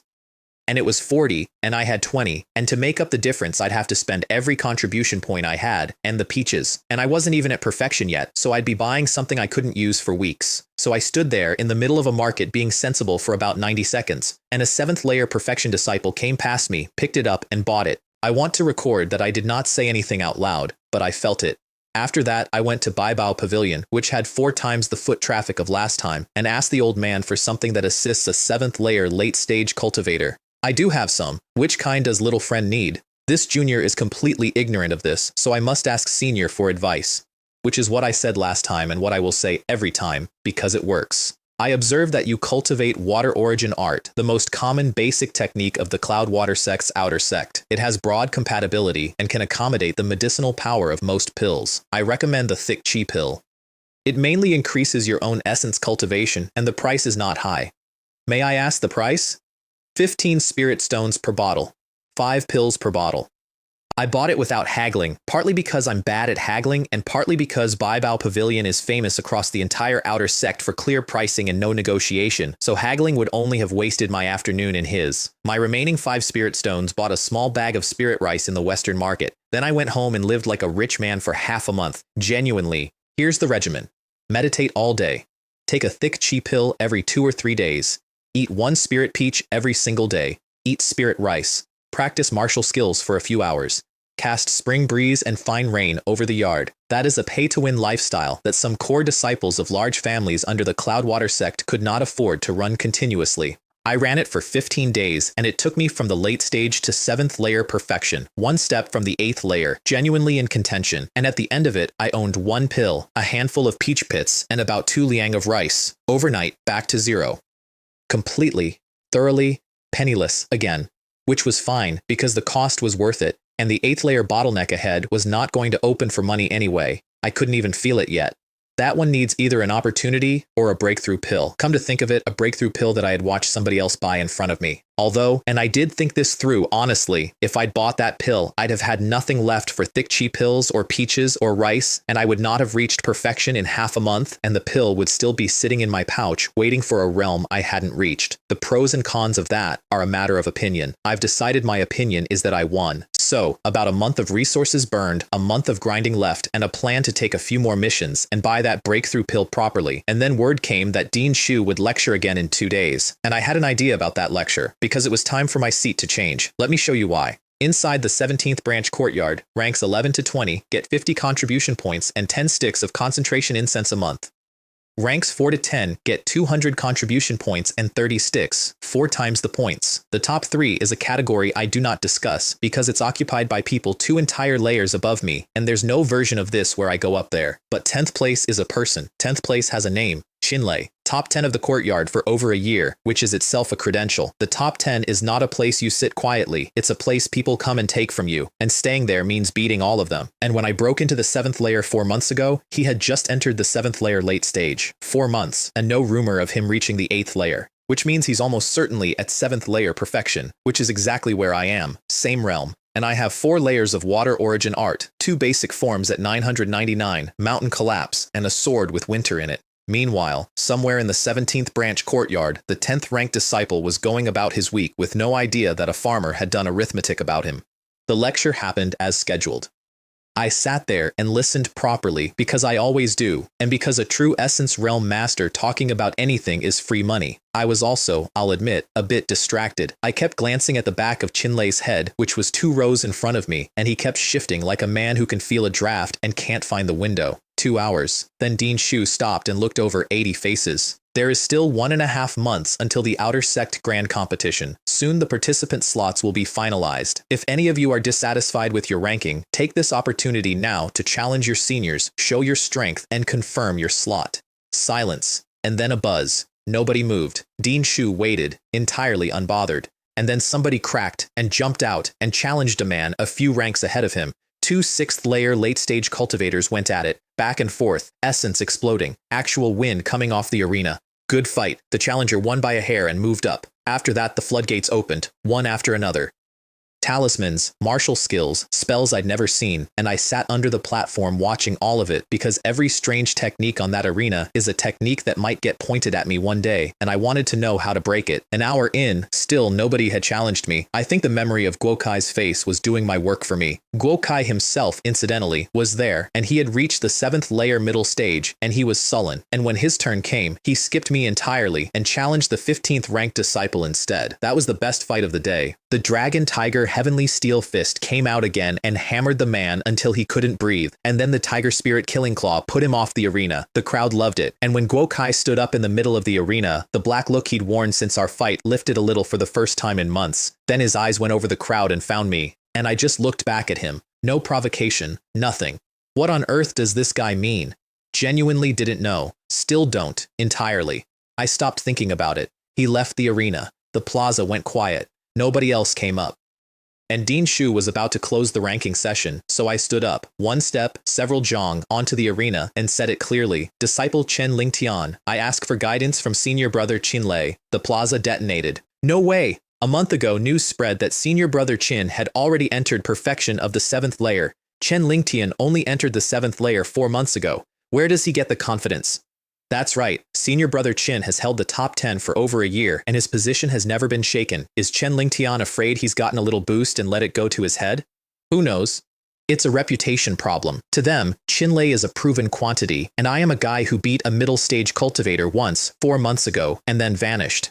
Most of them had honestly forgotten I existed, and nobody believed I could leapfrog 9 people. Qin Lei stood up without any change of expression at all, put his hands behind his back, took one step of several jang, and landed on the arena. I'll give him this. His composure is genuinely impressive. It's a real, cultivated thing. Junior brother Chen, I am not very clear about what kind of person you are, but observing your past actions, you seem to be someone who plans before acting. Since you have decided to challenge me, you must be prepared. Please. And he made a courteous gesture of invitation, while essence you could see with the naked eye was already swirling around him and bending the air, and the pressure of 7th layer perfection rolled across the arena. The crowd sucked in a breath, as expected of a man who holds the top 10. Just the aura. I got serious, because he is not Guokai. Guokai was a small, invincible king of the low and middle stages who peaked in a pond. Qin Lei has stood at the top of this courtyard for a year against everyone who came for him. If I could have avoided fighting a top-tier genius at this stage of my life, I would have. Senior brother Qin, apologies. Forgive me. And I let my aura out.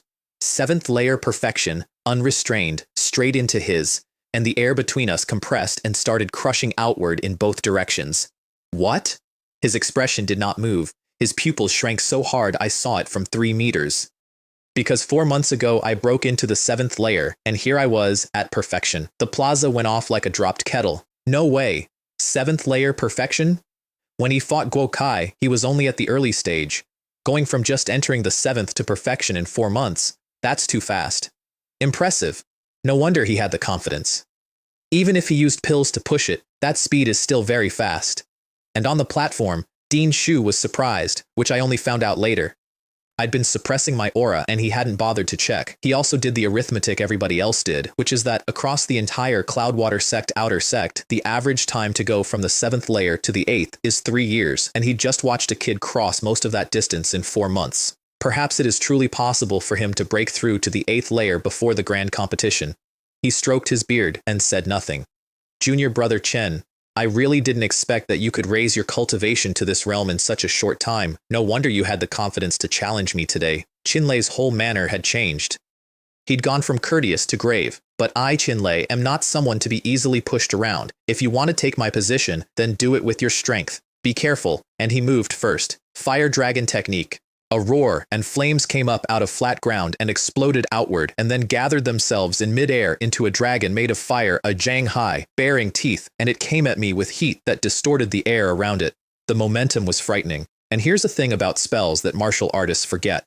Spells have ranks, but unlike martial skills, a spell's power scales enormously with the caster's realm and essence. A true essence realm master casting a plain fireball technique will outdamage a 9th layer Lingyuan cultivator throwing everything into a flame explosion. With spells, power measures the man, and this thing, thrown casually, was hitting like a quasi-ranked martial skill.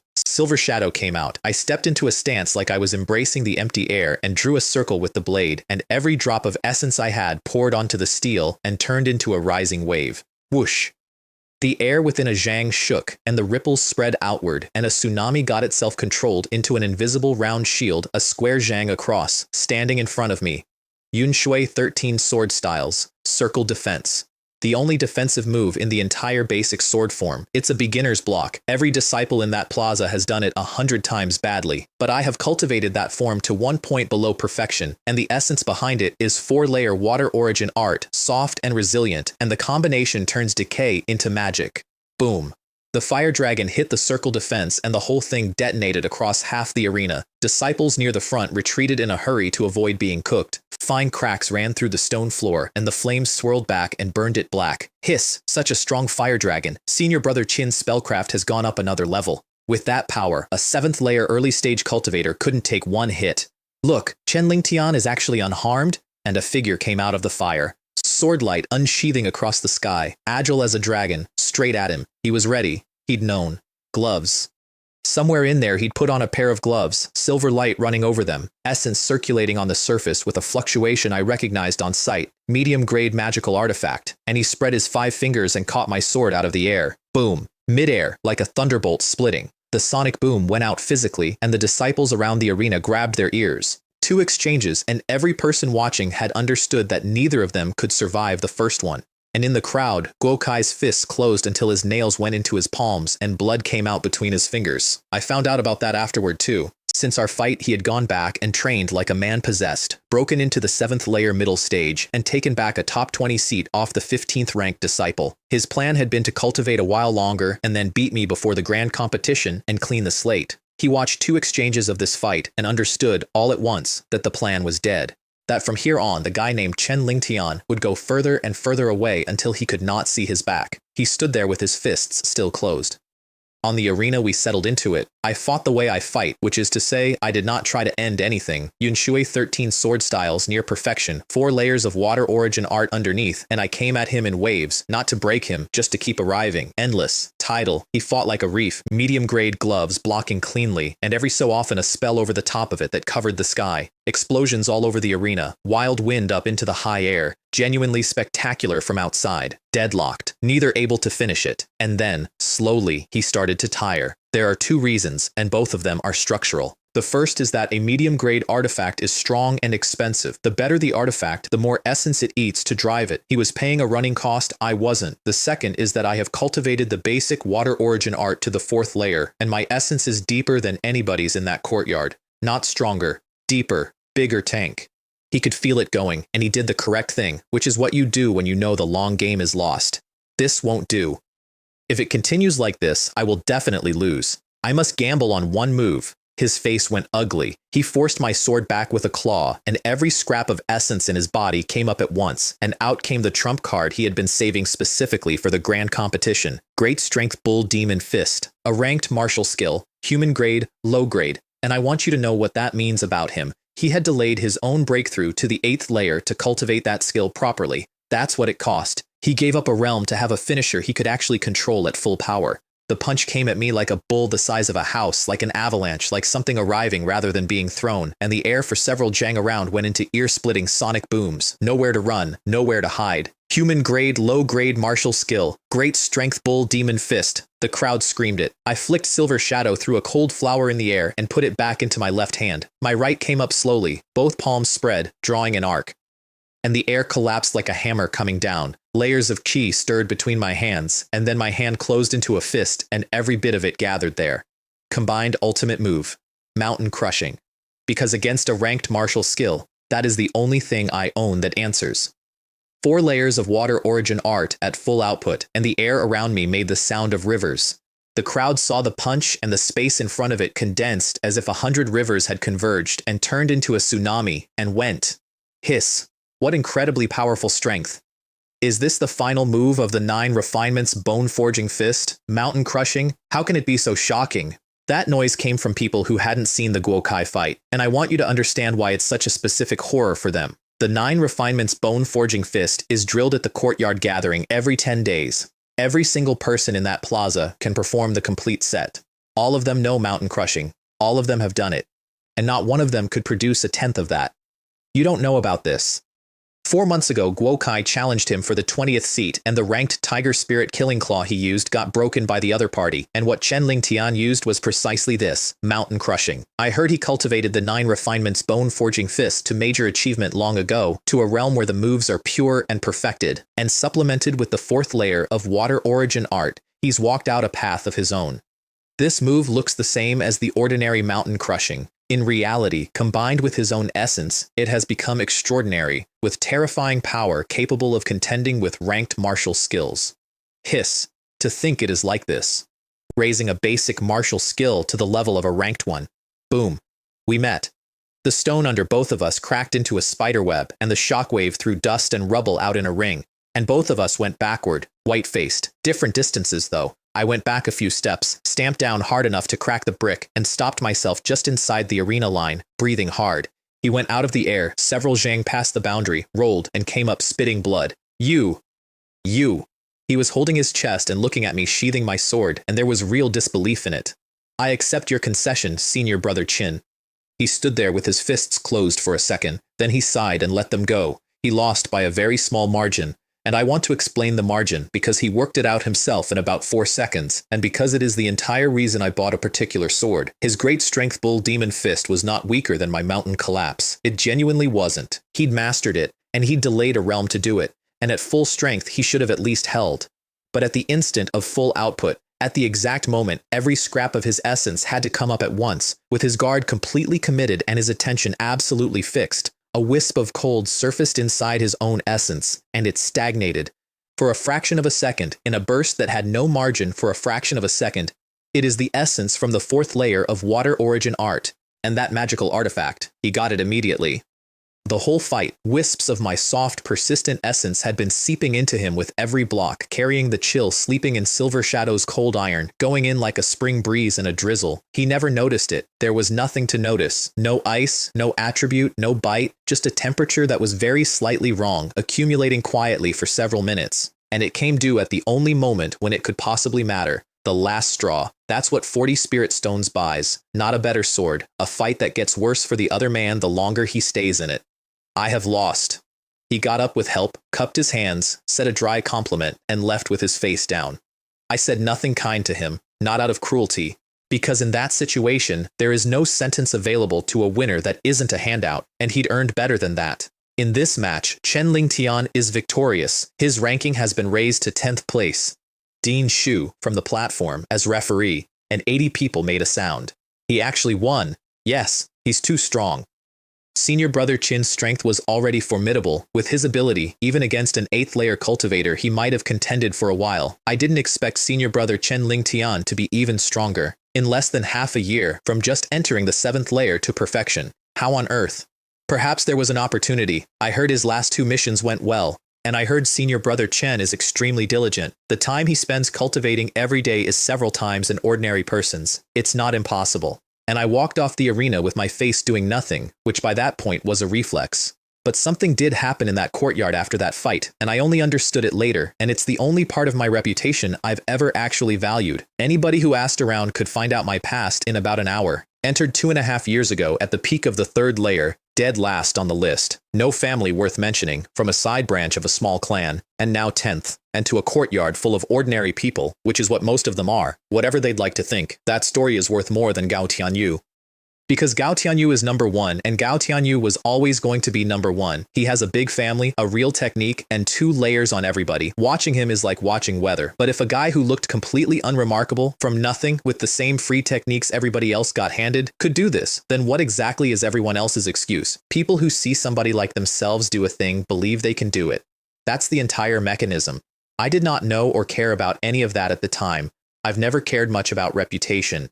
If I did, I wouldn't have spent 2 years buried in the courtyard with everybody quietly calling me the spirit planter behind my back. And they absolutely did, and I absolutely knew, and it never cost me a night's sleep, which brings me to the thing I actually want to say about myself, and then I'll get on with it. If I had transmigrated into the standard opening, trash of the family, humiliated by some 2nd-generation heir, or a heavenly maiden showing up in front of everybody to break off an engagement, I know exactly what I would have done. I would have conceded, on the spot. immediately. And started planning for later. I would not have shouted 30 years east of the river, 30 years west of the river. Do not bully the young into poverty, and I don't look down on the ones who do. Everybody has their own way of living, and that unyielding thing is genuinely admirable in a book. It's just not what works. When you're facing humiliation from somebody enormously stronger than you, arrogant trash talk accomplishes precisely one thing. It feels good for 4 seconds, and then it makes your position much more dangerous. That's it. That's the entire yield. You've announced a grudge to a person who can act on it today, and you have gained nothing. Better to say nothing. Take the chi and put it somewhere deep, and use it as a whip on yourself, and climb. And when you eventually stand at the top, the people who bullied you become the biggest joke in the world, without you ever having to say a word. Which is why I spent 2 years hidden in a courtyard being called a farmer and never once cared. And here's the payoff, and it's almost funny. Now that I've beaten Qinlei and taken the top 10, all of that behavior, the hiding, the silence, the refusal to go out until I had something, is being described by the exact same people as the mark of a cautious, steady man who plans before he acts. Same actions, same person, completely different story. Do you need to change yourself to fit other people's perceptions? Absolutely not. When you succeed, the result changes their thinking for them. Is there anyone else who wishes to challenge? Nobody moved. Dean Shu waited, then closed the session. Before the grand competition, you still have one more opportunity to determine rankings. At that time, of the 30 slots, the top 20 gain automatic qualification, and the remaining 10 will be decided by the rest of you challenging each other. Restlessness in the crowd. However, before the grand competition, some fellow Taoists sent word a few days ago, wishing to join with our 17th branch courtyard's top students to hold a 10 courtyards competition. For first place, we branch deans will pool our funds and reward a medium-grade magical artifact, the red gold soft armor. The top 10 will also have their own rewards. The top 10 of each branch will participate. Gao Tianyu, all of you, go back and prepare well. We depart in 5 days. We respectfully obey the dean's decree. And 10 people in the front row bowed, and I sat in a chair I had occupied for approximately 11 minutes and went completely blank. What 10 courtyards competition? What is that? I had to reconstruct it from older disciples muttering nearby, and it turns out to be exactly what it sounds like. Before every grand competition, a handful of friendly branch deans throw a joint tournament for their top 10s. It gives their disciples a scrimmage, lets them see what other courtyards produce, and gets them used to the atmosphere. If I use the 3-year exam from my old life as the model, the grand competition is the college entrance exam, and this is the joint mock exam between schools. Difference being that the mock exam includes everybody, and this one is only the top 10 of 10 branches, the children of heaven. 10 courtyards worth. Realm-wise, they'd be 8th and 9th layer as a floor, and I'm at 7th layer perfection. I would be at the absolute bottom of the entire field. The red gold soft armor sounded fantastic and I coveted it enormously, and I knew exactly how much I weigh. First place was not on the table. The top 10 was not on the table. Neither of those is a thing that willpower fixes. Reality is not a novel where the protagonist's passion is a strategy. 10 courtyards competition. The top 10 is impossible, but seeing the geniuses of the other branches is enough. Let's treat it as broadening my horizons in advance. So I set my goal, and I said it honestly, and it was this. Beat one opponent at my own level and don't go out in the first round. Participation is what matters. I was standing up to leave when a voice came off the platform. Chen Lingtian, come with me. Same path, same trees, same slow walk with his hands behind his back. Lingtian, I suspect your Yunshui 13 sword styles are nearing perfection. No preamble at all. He'd watched the entire Qinlei fight, in which I'd shown him basically everything, and he is a true Essence Realm master, so of course he'd seen it. Yes, this is all thanks to the Dean's cultivation. This is the result of your own hard work. It has little to do with me, which is the second time he's refused credit that he could easily have taken, and I've decided that's a real quality of his. 80 of us hear the same lectures. Why is nobody else's sword form near perfection? I noticed your sword technique seems to have a hint of flavor. I fear it is not as simple as being at the limit of major achievement, is it? And I stopped walking. Because he'd felt it. In the fight, in the circle defense and the rest, he'd caught a wisp of concept in my sword form. The residue of somebody who had once stood in that realm for a second and fallen out of it for lack of foundation, leaving a trace behind. I thought about it for maybe 2 seconds and then told him everything. The whole thing. The mission at Hatong Town. Finding the Monkey King wine after killing the king, the sudden weather on the river, the sword momentum gathering to its peak, the Yao beast attacking somebody downstream. The strike that went past every barrier I had, and then failing to hold the new realm because my accumulation ran out 1 point short. I held back almost nothing, and I'll tell you my reasoning, because I did have reasoning. People's hearts are hard to read, but an epiphany is not a treasure you can steal, and a true essence realm cultivator has no use for the story. Meanwhile, telling it might get me better guidance, and better guidance might get me the breakthrough. Dean Shu listened to all of it, and then the corner of his mouth twitched, and he looked me up and down with an expression that had several things in it at once, and I could identify at least two of them, and one was envy, and the other was grief. Sigh. You lad. I really don't know whether to call this your luck or your misfortune. This kind of epiphany, communion with heaven and earth, is a good thing that countless people seek and cannot find. And when it happened to you, you actually wasted it. He sighed several times in a row. I stood there. Do you know that hundreds of years ago, there was an inner sect disciple of our Cloudwater sect who, while traveling on a river one day, encountered a change in the weather, merged with the key of heaven and earth, and entered an epiphany of communion? Upon waking, his inner sect's secret art, the vast sea upper clarity jade river, heaven-reaching sword, reached the third realm of the sword Tao, pointing directly at the gate of the Tao. From then on, he was world-renowned, and finally, with a cultivation base in the true essence realm, he brazenly, in heaven-defying fashion, killed an immortal of the Dongjin realm. Let me translate that for scale. True essence is one realm above where I am. Dongjin is not one realm above true essence. It's the top. It's the thing people spend their whole lives failing to reach. He killed one, from below. That predecessor was later willingly given the title of Water Sword Immortal by the cultivators of the world. His prestige was illustrious. He almost suppressed that entire era. And everything stemmed from that one opportunity of epiphany. And then Dean Shu looked at me. And I want to describe the look because I have never been looked at like that before or since. It was the way you look at an idiot who has tripped over an enormous pile of gold, fallen on it, and hurt himself. This kind of epiphany is an opportunity that countless cultivators pursue their whole lives and never attain. Those who can merge with heaven and earth may have a divine soul different from ordinary people, or their state of mind and technique may be in harmony with the world, with accumulation deep enough to cause a qualitative change. Or it may simply be opportunity, a transformation that occurs under the right time and place. To this day, nobody has found the path to it. Its traces are extremely ethereal. One can only call it a gift from heaven and earth.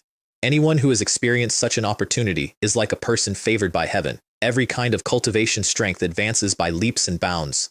And then he stopped talking and just looked at me some more. He didn't need to finish the sentence, so I'll finish it for him. He is a true essence realm master. He is decades into a career. He has never once in his life tasted what that feels like.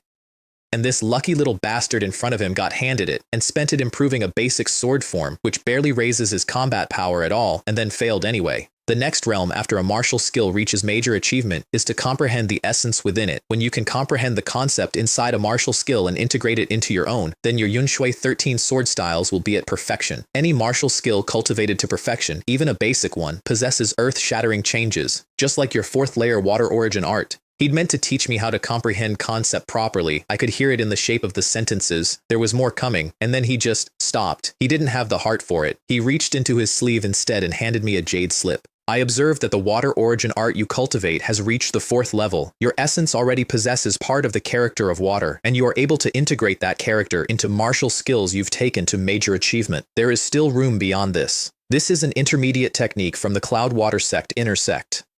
The water control technique. Given the compatibility of your technique, it will improve your control over your own essence, and you can even use it on those enhanced martial skills you've developed. Take it back and cultivate it. I took it, and I want to explain why my hands were slightly unsteady. Intermediate doesn't describe power, it describes rarity and utility. Chin Lei's Fire Dragon technique is an intermediate technique. That's the tier of thing a top 10 disciple with a family behind him carries as a signature move. It was the highest grade technique I had owned in 3 years in this world. Thank you, Dean, for bestowing the technique. Go. And he waved a hand and walked off down the mountain looking, honestly, dispirited. I have thought about that a lot. I think a man who gives you something valuable while feeling personally robbed by your good fortune is worth remembering. 5 days. The water control technique nearly beat me. I failed over 100 times in a row before I got it to fire at all, and it took most of a day. That's what an intermediate inner sect spell feels like from where I was standing. Water control technique, entry, 0 out of 10. Then I stood in my yard, made a seal, and pulled a stream of water out of a bucket and hung it in the air in a slowly turning sphere. Did it succeed? It's an auxiliary spell, genuinely. On its own it does nothing. You need other water attribute spells or the right terrain for it to matter, and I had neither, but I didn't care about the spell, because what Dean Shu had actually handed me was a training aid. The point of the water control technique, for me specifically, is to use the manipulation of literal water as a reference for handling my own water attribute essence, a buffer sitting between the 4th layer technique and my 2 basic martial skills, making both of them hit harder. So I went into what I can only describe as grindmaster mode. Hundreds of casts a day, sometimes over 1,000. Cast, dissolve, cast, dissolve, cast for 4 days, on a spell whose entire visible output is a floating ball of water. That is the kind of practice almost no teenager alive can sustain, and I have never had trouble with it because the number moves and the number is enough. Water control technique, minor achievement, 0 out of 100, 4 days. And on the 4th day, sitting cross-legged on a rock in a clearing, I opened my eyes and the air within 10 feet of me turned into flowing water and came down and the rock under me cracked. It's done. I put out my hand and my own essence gathered to it like water running downhill and hung there in balls, distorting the air, obeying every thought. Using the water control technique to control the essence of water origin art is even easier than before. And then I checked what that actually meant, and it meant a great deal. I pulled the air in for 10 feet like a tide, spread my fingers, closed them, and threw mountain collapse without committing to it, dispersing the essence halfway through deliberately before it landed. The wind it threw off still tore across the yard. 80% of my output, aborted mid-move, hit as hard as the full-strength mountain collapse that had put Chinlei on the ground, and that's before you count what it would do to the sword form, which is a hair from perfection and made of exactly the same material. Rough estimate, 30% stronger than I had been 5 days earlier. With this, even if I meet an early-stage 8th layer cultivator at the 10 courtyards competition, I might not necessarily lose. Then I went back to grinding, because every point before the competition counts. The 10 courtyards competition was held on the plaza next to the external affairs hall, and I had never in my life seen that many people in one place. Word had gone out and the square was already packed when we arrived. Not just disciples, loose cultivators had come in from outside to watch the warm-up for the triennial grand competition. There were people there to enjoy the show, people there to scout the standard of this year's field, and, I am not making this up, several small families who had come specifically to find sons-in-law. 10 enormous arenas, a sea of heads underneath them, thousands upon thousands, and I got nervous, genuinely, physically. I have fought a python inside its own coils, and I stood in that plaza with my pulse going. So I closed my eyes, stopped looking at any of it, and circulated my essence, and my head went quiet. Up on the high platform, Dean Shu was chatting and laughing with the deans of the other branches, which is a circle of true Essence Realm masters standing around making small talk, and then a smiling old man in black robes gave the opening remarks in the rules and started the thing. Simple format, one-on-one, winner advances, whoever wins to the end, takes it. There were separate rules for the top 10, which I did not bother to learn because they had nothing to do with me. Even with the water control technique, against the genuinely top tier of the outer sect, I was nowhere. To reach the top 10 of that field, you needed the 9th layer as a minimum. Then, the first arena battle started, and the entire venue went insane, because every branch was screaming for its own people. I watched properly. This was 10 branches best, and the average participant was at the 8th layer, and on one of the arenas, 2 9th layer cultivators were fighting. That fight took most of the attention in the square, and it deserved it, because that is the top of what 100,000 outer sect disciples produce. Spells and martial skills used with total ease.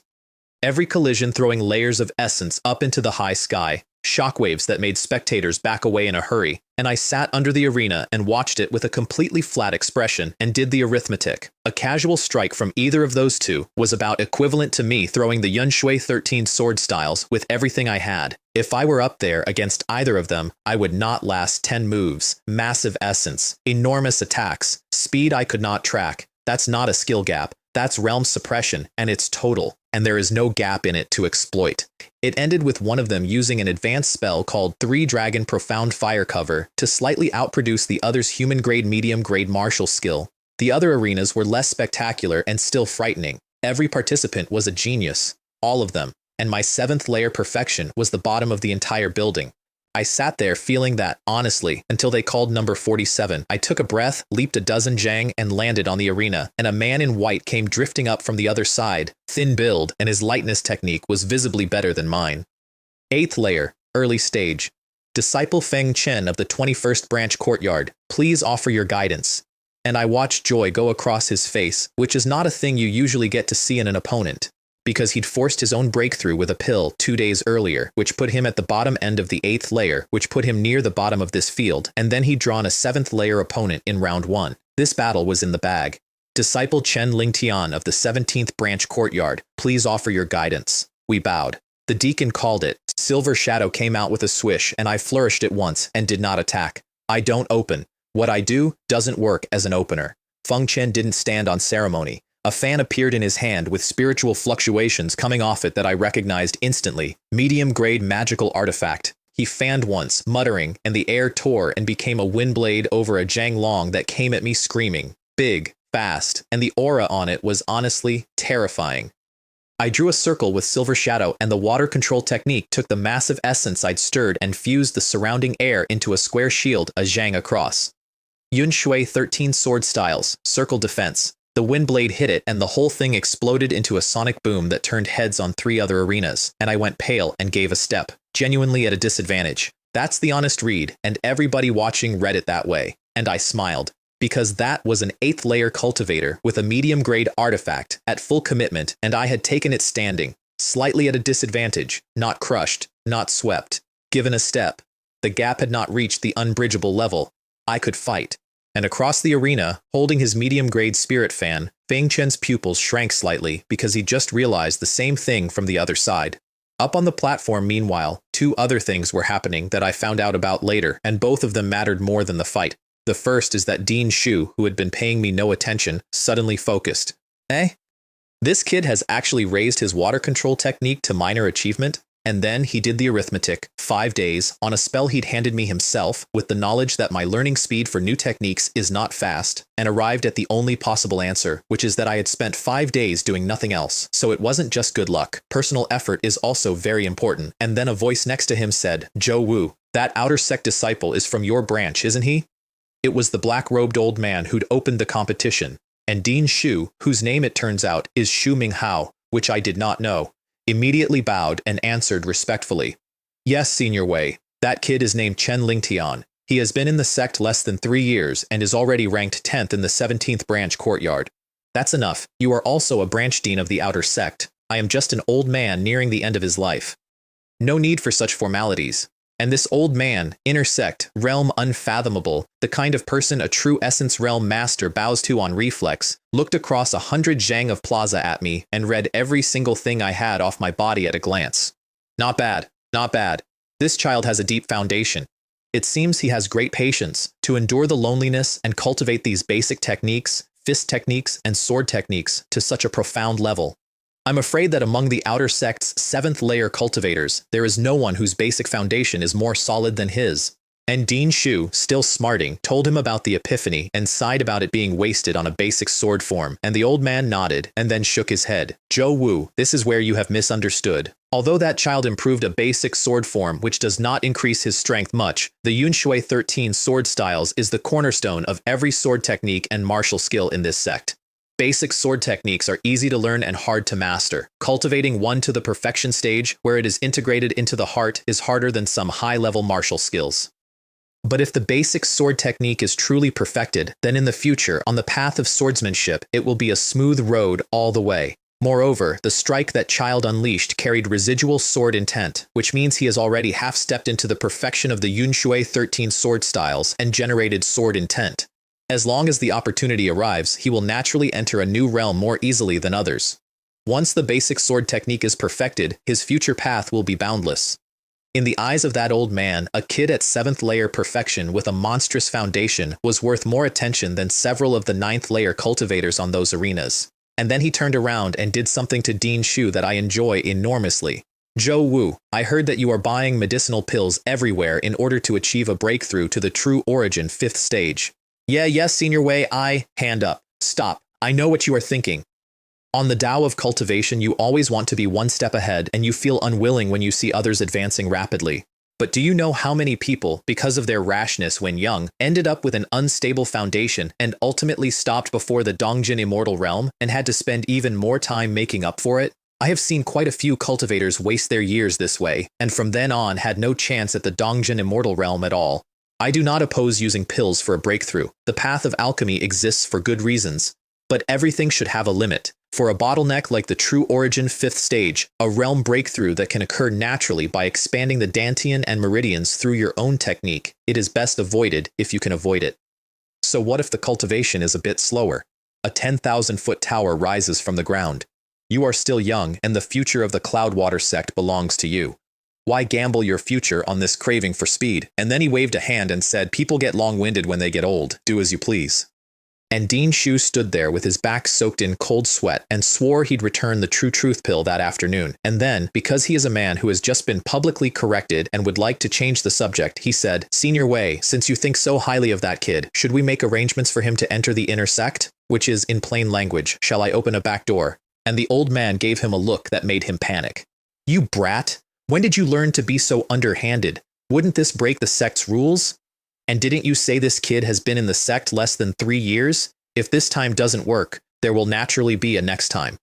If he cannot pass the sect's selection even after 3 chances, then that just proves the kid is nothing more than that. And that is the whole reason I got in on my own, and I didn't find out until much later that somebody had briefly floated the other option and been slapped down. And then the old man looked back at me on the arena, executing basic sword moves, and something happened to his face, because he seemed to see somebody familiar, and a trace of sorrow came up on it. Even with extraordinary talent, forcing growth is not acceptable. Otherwise, if it were like that person. And he did not finish the sentence, and Dean Shu stood there in absolute silence and did not dare ask. I have no idea who that person was. Nobody has ever told me. I have never found out. Back on the arena, I stopped waiting. Cloud smoke steps and lightness technique together, 2 or 3 Jangon in an instant, and Yun Shui 13 sword styles, dragon exploring the sea. Silver shadow went out like a silver dragon reaching through the air, and the sword chi went at him with a sound like thunder rolling inside water. Damn it, how is this possible? He said that mid-block, and I understood the complaint. Those are the basic sword moves. All 100,000 of us practice them. There is no reason for them to arrive like that. He spun the medium-grade fan, chanted, and swung it up, and several visible wind blades came off it and rolled at me. Clang, metal on metal, both of us shaken back a step, even, and then I started building. That's the only way to describe what my sword form does now. The 4th layer of water origin art makes my essence behave like water, and the Yun Shui 13 sword styles at the limit of major achievement is inherently compatible with it, and the water control technique on top of that means every stroke doesn't just hit, it arrives on top of the last one. He handled it comfortably at first, wind spells against sword ki, more or less even, and then the momentum unfolded, each flash of the blade fitting into the previous one, converging, getting heavier. He described it afterward as being in the middle of a river. Under that, he slid into a disadvantage and could not get out, and the crowd around the arena started noticing that a 7th layer cultivator was suppressing an 8th layer with a beginner's sword form. Isn't that the Yun Shui 13 sword styles? What is going on? How can it be so terrifying? Hiss! That person's sword technique must have reached major achievement, approaching perfection. The outer sect basic sword technique is actually this strong? Impossible. That person's basic sword technique has already gathered into a momentum. If that 8th layer cultivator does not change something, he is doomed to lose. That last one came from a high-level Ling Yuan cultivator in the crowd with a good eye, and Feng Chen, who was inside it, had reached the same conclusion faster. Damn it! He threw up a wind wall to buy a second, and before it collapsed, he flipped a talisman into his hand, pinched it, chanted, and pointed. Golden light bloomed into a bell-shaped shield around him. Medium-grade, golden bell talisman. And underneath that shell, he poured everything he had into the fan, and the air started rippling visibly. Not good. I hit that bell with everything I had, over and over, sword chi turning into cold light, because whatever he was building under there, I needed it broken before it finished. Clang, clang, clang. After a few breaths, the golden bell shattered, and I was too late. Extreme wind, mountain sparrow dance. A silver mountain sparrow about a zhang long came out of that fan, roaring through wind and cloud, and rose and turned. Hiss! What is that? What a formidable technique. That is not a spell. That is the mountain sparrow dance from the human-grade advanced martial skill Extreme Wind. With just that move, even a middle-stage 8th layer cultivator might not withstand it. Human-grade advanced. The tier above what Guo Kai nearly killed himself using, and it had a lock. I felt it the instant it turned, a sensation of being targeted, of the thing in the air knowing exactly where I was and intending to continue knowing. There was no dodge available, not with cloud smoke steps, not with anything. I could only meet it. I let out a long breath, gathered everything, and punched the empty air. Mountain crushing. Every scrap of essence in my body went down the path of the 9 refinements bone-forging fist at once and gathered on one fist, and the air within a zhang condensed into something like steel and sank. Boom! The fist and the sparrow met, and the whole arena went white, and everybody around it shut their eyes. The green steel stone underfoot, which is rated to take a full power strike from a middle-stage Lingyuan cultivator without marking, cracked into a web, and the force came back up my arm and into my body, and I made a noise and went backward through the air. I killed most of it. Most. The sparrow, drained and dimmed, kept coming. It was not going to stop until it hit me, and I was airborne with no leverage, and I had already spent the punch, and this is the part I'm proud of. I sank my weight, stabilized before the arena line, and while still moving backward, spun Silver Shadow and pulled the air into a shield. Circle defense. Same move as before. One difference. I angled it slightly to the right. Bang. The sparrow hit the shield, and part of its force died there, and the rest got deflected, sent sideways off the tilt into the ground below the arena, where it carved a crack several jang long and threw broken stone out like bullets, and the crowd scattered. I stood on the line without having moved an inch. Let me explain why that's hard, because from outside it looks like 2 moves. Meeting a human-grade advanced martial skill head-on with mountain crushing means taking an essence collision straight up your own arm. That alone is enough to scramble a cultivator's internal essence and disrupt his mind, and after it your energy does not come when you call it.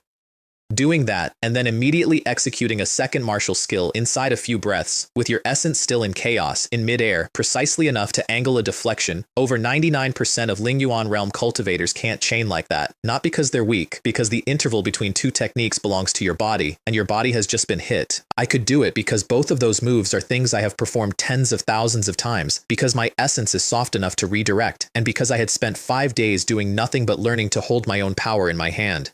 Fengchen looked at me like I'd cheated. He was also down to about 1/5 of his essence because he just spent his entire trump card, and I hadn't.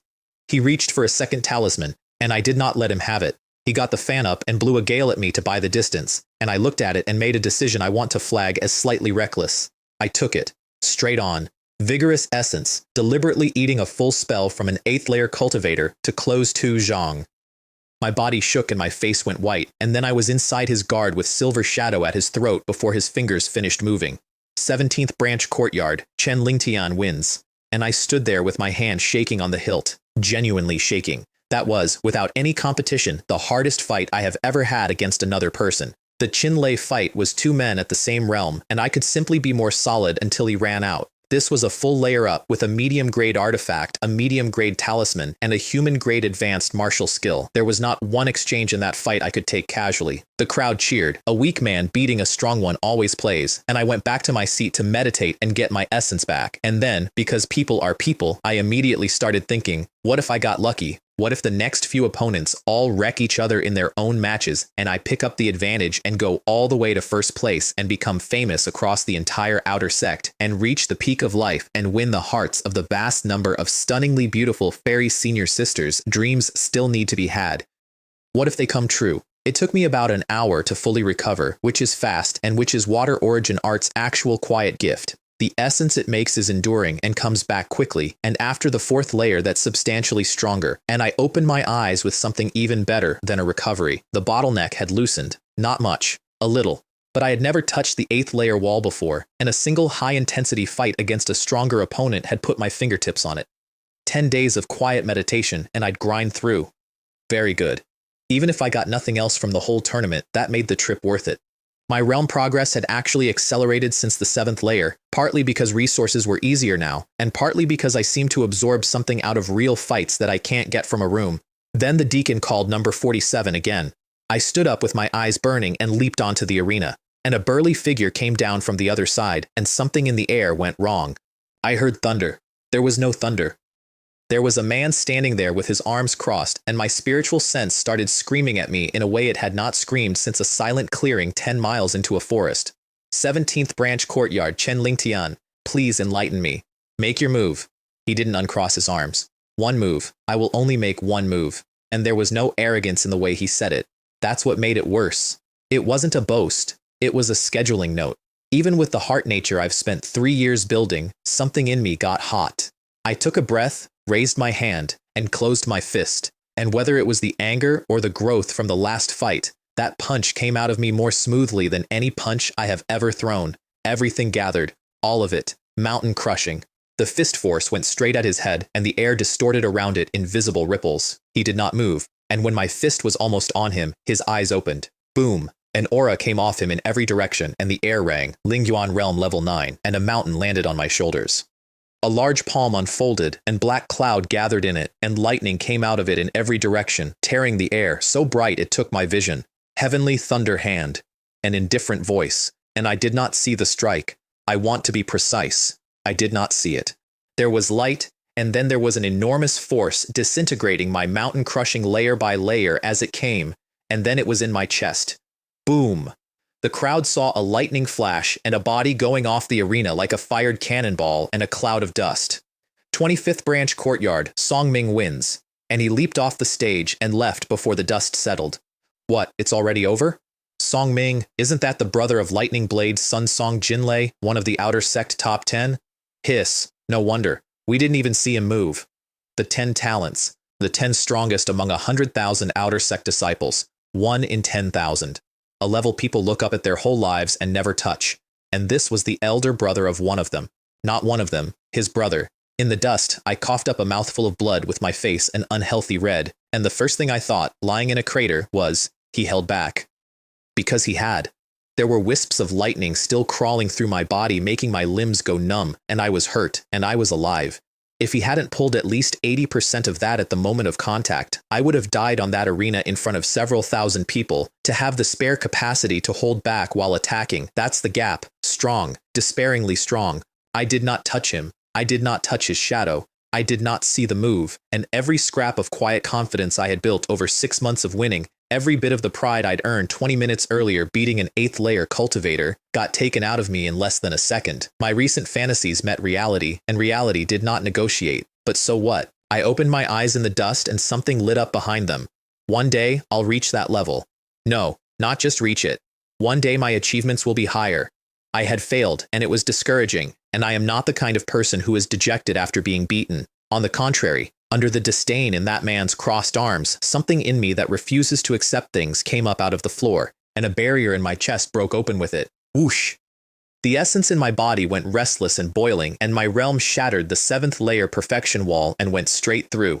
Lingyuan level 8, sitting in a pile of rubble, having been defeated in one move, in front of a crowd that was already walking away. They stopped walking away. He actually had a breakthrough? Even the old man on the platform and Dean Shu looked at each other, and neither of them could hide it. Truly not bad. It is rare to have such heart nature. Zhou Wu, it seems you must pay more attention to this child in the future. With such a resilient heart nature, coupled with that vigorous and profound foundation, if he does not die prematurely, he will surely become another pillar of our Cloudwater sect. And here's the thing about breaking through after being crushed, which apparently almost never happens. When a proud son of heaven takes a tragic loss, he goes into a slump. That's the norm. That's what a defeat does to somebody who has been told his whole life that he wins. I have never been a genius. I came into this sect on the last name of the last page. I spent 2+ years as a nobody. In courtyard ranking fights and spars against people at my own realm, I mostly lost. So what? Having lost a lot, I enjoy winning more. 3 years of being ordinary in a strange world burned the belief that I always went out of me before I was 15, and what grew back in its place is an extremely ordinary, extremely tough Dao heart. Which is why the loss went in one side and came out the other as a realm. I sat in the rubble, stabilizing my essence, and then left the plaza without saying anything to anybody. 3 days later, back in my house, my realm had settled at the 8th layer, and Songming's lightning had finished working its way out of me. At the 8th layer, my meridians and dantian had physically expanded, and my essence had at least doubled, and thanks to the 4th layer of water origin art, the quantity I was carrying on the day I arrived was already about what a peak 8th layer early cultivator holds. Reaction speed, agility, attack power, everything up. One tournament, one realm, enormous gains. And I was not complacent, because the results had come out. Song Ming, the man I could not see move, placed 10th in the 10 courtyards competition. 10th, not first.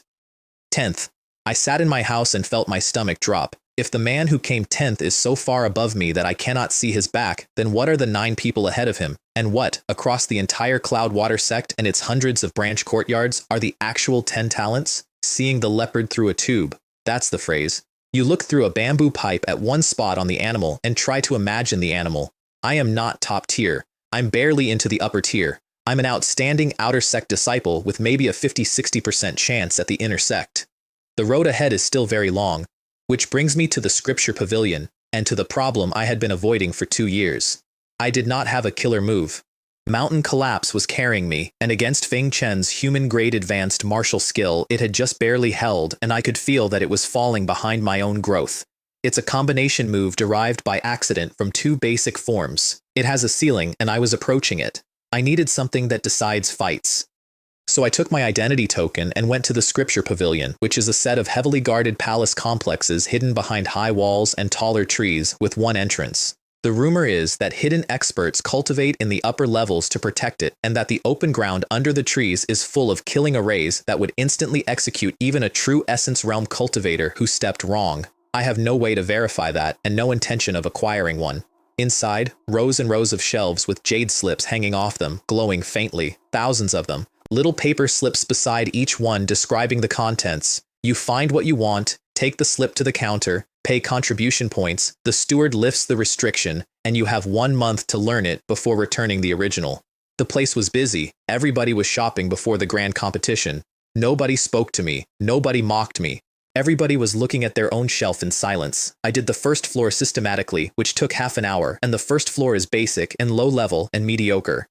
Genuinely nothing there was better than what I already had. A major achievement fist form and a near perfection sword form beat almost anything on that floor outright. So I went up to the second floor and came back down about a quarter of an hour later, because the second floor has the real thing. Ranked spells and martial skills described in language that made me physically want them, several times stronger than anything downstairs. And the cheapest, lowest, most ordinary mortal grade low-level martial skill on that floor was over 3,000 contribution points. I had 1,400, which represented 2 missions, 4 months of rank benefits, and the 200 bonus for taking 10th place. 1,400 against 3,000. I went back downstairs and spent an hour combing the non-ranked section hoping to find gold in sand, and did not, and gave up on that too. And I want to note, since I keep expecting it, there was no sweeping monk. Nobody hidden in the stacks noticed my extraordinary bones. The steward at the counter did not look at my selection and offer meaningful advice about the pros and cons. He is an ordinary-looking middle-aged man who processes several hundred disciples a day, and he treated me exactly like all of them, which is correct. He is functionally a supermarket cashier. Even if you take something embarrassing to a supermarket cashier, they do not look at you differently. What I eventually found was in the sword section, after another hour. Quasi-ranked martial skill, sword drawing technique, created a few hundred years ago by an outer sect disciple who came into the sect as a Zhonghu wanderer, based on sword work he'd developed out in the world. He never made the inner sect. He founded a family in Cloudwater territory instead, and traded this skill to the sect to thicken his descendants' inheritance. One move. The entire martial skill is one move. You achieve a state of unity between yourself and the blade through endless drawing practice, then condense your essence, your aura, and all of your essence energy spirit together, hide it in the sheathed sword, and then release it in one strike that exceeds your own cultivation. Quasi-ranked. And the power that actually comes out is not inferior to a true ranked martial skill. And it has a flaw so large that it explains the price. The core of the sword drawing technique is one word: hide. The drawing is nothing. The drawing is the release. Everything happens beforehand, while the blade is in the scabbard and you are pouring your concentration and your spirit into it and holding it there. And the moment the sword leaves the sheath, for any reason, the entire accumulation is gone. All of it. Wasted. Which means, in a real fight, who is going to give you the time? And if you try to charge it during a fight, you cannot use your weapon, and you have to split your attention to keep feeding the blade, which means you're operating at roughly 50% while advertising your biggest weakness to the enemy, and they can interrupt the charge. And if you release before it's full, it hits like a basic move, and if you miss, you don't get a second one. That's why it's quasi-ranked instead of ranked. The power is there, the delivery is broken. I bought it anyway, and here is my reasoning. The restrictions barely apply to me. I own 2 basic martial skills, both cultivated to 1 point below perfection, both riding 4 layers of water origin art. Which means my defensive floor is absurd. I can survive contact, I can hold, I can eat a wind blade on purpose to close 2 zhang. The sword drawing technique's problem is that it needs time and safety. I am, structurally, a man who can buy himself time and safety. 1,500 contribution points. I had 1,400. So I traded in my last thick chi pill, worth 3 spirit stones, and the steward valued it at 150 points, half price. I want to note, for the record, that I lost 1.5 stones on that transaction, and that it stung more than the 1,500. Learning it took 20 minutes. Reading it, I mean. I sat on my cushion, tapped the jade slip to my head, put a wisp of spiritual sense into it, and a stream of information came out. Half an hour later, I open my eyes. So that's how it is. Because the technique is simple. One move. Draw the sword a dozen or 20 times, use essence to gather, and you're basically in. The trouble is entirely in the hiding. How to hold the aura. How to accumulate more and more without spilling. I went outside into the courtyard and started drawing. Swoosh, swoosh, swoosh. Over and over, cold light lighting up the yard each time, a faint prickling feeling on my skin. On the 23rd attempt, I managed to compress a small portion of my essence inside the scabbard before releasing, and the sword light that came out swept several zhang, tore the air, and cut a branch off a tree in half. The branch slid down the cut and fell, mirror smooth. How powerful. After hard work and cultivation, your sword drawing technique proficiency +1. Your sword drawing technique has reached entry level. Sword drawing technique, entry. 0 out of 10. At entry level, on my 23rd try, that move was already as strong as Mountain Collapse, and in terms of pure killing, faster and cleaner. It was worth it. So I settled in to grind it, which for this particular skill means one thing repeated: draw, draw, draw, seeking the state where you and the sword are one thing, releasing everything you've gathered into one line. That's the early stage method. Once the repetitions add up and you cross into minor achievement, the training changes. From then on, it's about concealing and nurturing, gathering more and more and more and holding it until it cannot be held and then releasing all of it at once. That's how you push it toward major achievement, and the power goes somewhere frightening.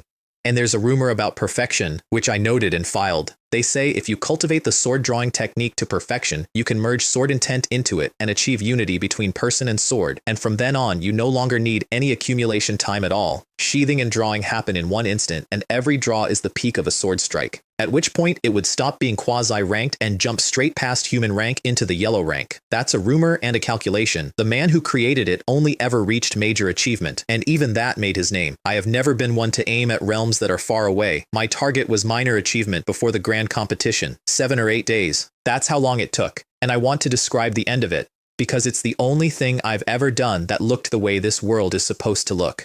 There's a waterfall in the back mountain of the 17th branch courtyard, several zhang high.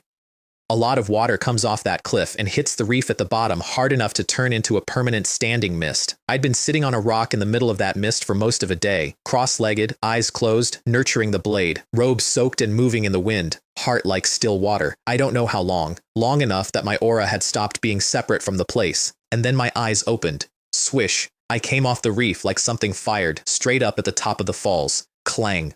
The sword came out, and for one instant every color in the world was replaced by silver, and the entire waterfall stopped. Then it split, straight down the middle, top to bottom, into 2 halves. I landed on a rock at the top of the cliff with water falling in 2 separate columns on either side of me, and could not stop grinning. Success! After arduous training, your sword drawing technique proficiency +1. Your sword drawing technique has broken through, reaching minor achievement. Sword drawing technique. Minor achievement, 0 out of 100. 7 or 8 days from nothing to minor achievement on a quasi-ranked martial skill. And judging from what it did to a waterfall, it had already surpassed Mountain Collapse, and was somewhere near the power of the Mountain Sparrow dance that Feng Chen had nearly ended me with, which, to be fair, is not the same as saying my technique matches a human-grade advanced skill. Feng Chen could only release 2 or 3/10 of that thing's real output. But as a comparison of what actually came out of our hands, it's fair. Regardless, I finally had a trump card. 7 or 8 days is a speed comparable to geniuses with real aptitude for martial skills, and I want to be honest about why I got it. This particular skill is one move, repeated. That's it. The only variable is how many times you've done it, which is the single thing in this world I am best at. Add 4 layers of water origin art, the water control technique's grip on my own essence, and a sword form at 999, and the foundation underneath it was so solid that the thing basically installed itself. I came home to find an invitation waiting. Wei Jian again, gathering the courtyard's top students before the grand competition to exchange insights. I went. Working behind closed doors is not advisable, and I had by then developed a strong personal interest in Wei Jian's catering. Oh, isn't this junior brother Chen, who defeated a Ling Yuan level 8 opponent while weaker at the 10 courtyards competition, and greatly boosted the divine might of our 17th branch courtyard? Come. I looked for you a few days ago, but your servant said you weren't there. I thought you weren't coming. Senior brother Wei is joking. I won 1 match and then got blasted off the stage in a single move, suffering a crushing defeat in front of everyone. I'm almost too ashamed to show my face. Ha! Junior brother Chen, you defeated a Ling Yuan level 8 opponent while at the 7th layer. Afterward, although you were defeated in one move by Song Ming at the 9th layer, you broke through after being broken. You shattered the 7th layer bottleneck and stepped into level 8.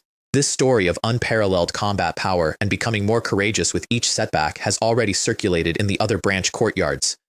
It greatly promoted the prestige of our 17th branch courtyard. If that counts as losing face for us, then what about me, who didn't even qualify to participate, or the fellow disciples who were eliminated in the first round? Shouldn't we be so ashamed we commit suicide? That was Qin Lei coming up behind him in extremely good spirits, and when I looked at him properly, there it was, Ling Yuan level 8, recently broken through and not yet fully restrained. He'd broken through too, which explained why there wasn't a trace left of the man I'd knocked off a stage. Senior brother Qin is joking. If it weren't for your slight misstep back then, I'm afraid you'd have fought far more impressively on the competition stage. We settled in. And I want to say something about this gathering because it was genuinely valuable and had nothing to do with the food. There were no dramatic conflicts. It felt like a class reunion before graduation. People built rapport, exchanged views on cultivation, and talked about the future, and they shared. Nobody held back. The grand competition was coming, and the opponents would be from other branches entirely, so everyone had an interest in the room getting better. So each of them brought out a piece of what they were genuinely good at and laid it on the table. I sat there and did not miss a single word, because every person at the top of the 17th branch courtyard has something worth taking, and half a day of that was honestly not worse than Dean Shu's lectures. In some areas it was better, because a lecture is general, and this was specific. The best thing I got came from a disciple who specializes in movement techniques and who talked for maybe 20 minutes about how he thinks about footwork.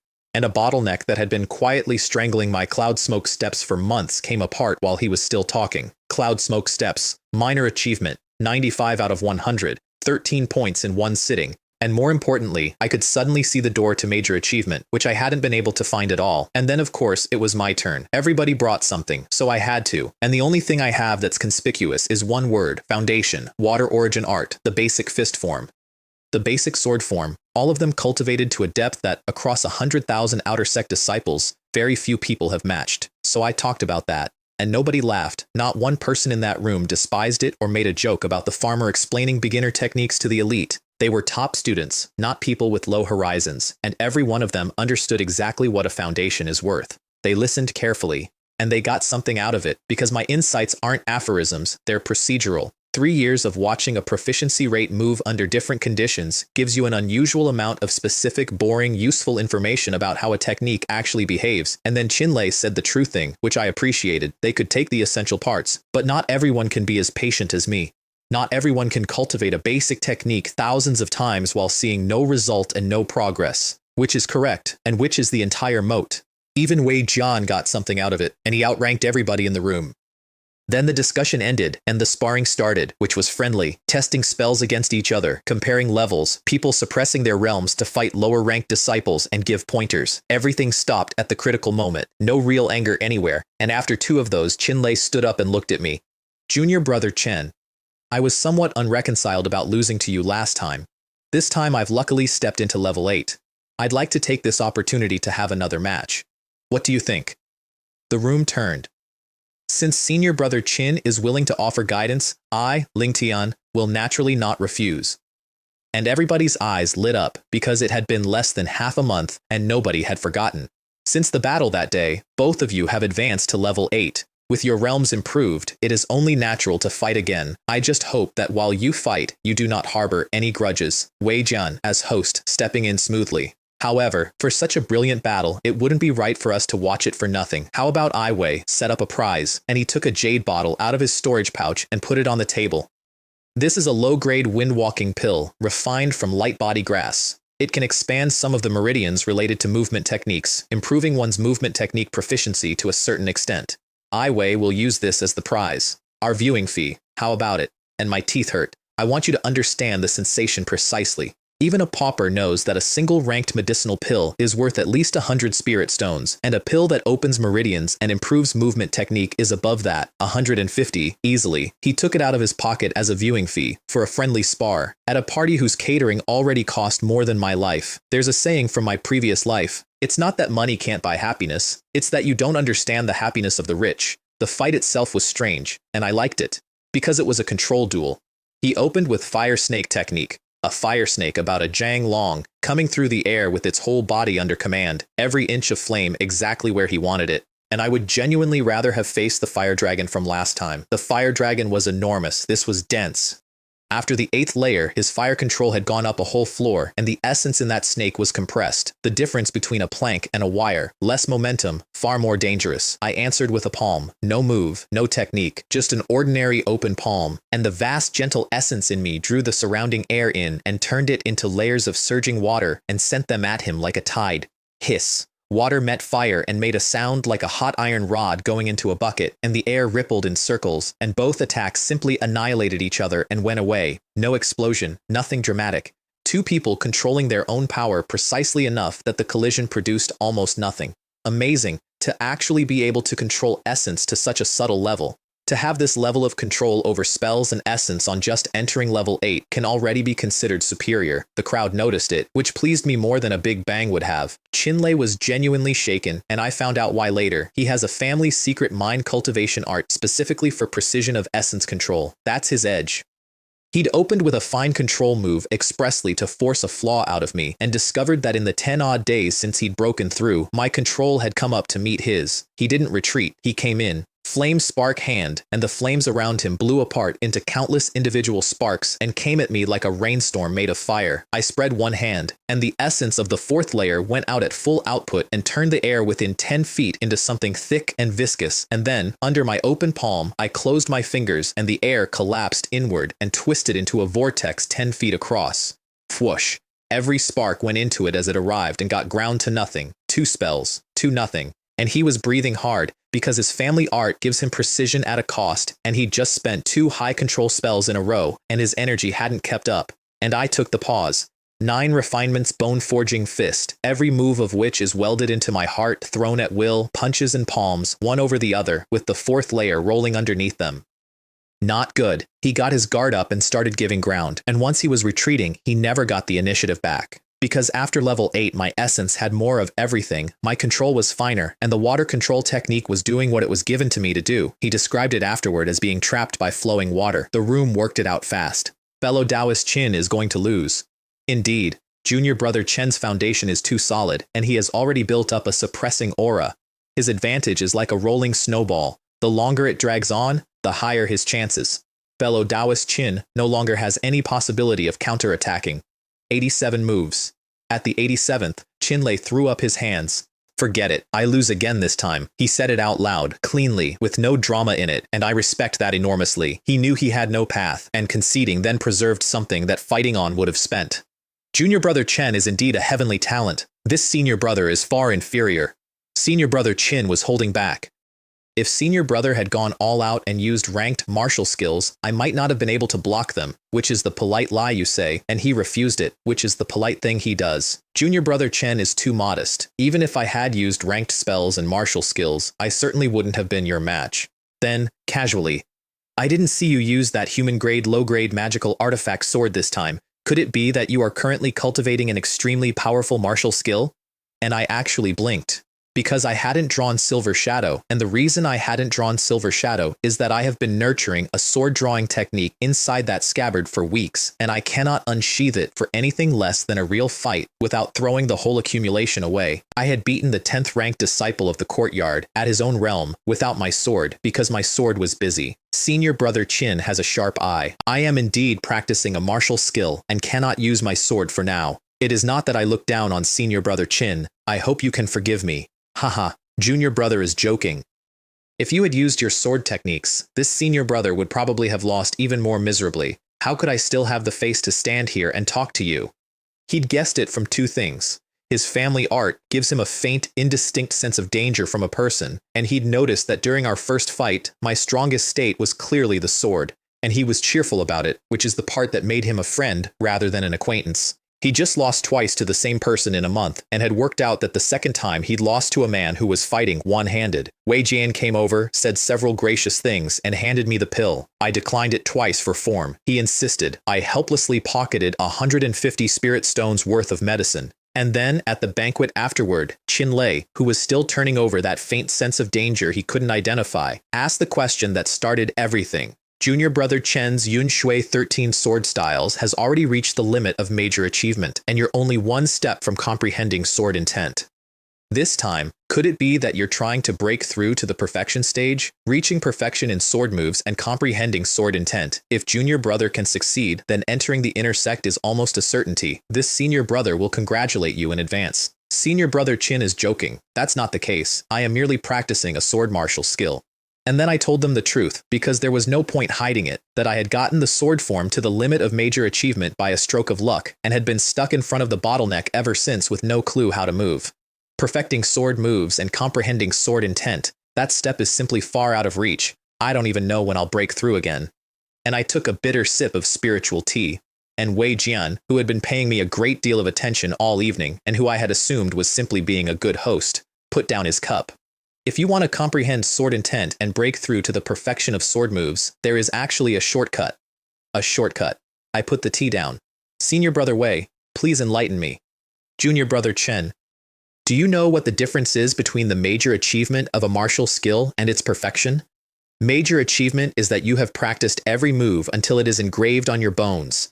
Perfection is that you have understood why the move exists. The essence inside a martial skill is called martial intent. In a sword technique, sword intent. Reaching perfection means grasping that essence and making it your own. And the fastest way to grasp an essence is to look at one. Somewhere in this world, a predecessor left behind a piece of true martial intent. Observe it. Feel it. Let it wash over you. Many people, standing in front of a true intent, have broken through on the spot. And then, because he is a decent person, he told me the price without being asked. But I must warn junior brother, the intent of a predecessor is like a mold. Most people who observe it end up with their own martial skill stamped with somebody else's shape forever. Their sword becomes a copy of his sword. They gain perfection and lose the road past it. Of 10 who look, perhaps one walks out with an intent of his own. 9 out of 10 get branded. And I sat there and thought about that for exactly as long as it took to drink the rest of the tea, which is to say, I did not think about it at all, because the calculation is not close. I do not have sword intent. I have a sword form frozen at 999 out of 1000, which is the most infuriating number that has ever existed, and a bottleneck I have not moved in months. What I need to solve right now is the issue of having it versus not having it. Being stamped by somebody else's intent is a problem that belongs to a man who has an intent. Where? The Water Sword Immortal. Of course it was. Before he was the Water Sword Immortal, before the title, before killing an immortal from below, before suppressing an era, he was a nobody with no backing, and the family that helped him was the Lin family of Luo Shui. And after his epiphany on the river, he went back to them and paid the debt. He took his sword, and he used it as a brush, and he painted them a scroll. A sword, intent, scroll. His concept poured into an object. The Lin family has been writing it for 200 years.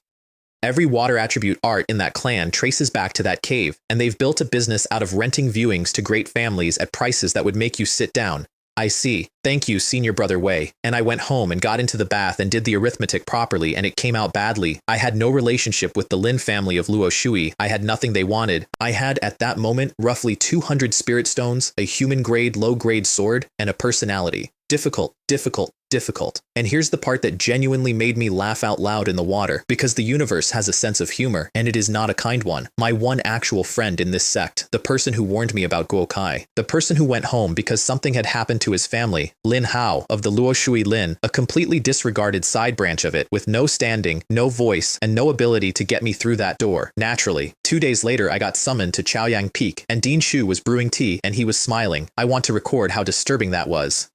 In roughly 3 years, I had seen that man's face do approximately 4 things, and this was not one of them. I found out the reason much later, and the reason is that Senior Wei had told him to pay attention to me. So I got free private tutoring from a True Essence Realm Master over tea, which is a thing that does not happen to Outer Sect disciples, and he answered every question I had, and at the end of it, I asked the one I actually came for, martial intent, the observation shortcut. Was it real, and was it advisable? And Dean Shu put his cup down and told me to do it.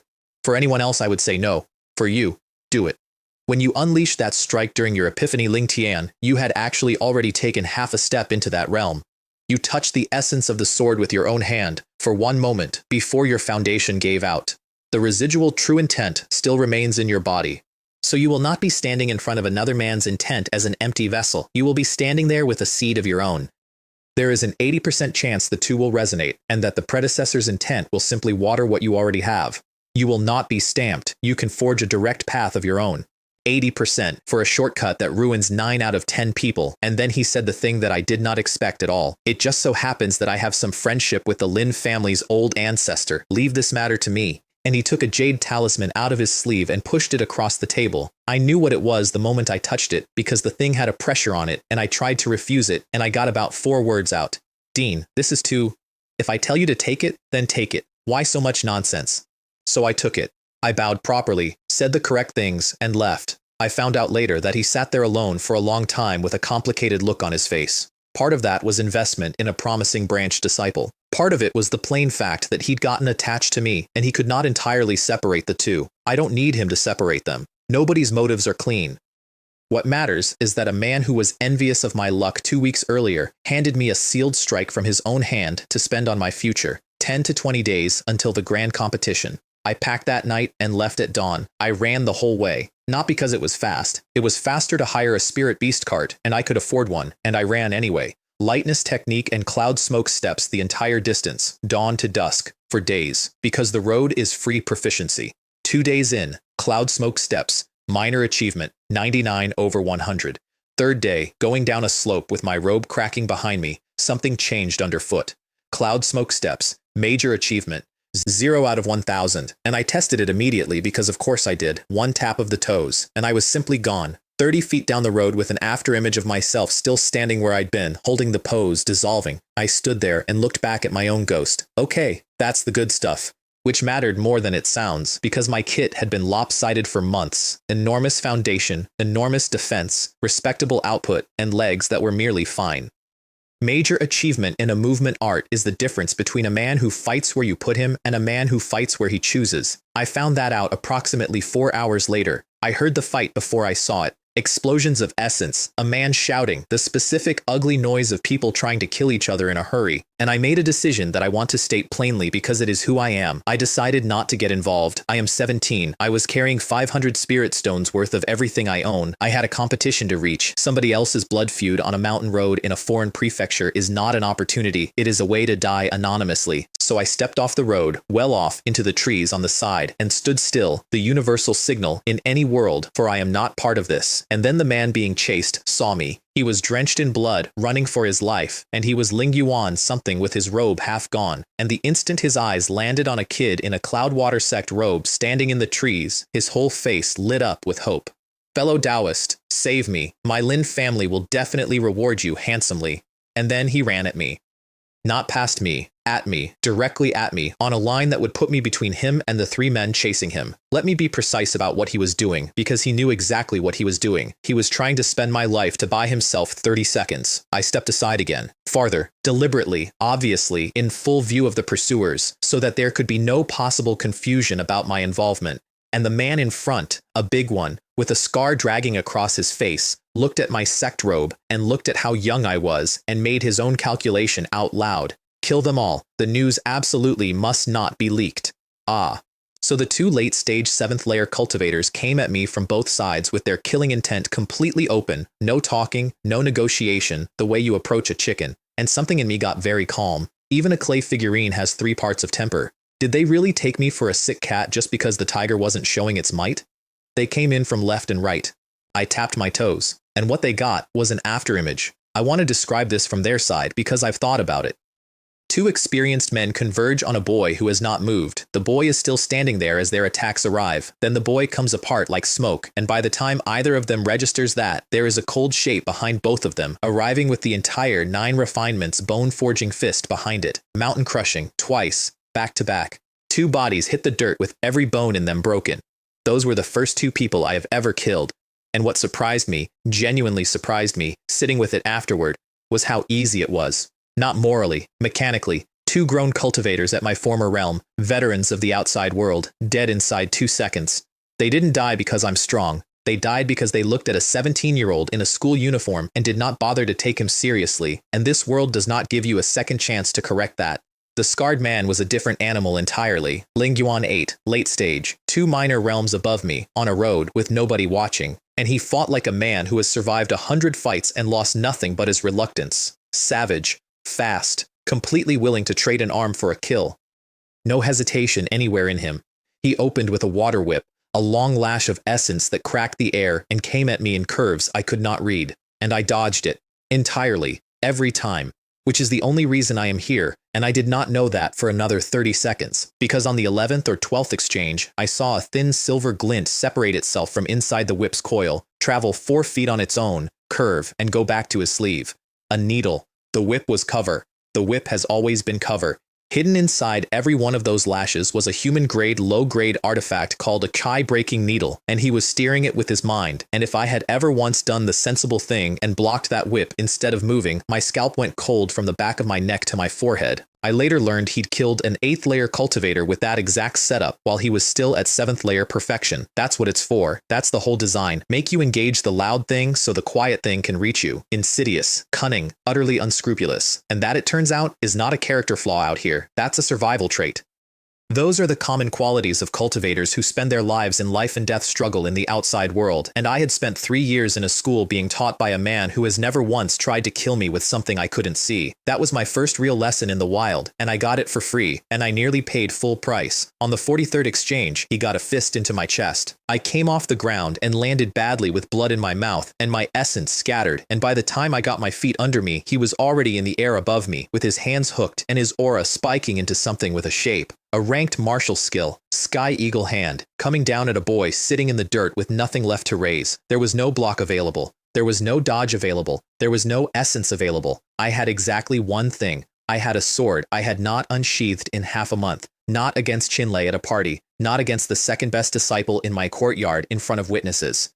Not once for anything since the day I brought the sword drawing technique home, because the entire art is one word and the word is hide, and I had been feeding that scabbard every scrap of aura and spirit I had, day after day, and holding it. Half a month of accumulation, and I drew, and the world lost its color. There was a sword chime, a single clear note that rang through the space rather than the air, and everything within 30 feet turned silver and stopped. The ranked martial skill coming down at my head became, and I am quoting my own honest impression, a child's punch. It came apart, not blocked, unmade, and the scarred man's face changed, and he did the correct thing, which was to try to leave immediately, and found the air had solidified around him. 1 point of cold starlight arrived on his forehead. Good. Good sword. And he went down face first, and did not move again. And then I nearly joined him, because I went white and my knees gave, and I had to put a hand on the ground. That strike does not spend essence. It spends essence, energy, and spirit, everything you are, discharged in one line. It is not a technique you throw. It is a technique you become once, and then you are empty. I knelt in the road, gasping, for a while, and then the panel moved. The lingering trace of sword intent gradually took shape. Sword drawing technique proficiency plus 17. Sword drawing technique, minor achievement, 93 out of 100, 17 points from one strike. And I understood why while I was still on my knees, and it is the single most satisfying piece of mechanical logic in my life. The first of the Yunshui 13 sword styles, the very first one, the one they teach a child on day 1, the one I have performed more times than I have taken breaths, is literally how to draw the sword from the scabbard fastest. Which means the residual sword intent sitting in my body from the river has a door into the sword drawing technique. They are the same motion. The thing I have been polishing for 3 years, and the quasi-ranked killer move I bought a month ago are, at the root, one gesture. The intent poured out of one and into the other like water finding a channel. I wasn't learning the sword drawing technique, I was remembering it. Lin Hai came out of the trees and bowed to the ground and thanked me at length. I did not take my hand off the hilt, not 1 inch. I just stood there filthy, bleeding from the mouth, with 3 bodies on the road and my palm resting on Silver Shadow, and looked at him, and he froze completely, because he understood the situation instantly, that he had escaped the tiger's den and might have walked into a wolf's lair, and he got a storage pouch out with hands that weren't steady. 50 spirit stones. Only then did I thaw slightly. And I'll be honest about the part that isn't flattering, because pretending otherwise would be a lie. I genuinely considered killing him. He tried to spend my life to buy 30 seconds. Out there, on that road, nobody would ever have known. Nobody investigates. It would have been the simplest thing in the world. What saved him was not mercy. What saved him was the Lin family of Luoshui, and the fact that a boy named Lin Hao once walked over to warn a nobody that a rich kid was hunting him. Then I searched the bodies, and one of the 7th layer men was still breathing, unconscious. I ended him with 1 stroke. Lin Hai looked at a tree. The hall, and I'm listing it because I earned it and because the numbers are the story, the chi-breaking needle, a black copper heart-protecting mirror, quasi-entry grade, 3 storage pouches with 357 spirit stones between them, a pile of pills, a dozen odd talismans including a golden bell, and 2 handwritten manuals, Sky Eagle Hand, Human Grade Low, and an object manipulation technique, both densely annotated in the dead man's own hand with decades of his personal notes. Total value, roughly 500 spirit stones. More than I had accumulated in 3 years of missions and rank benefits and pinching every stone until it screamed. One cannot get rich without unexpected wealth, and a horse cannot get fat without night grass. On the walk to Luo Shui, Lin Hai talked, and what he said explained everything. The Lin family of Luo Shui is at war, not a feud, a war. A rogue cultivator alliance has formed in the prefecture, and it is hitting Lin caravans, hiring loose cultivators by the dozen, and pushing on every front. The only thing keeping it from becoming open slaughter is that the Cloudwater sect sits over the whole region, and neither side wants to be the one that makes the sect look down. The men I killed were an ambush team hired to wipe out his caravan. I learned the object manipulation technique on the road because I had 3 days and a manual with a dead expert's notes in the margins. It's not a combat art, it just lets you control an object with spiritual sense at a distance, which is worthless on its own, and enormous the moment you own a key-breaking needle. By day 2, I could put that needle through a rock and leave a hole in it exactly the width of a needle. Sky Eagle Hand I brought to the threshold and left there because I wanted a night to finish it properly. And then I arrived at Luo Shui and looked at the Lin residence and stopped in the street, because there was black and white mourning cloth hanging on the vermilion gate. Old cloth, weeks old, left up. Lin Hao came out to meet me himself, and I offered condolences, and he told me the rest of it. His branch had lost several kinsmen escorting a shipment of spirit grain. That's what something happened at home meant.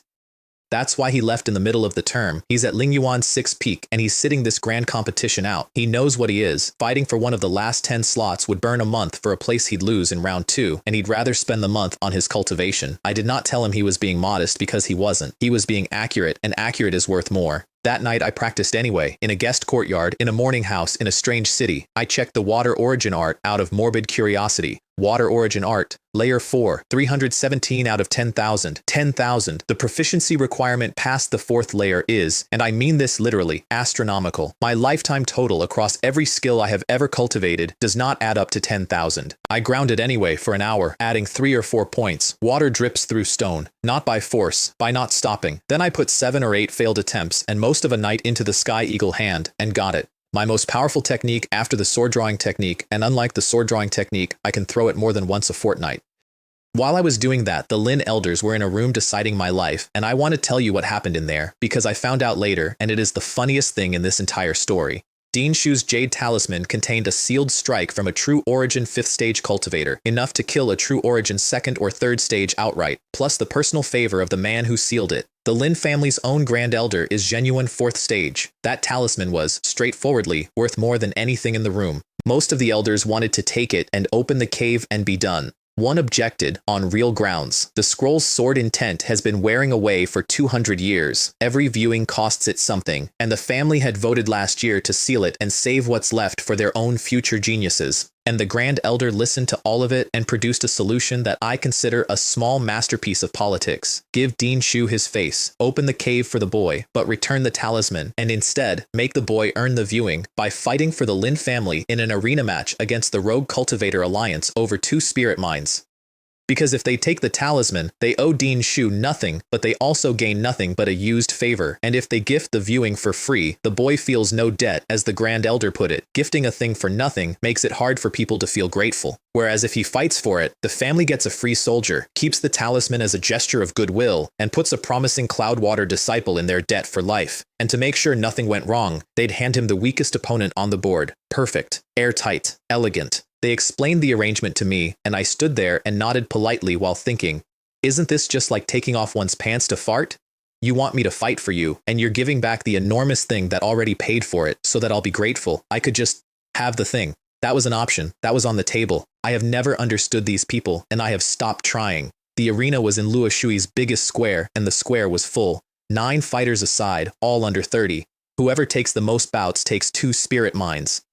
The Alliance's leader is a man named Zhu Tao, who had just broken into True Essence 4th stage, and that breakthrough is the entire reason the Alliance exists at all. One man crossing one threshold turned a scatter of loose cultivators into an organization with the nerve to raid a great family, and the Alliance opened by running Tianji's horses on them. If you don't know it, an old strategist raced horses against a king, and instead of matching best against best, he threw his worst horse at the king's best, and then ran his best against the king's second and his second against the king's third. Lose one race badly, win the other two. That's the whole trick, and it is 2,000 years old, and it still works. Round 1, the Alliance's 9th layer early stage against the Lin family's prodigy at 9th layer late. The Lin prodigy should have walked it. He got a mutual knockout instead because the Alliance fighter came in with no intention of surviving, and a man who accepts a draw as victory is very hard to beat.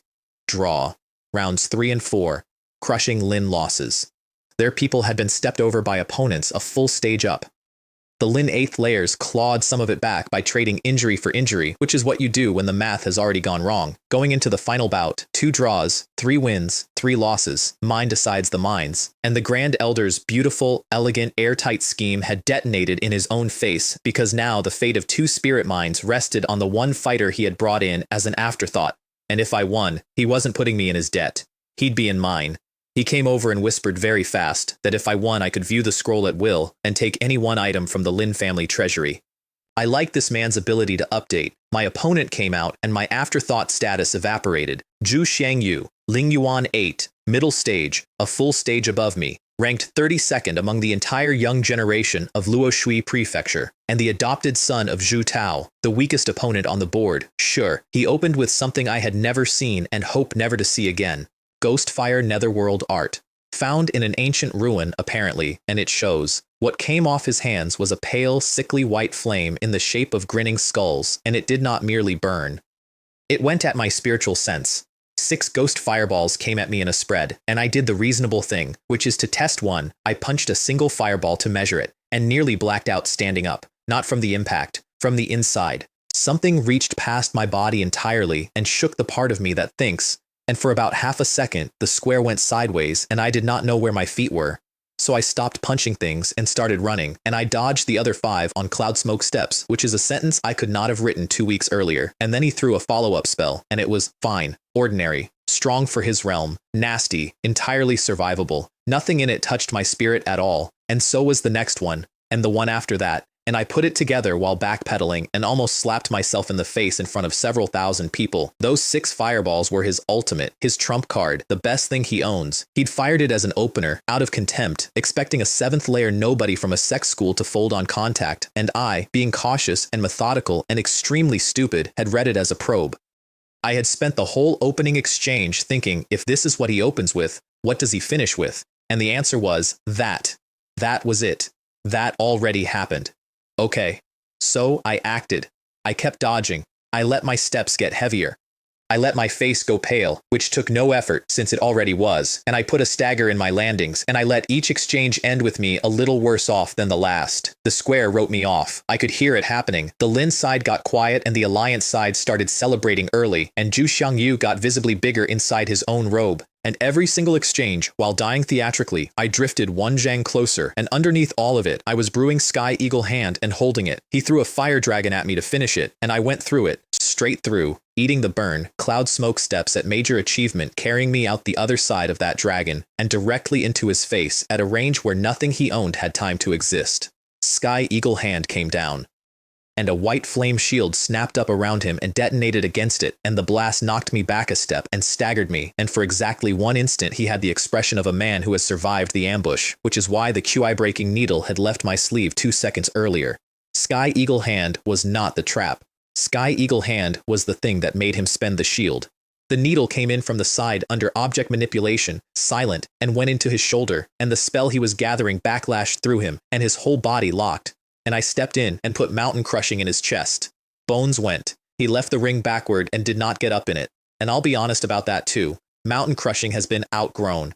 It got me here, and it is being phased out. These days it lands at roughly the level of a decent quasi-tiered martial skill, and I only threw it because it was the fastest thing I had for a body that was already locked. The Grand Elder was on his feet laughing before the dust cleared.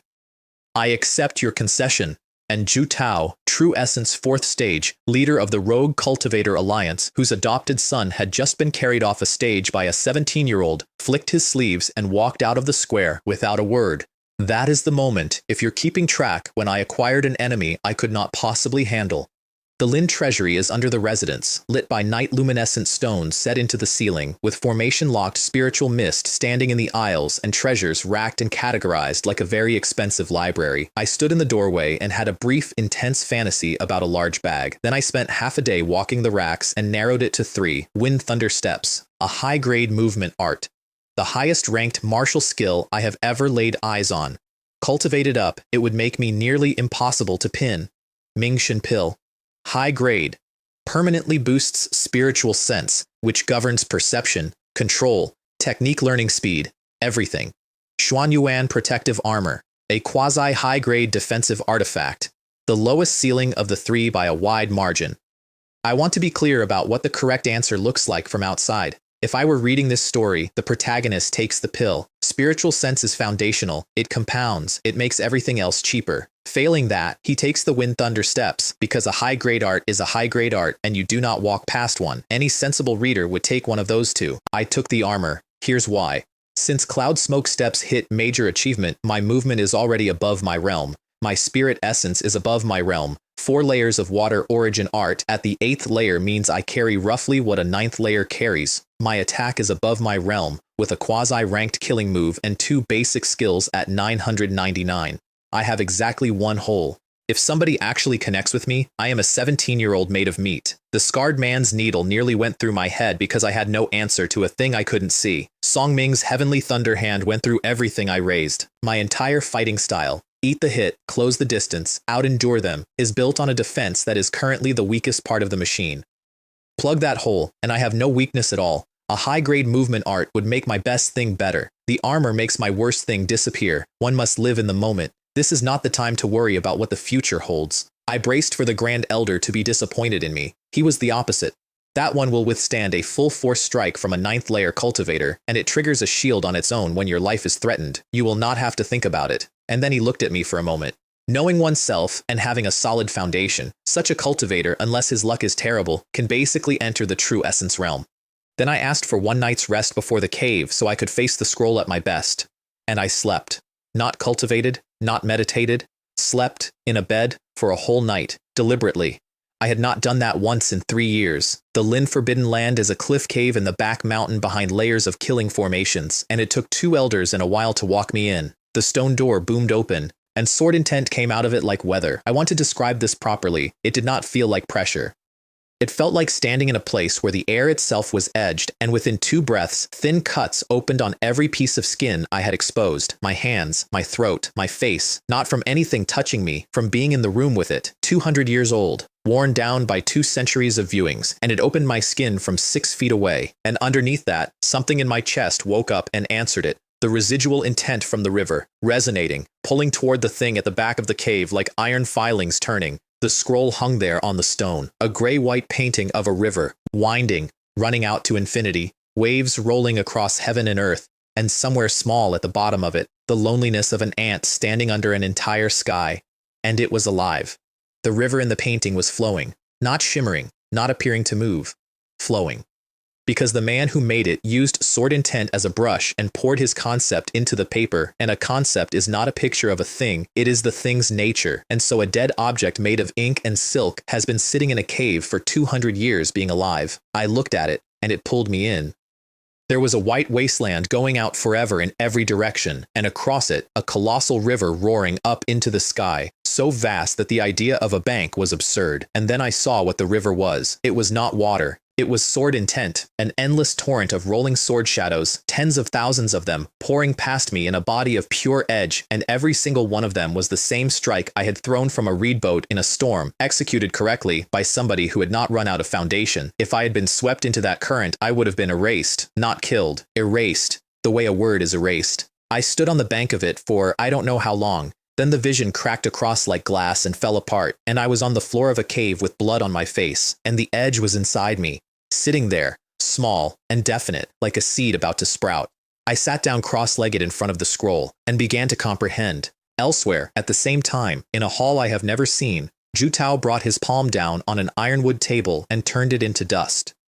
That brat ruined my grand plan. And here's the part I did not know and could not have known, and that would have changed the way I walked home if I had.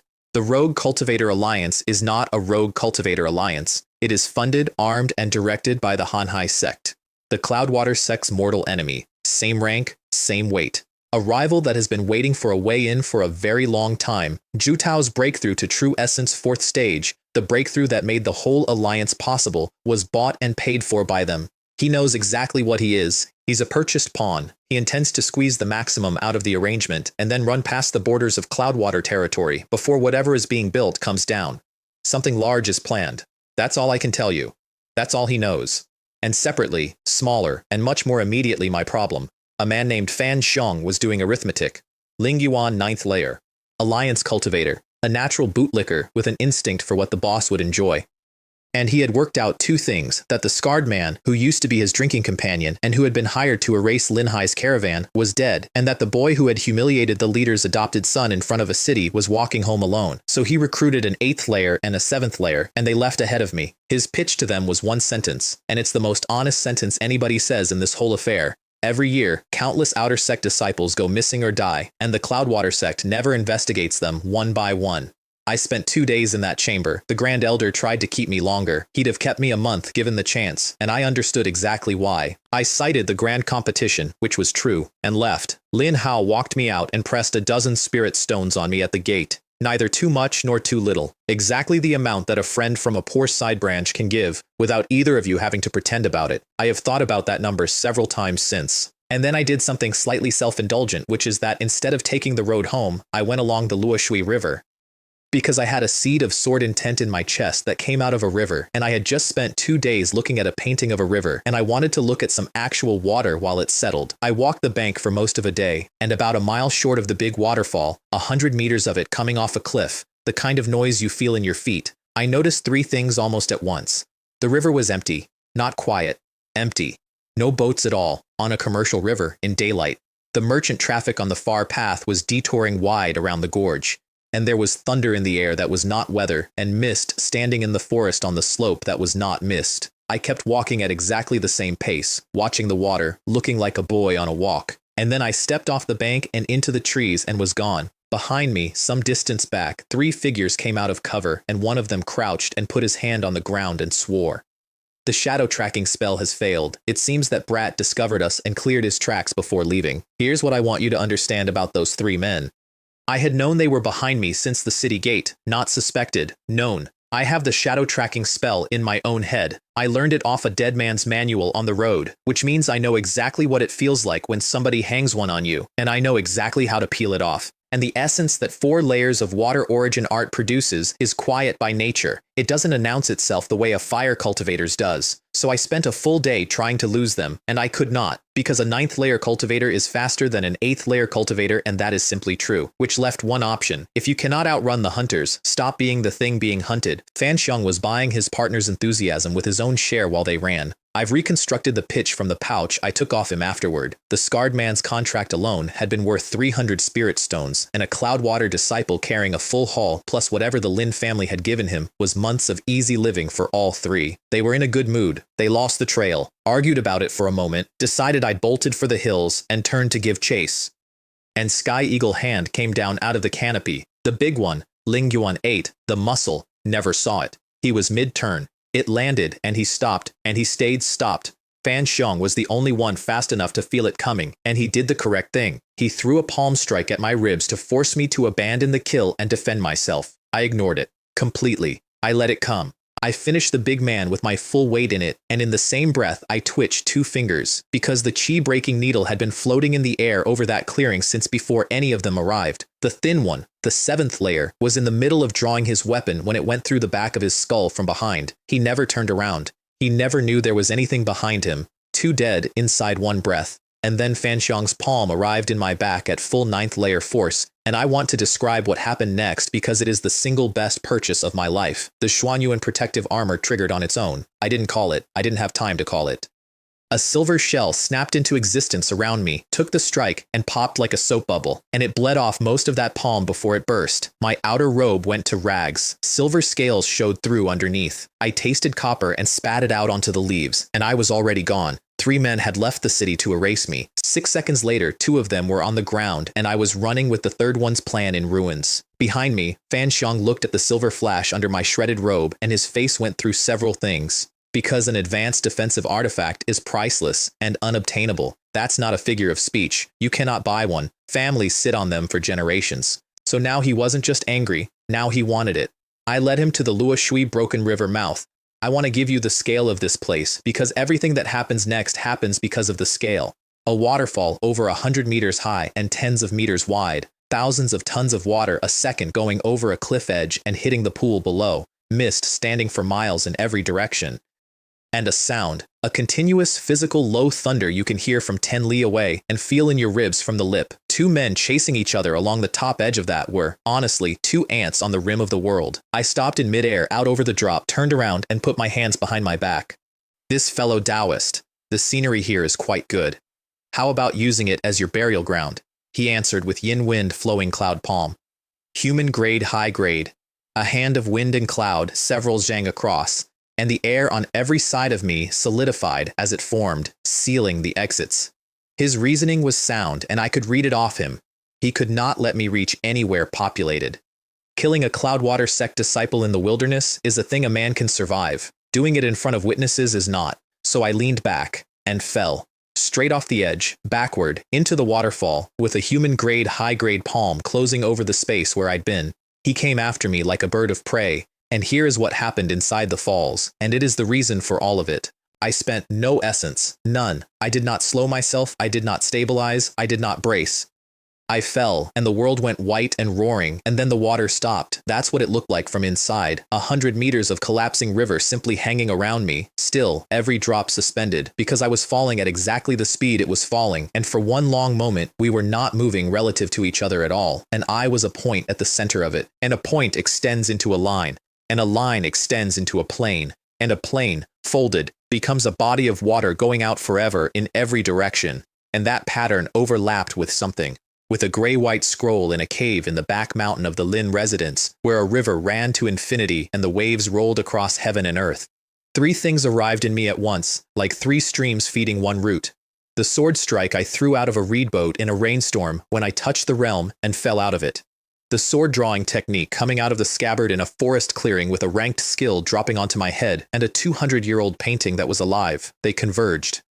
And falling through the middle of a 100-meter waterfall with a 9th layer cultivator coming down after me, I opened my mouth, and over that entire roar I recited a poem written by a drunk in another world 1400 years ago. Sun on the incense burner peak, and the smoke goes up purple. Far off, the waterfall hangs like a river standing on end. It falls 3,000 feet straight down, and I half believe it is the Milky Way, coming loose from the 9 heavens. I have no idea why I said it. It was simply the only thing in me that fit, and every living thing that heard it went calm. The mist turned purple in the sunlight. The falls stopped being water and became 3,000 feet of the Milky Way falling out of the sky into the world. And for one moment, that was not a metaphor, it was a description. And for Fan Xiong, heaven and earth went silent, and the entire roaring cataract froze into a painting with him inside it.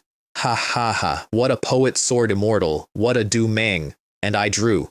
The sword hum covered every light in the sky and the earth. And in the glare of it, I am told by nobody, because nobody who saw it survived to tell me, there was a figure standing in the mist in ancient robes, tilting his head back to drink, chanting at the Milky Way. Fan Xiong screamed, "Ah, concept, sword intent," and his sky-covering palm hissed out of existence like water poured on a stove.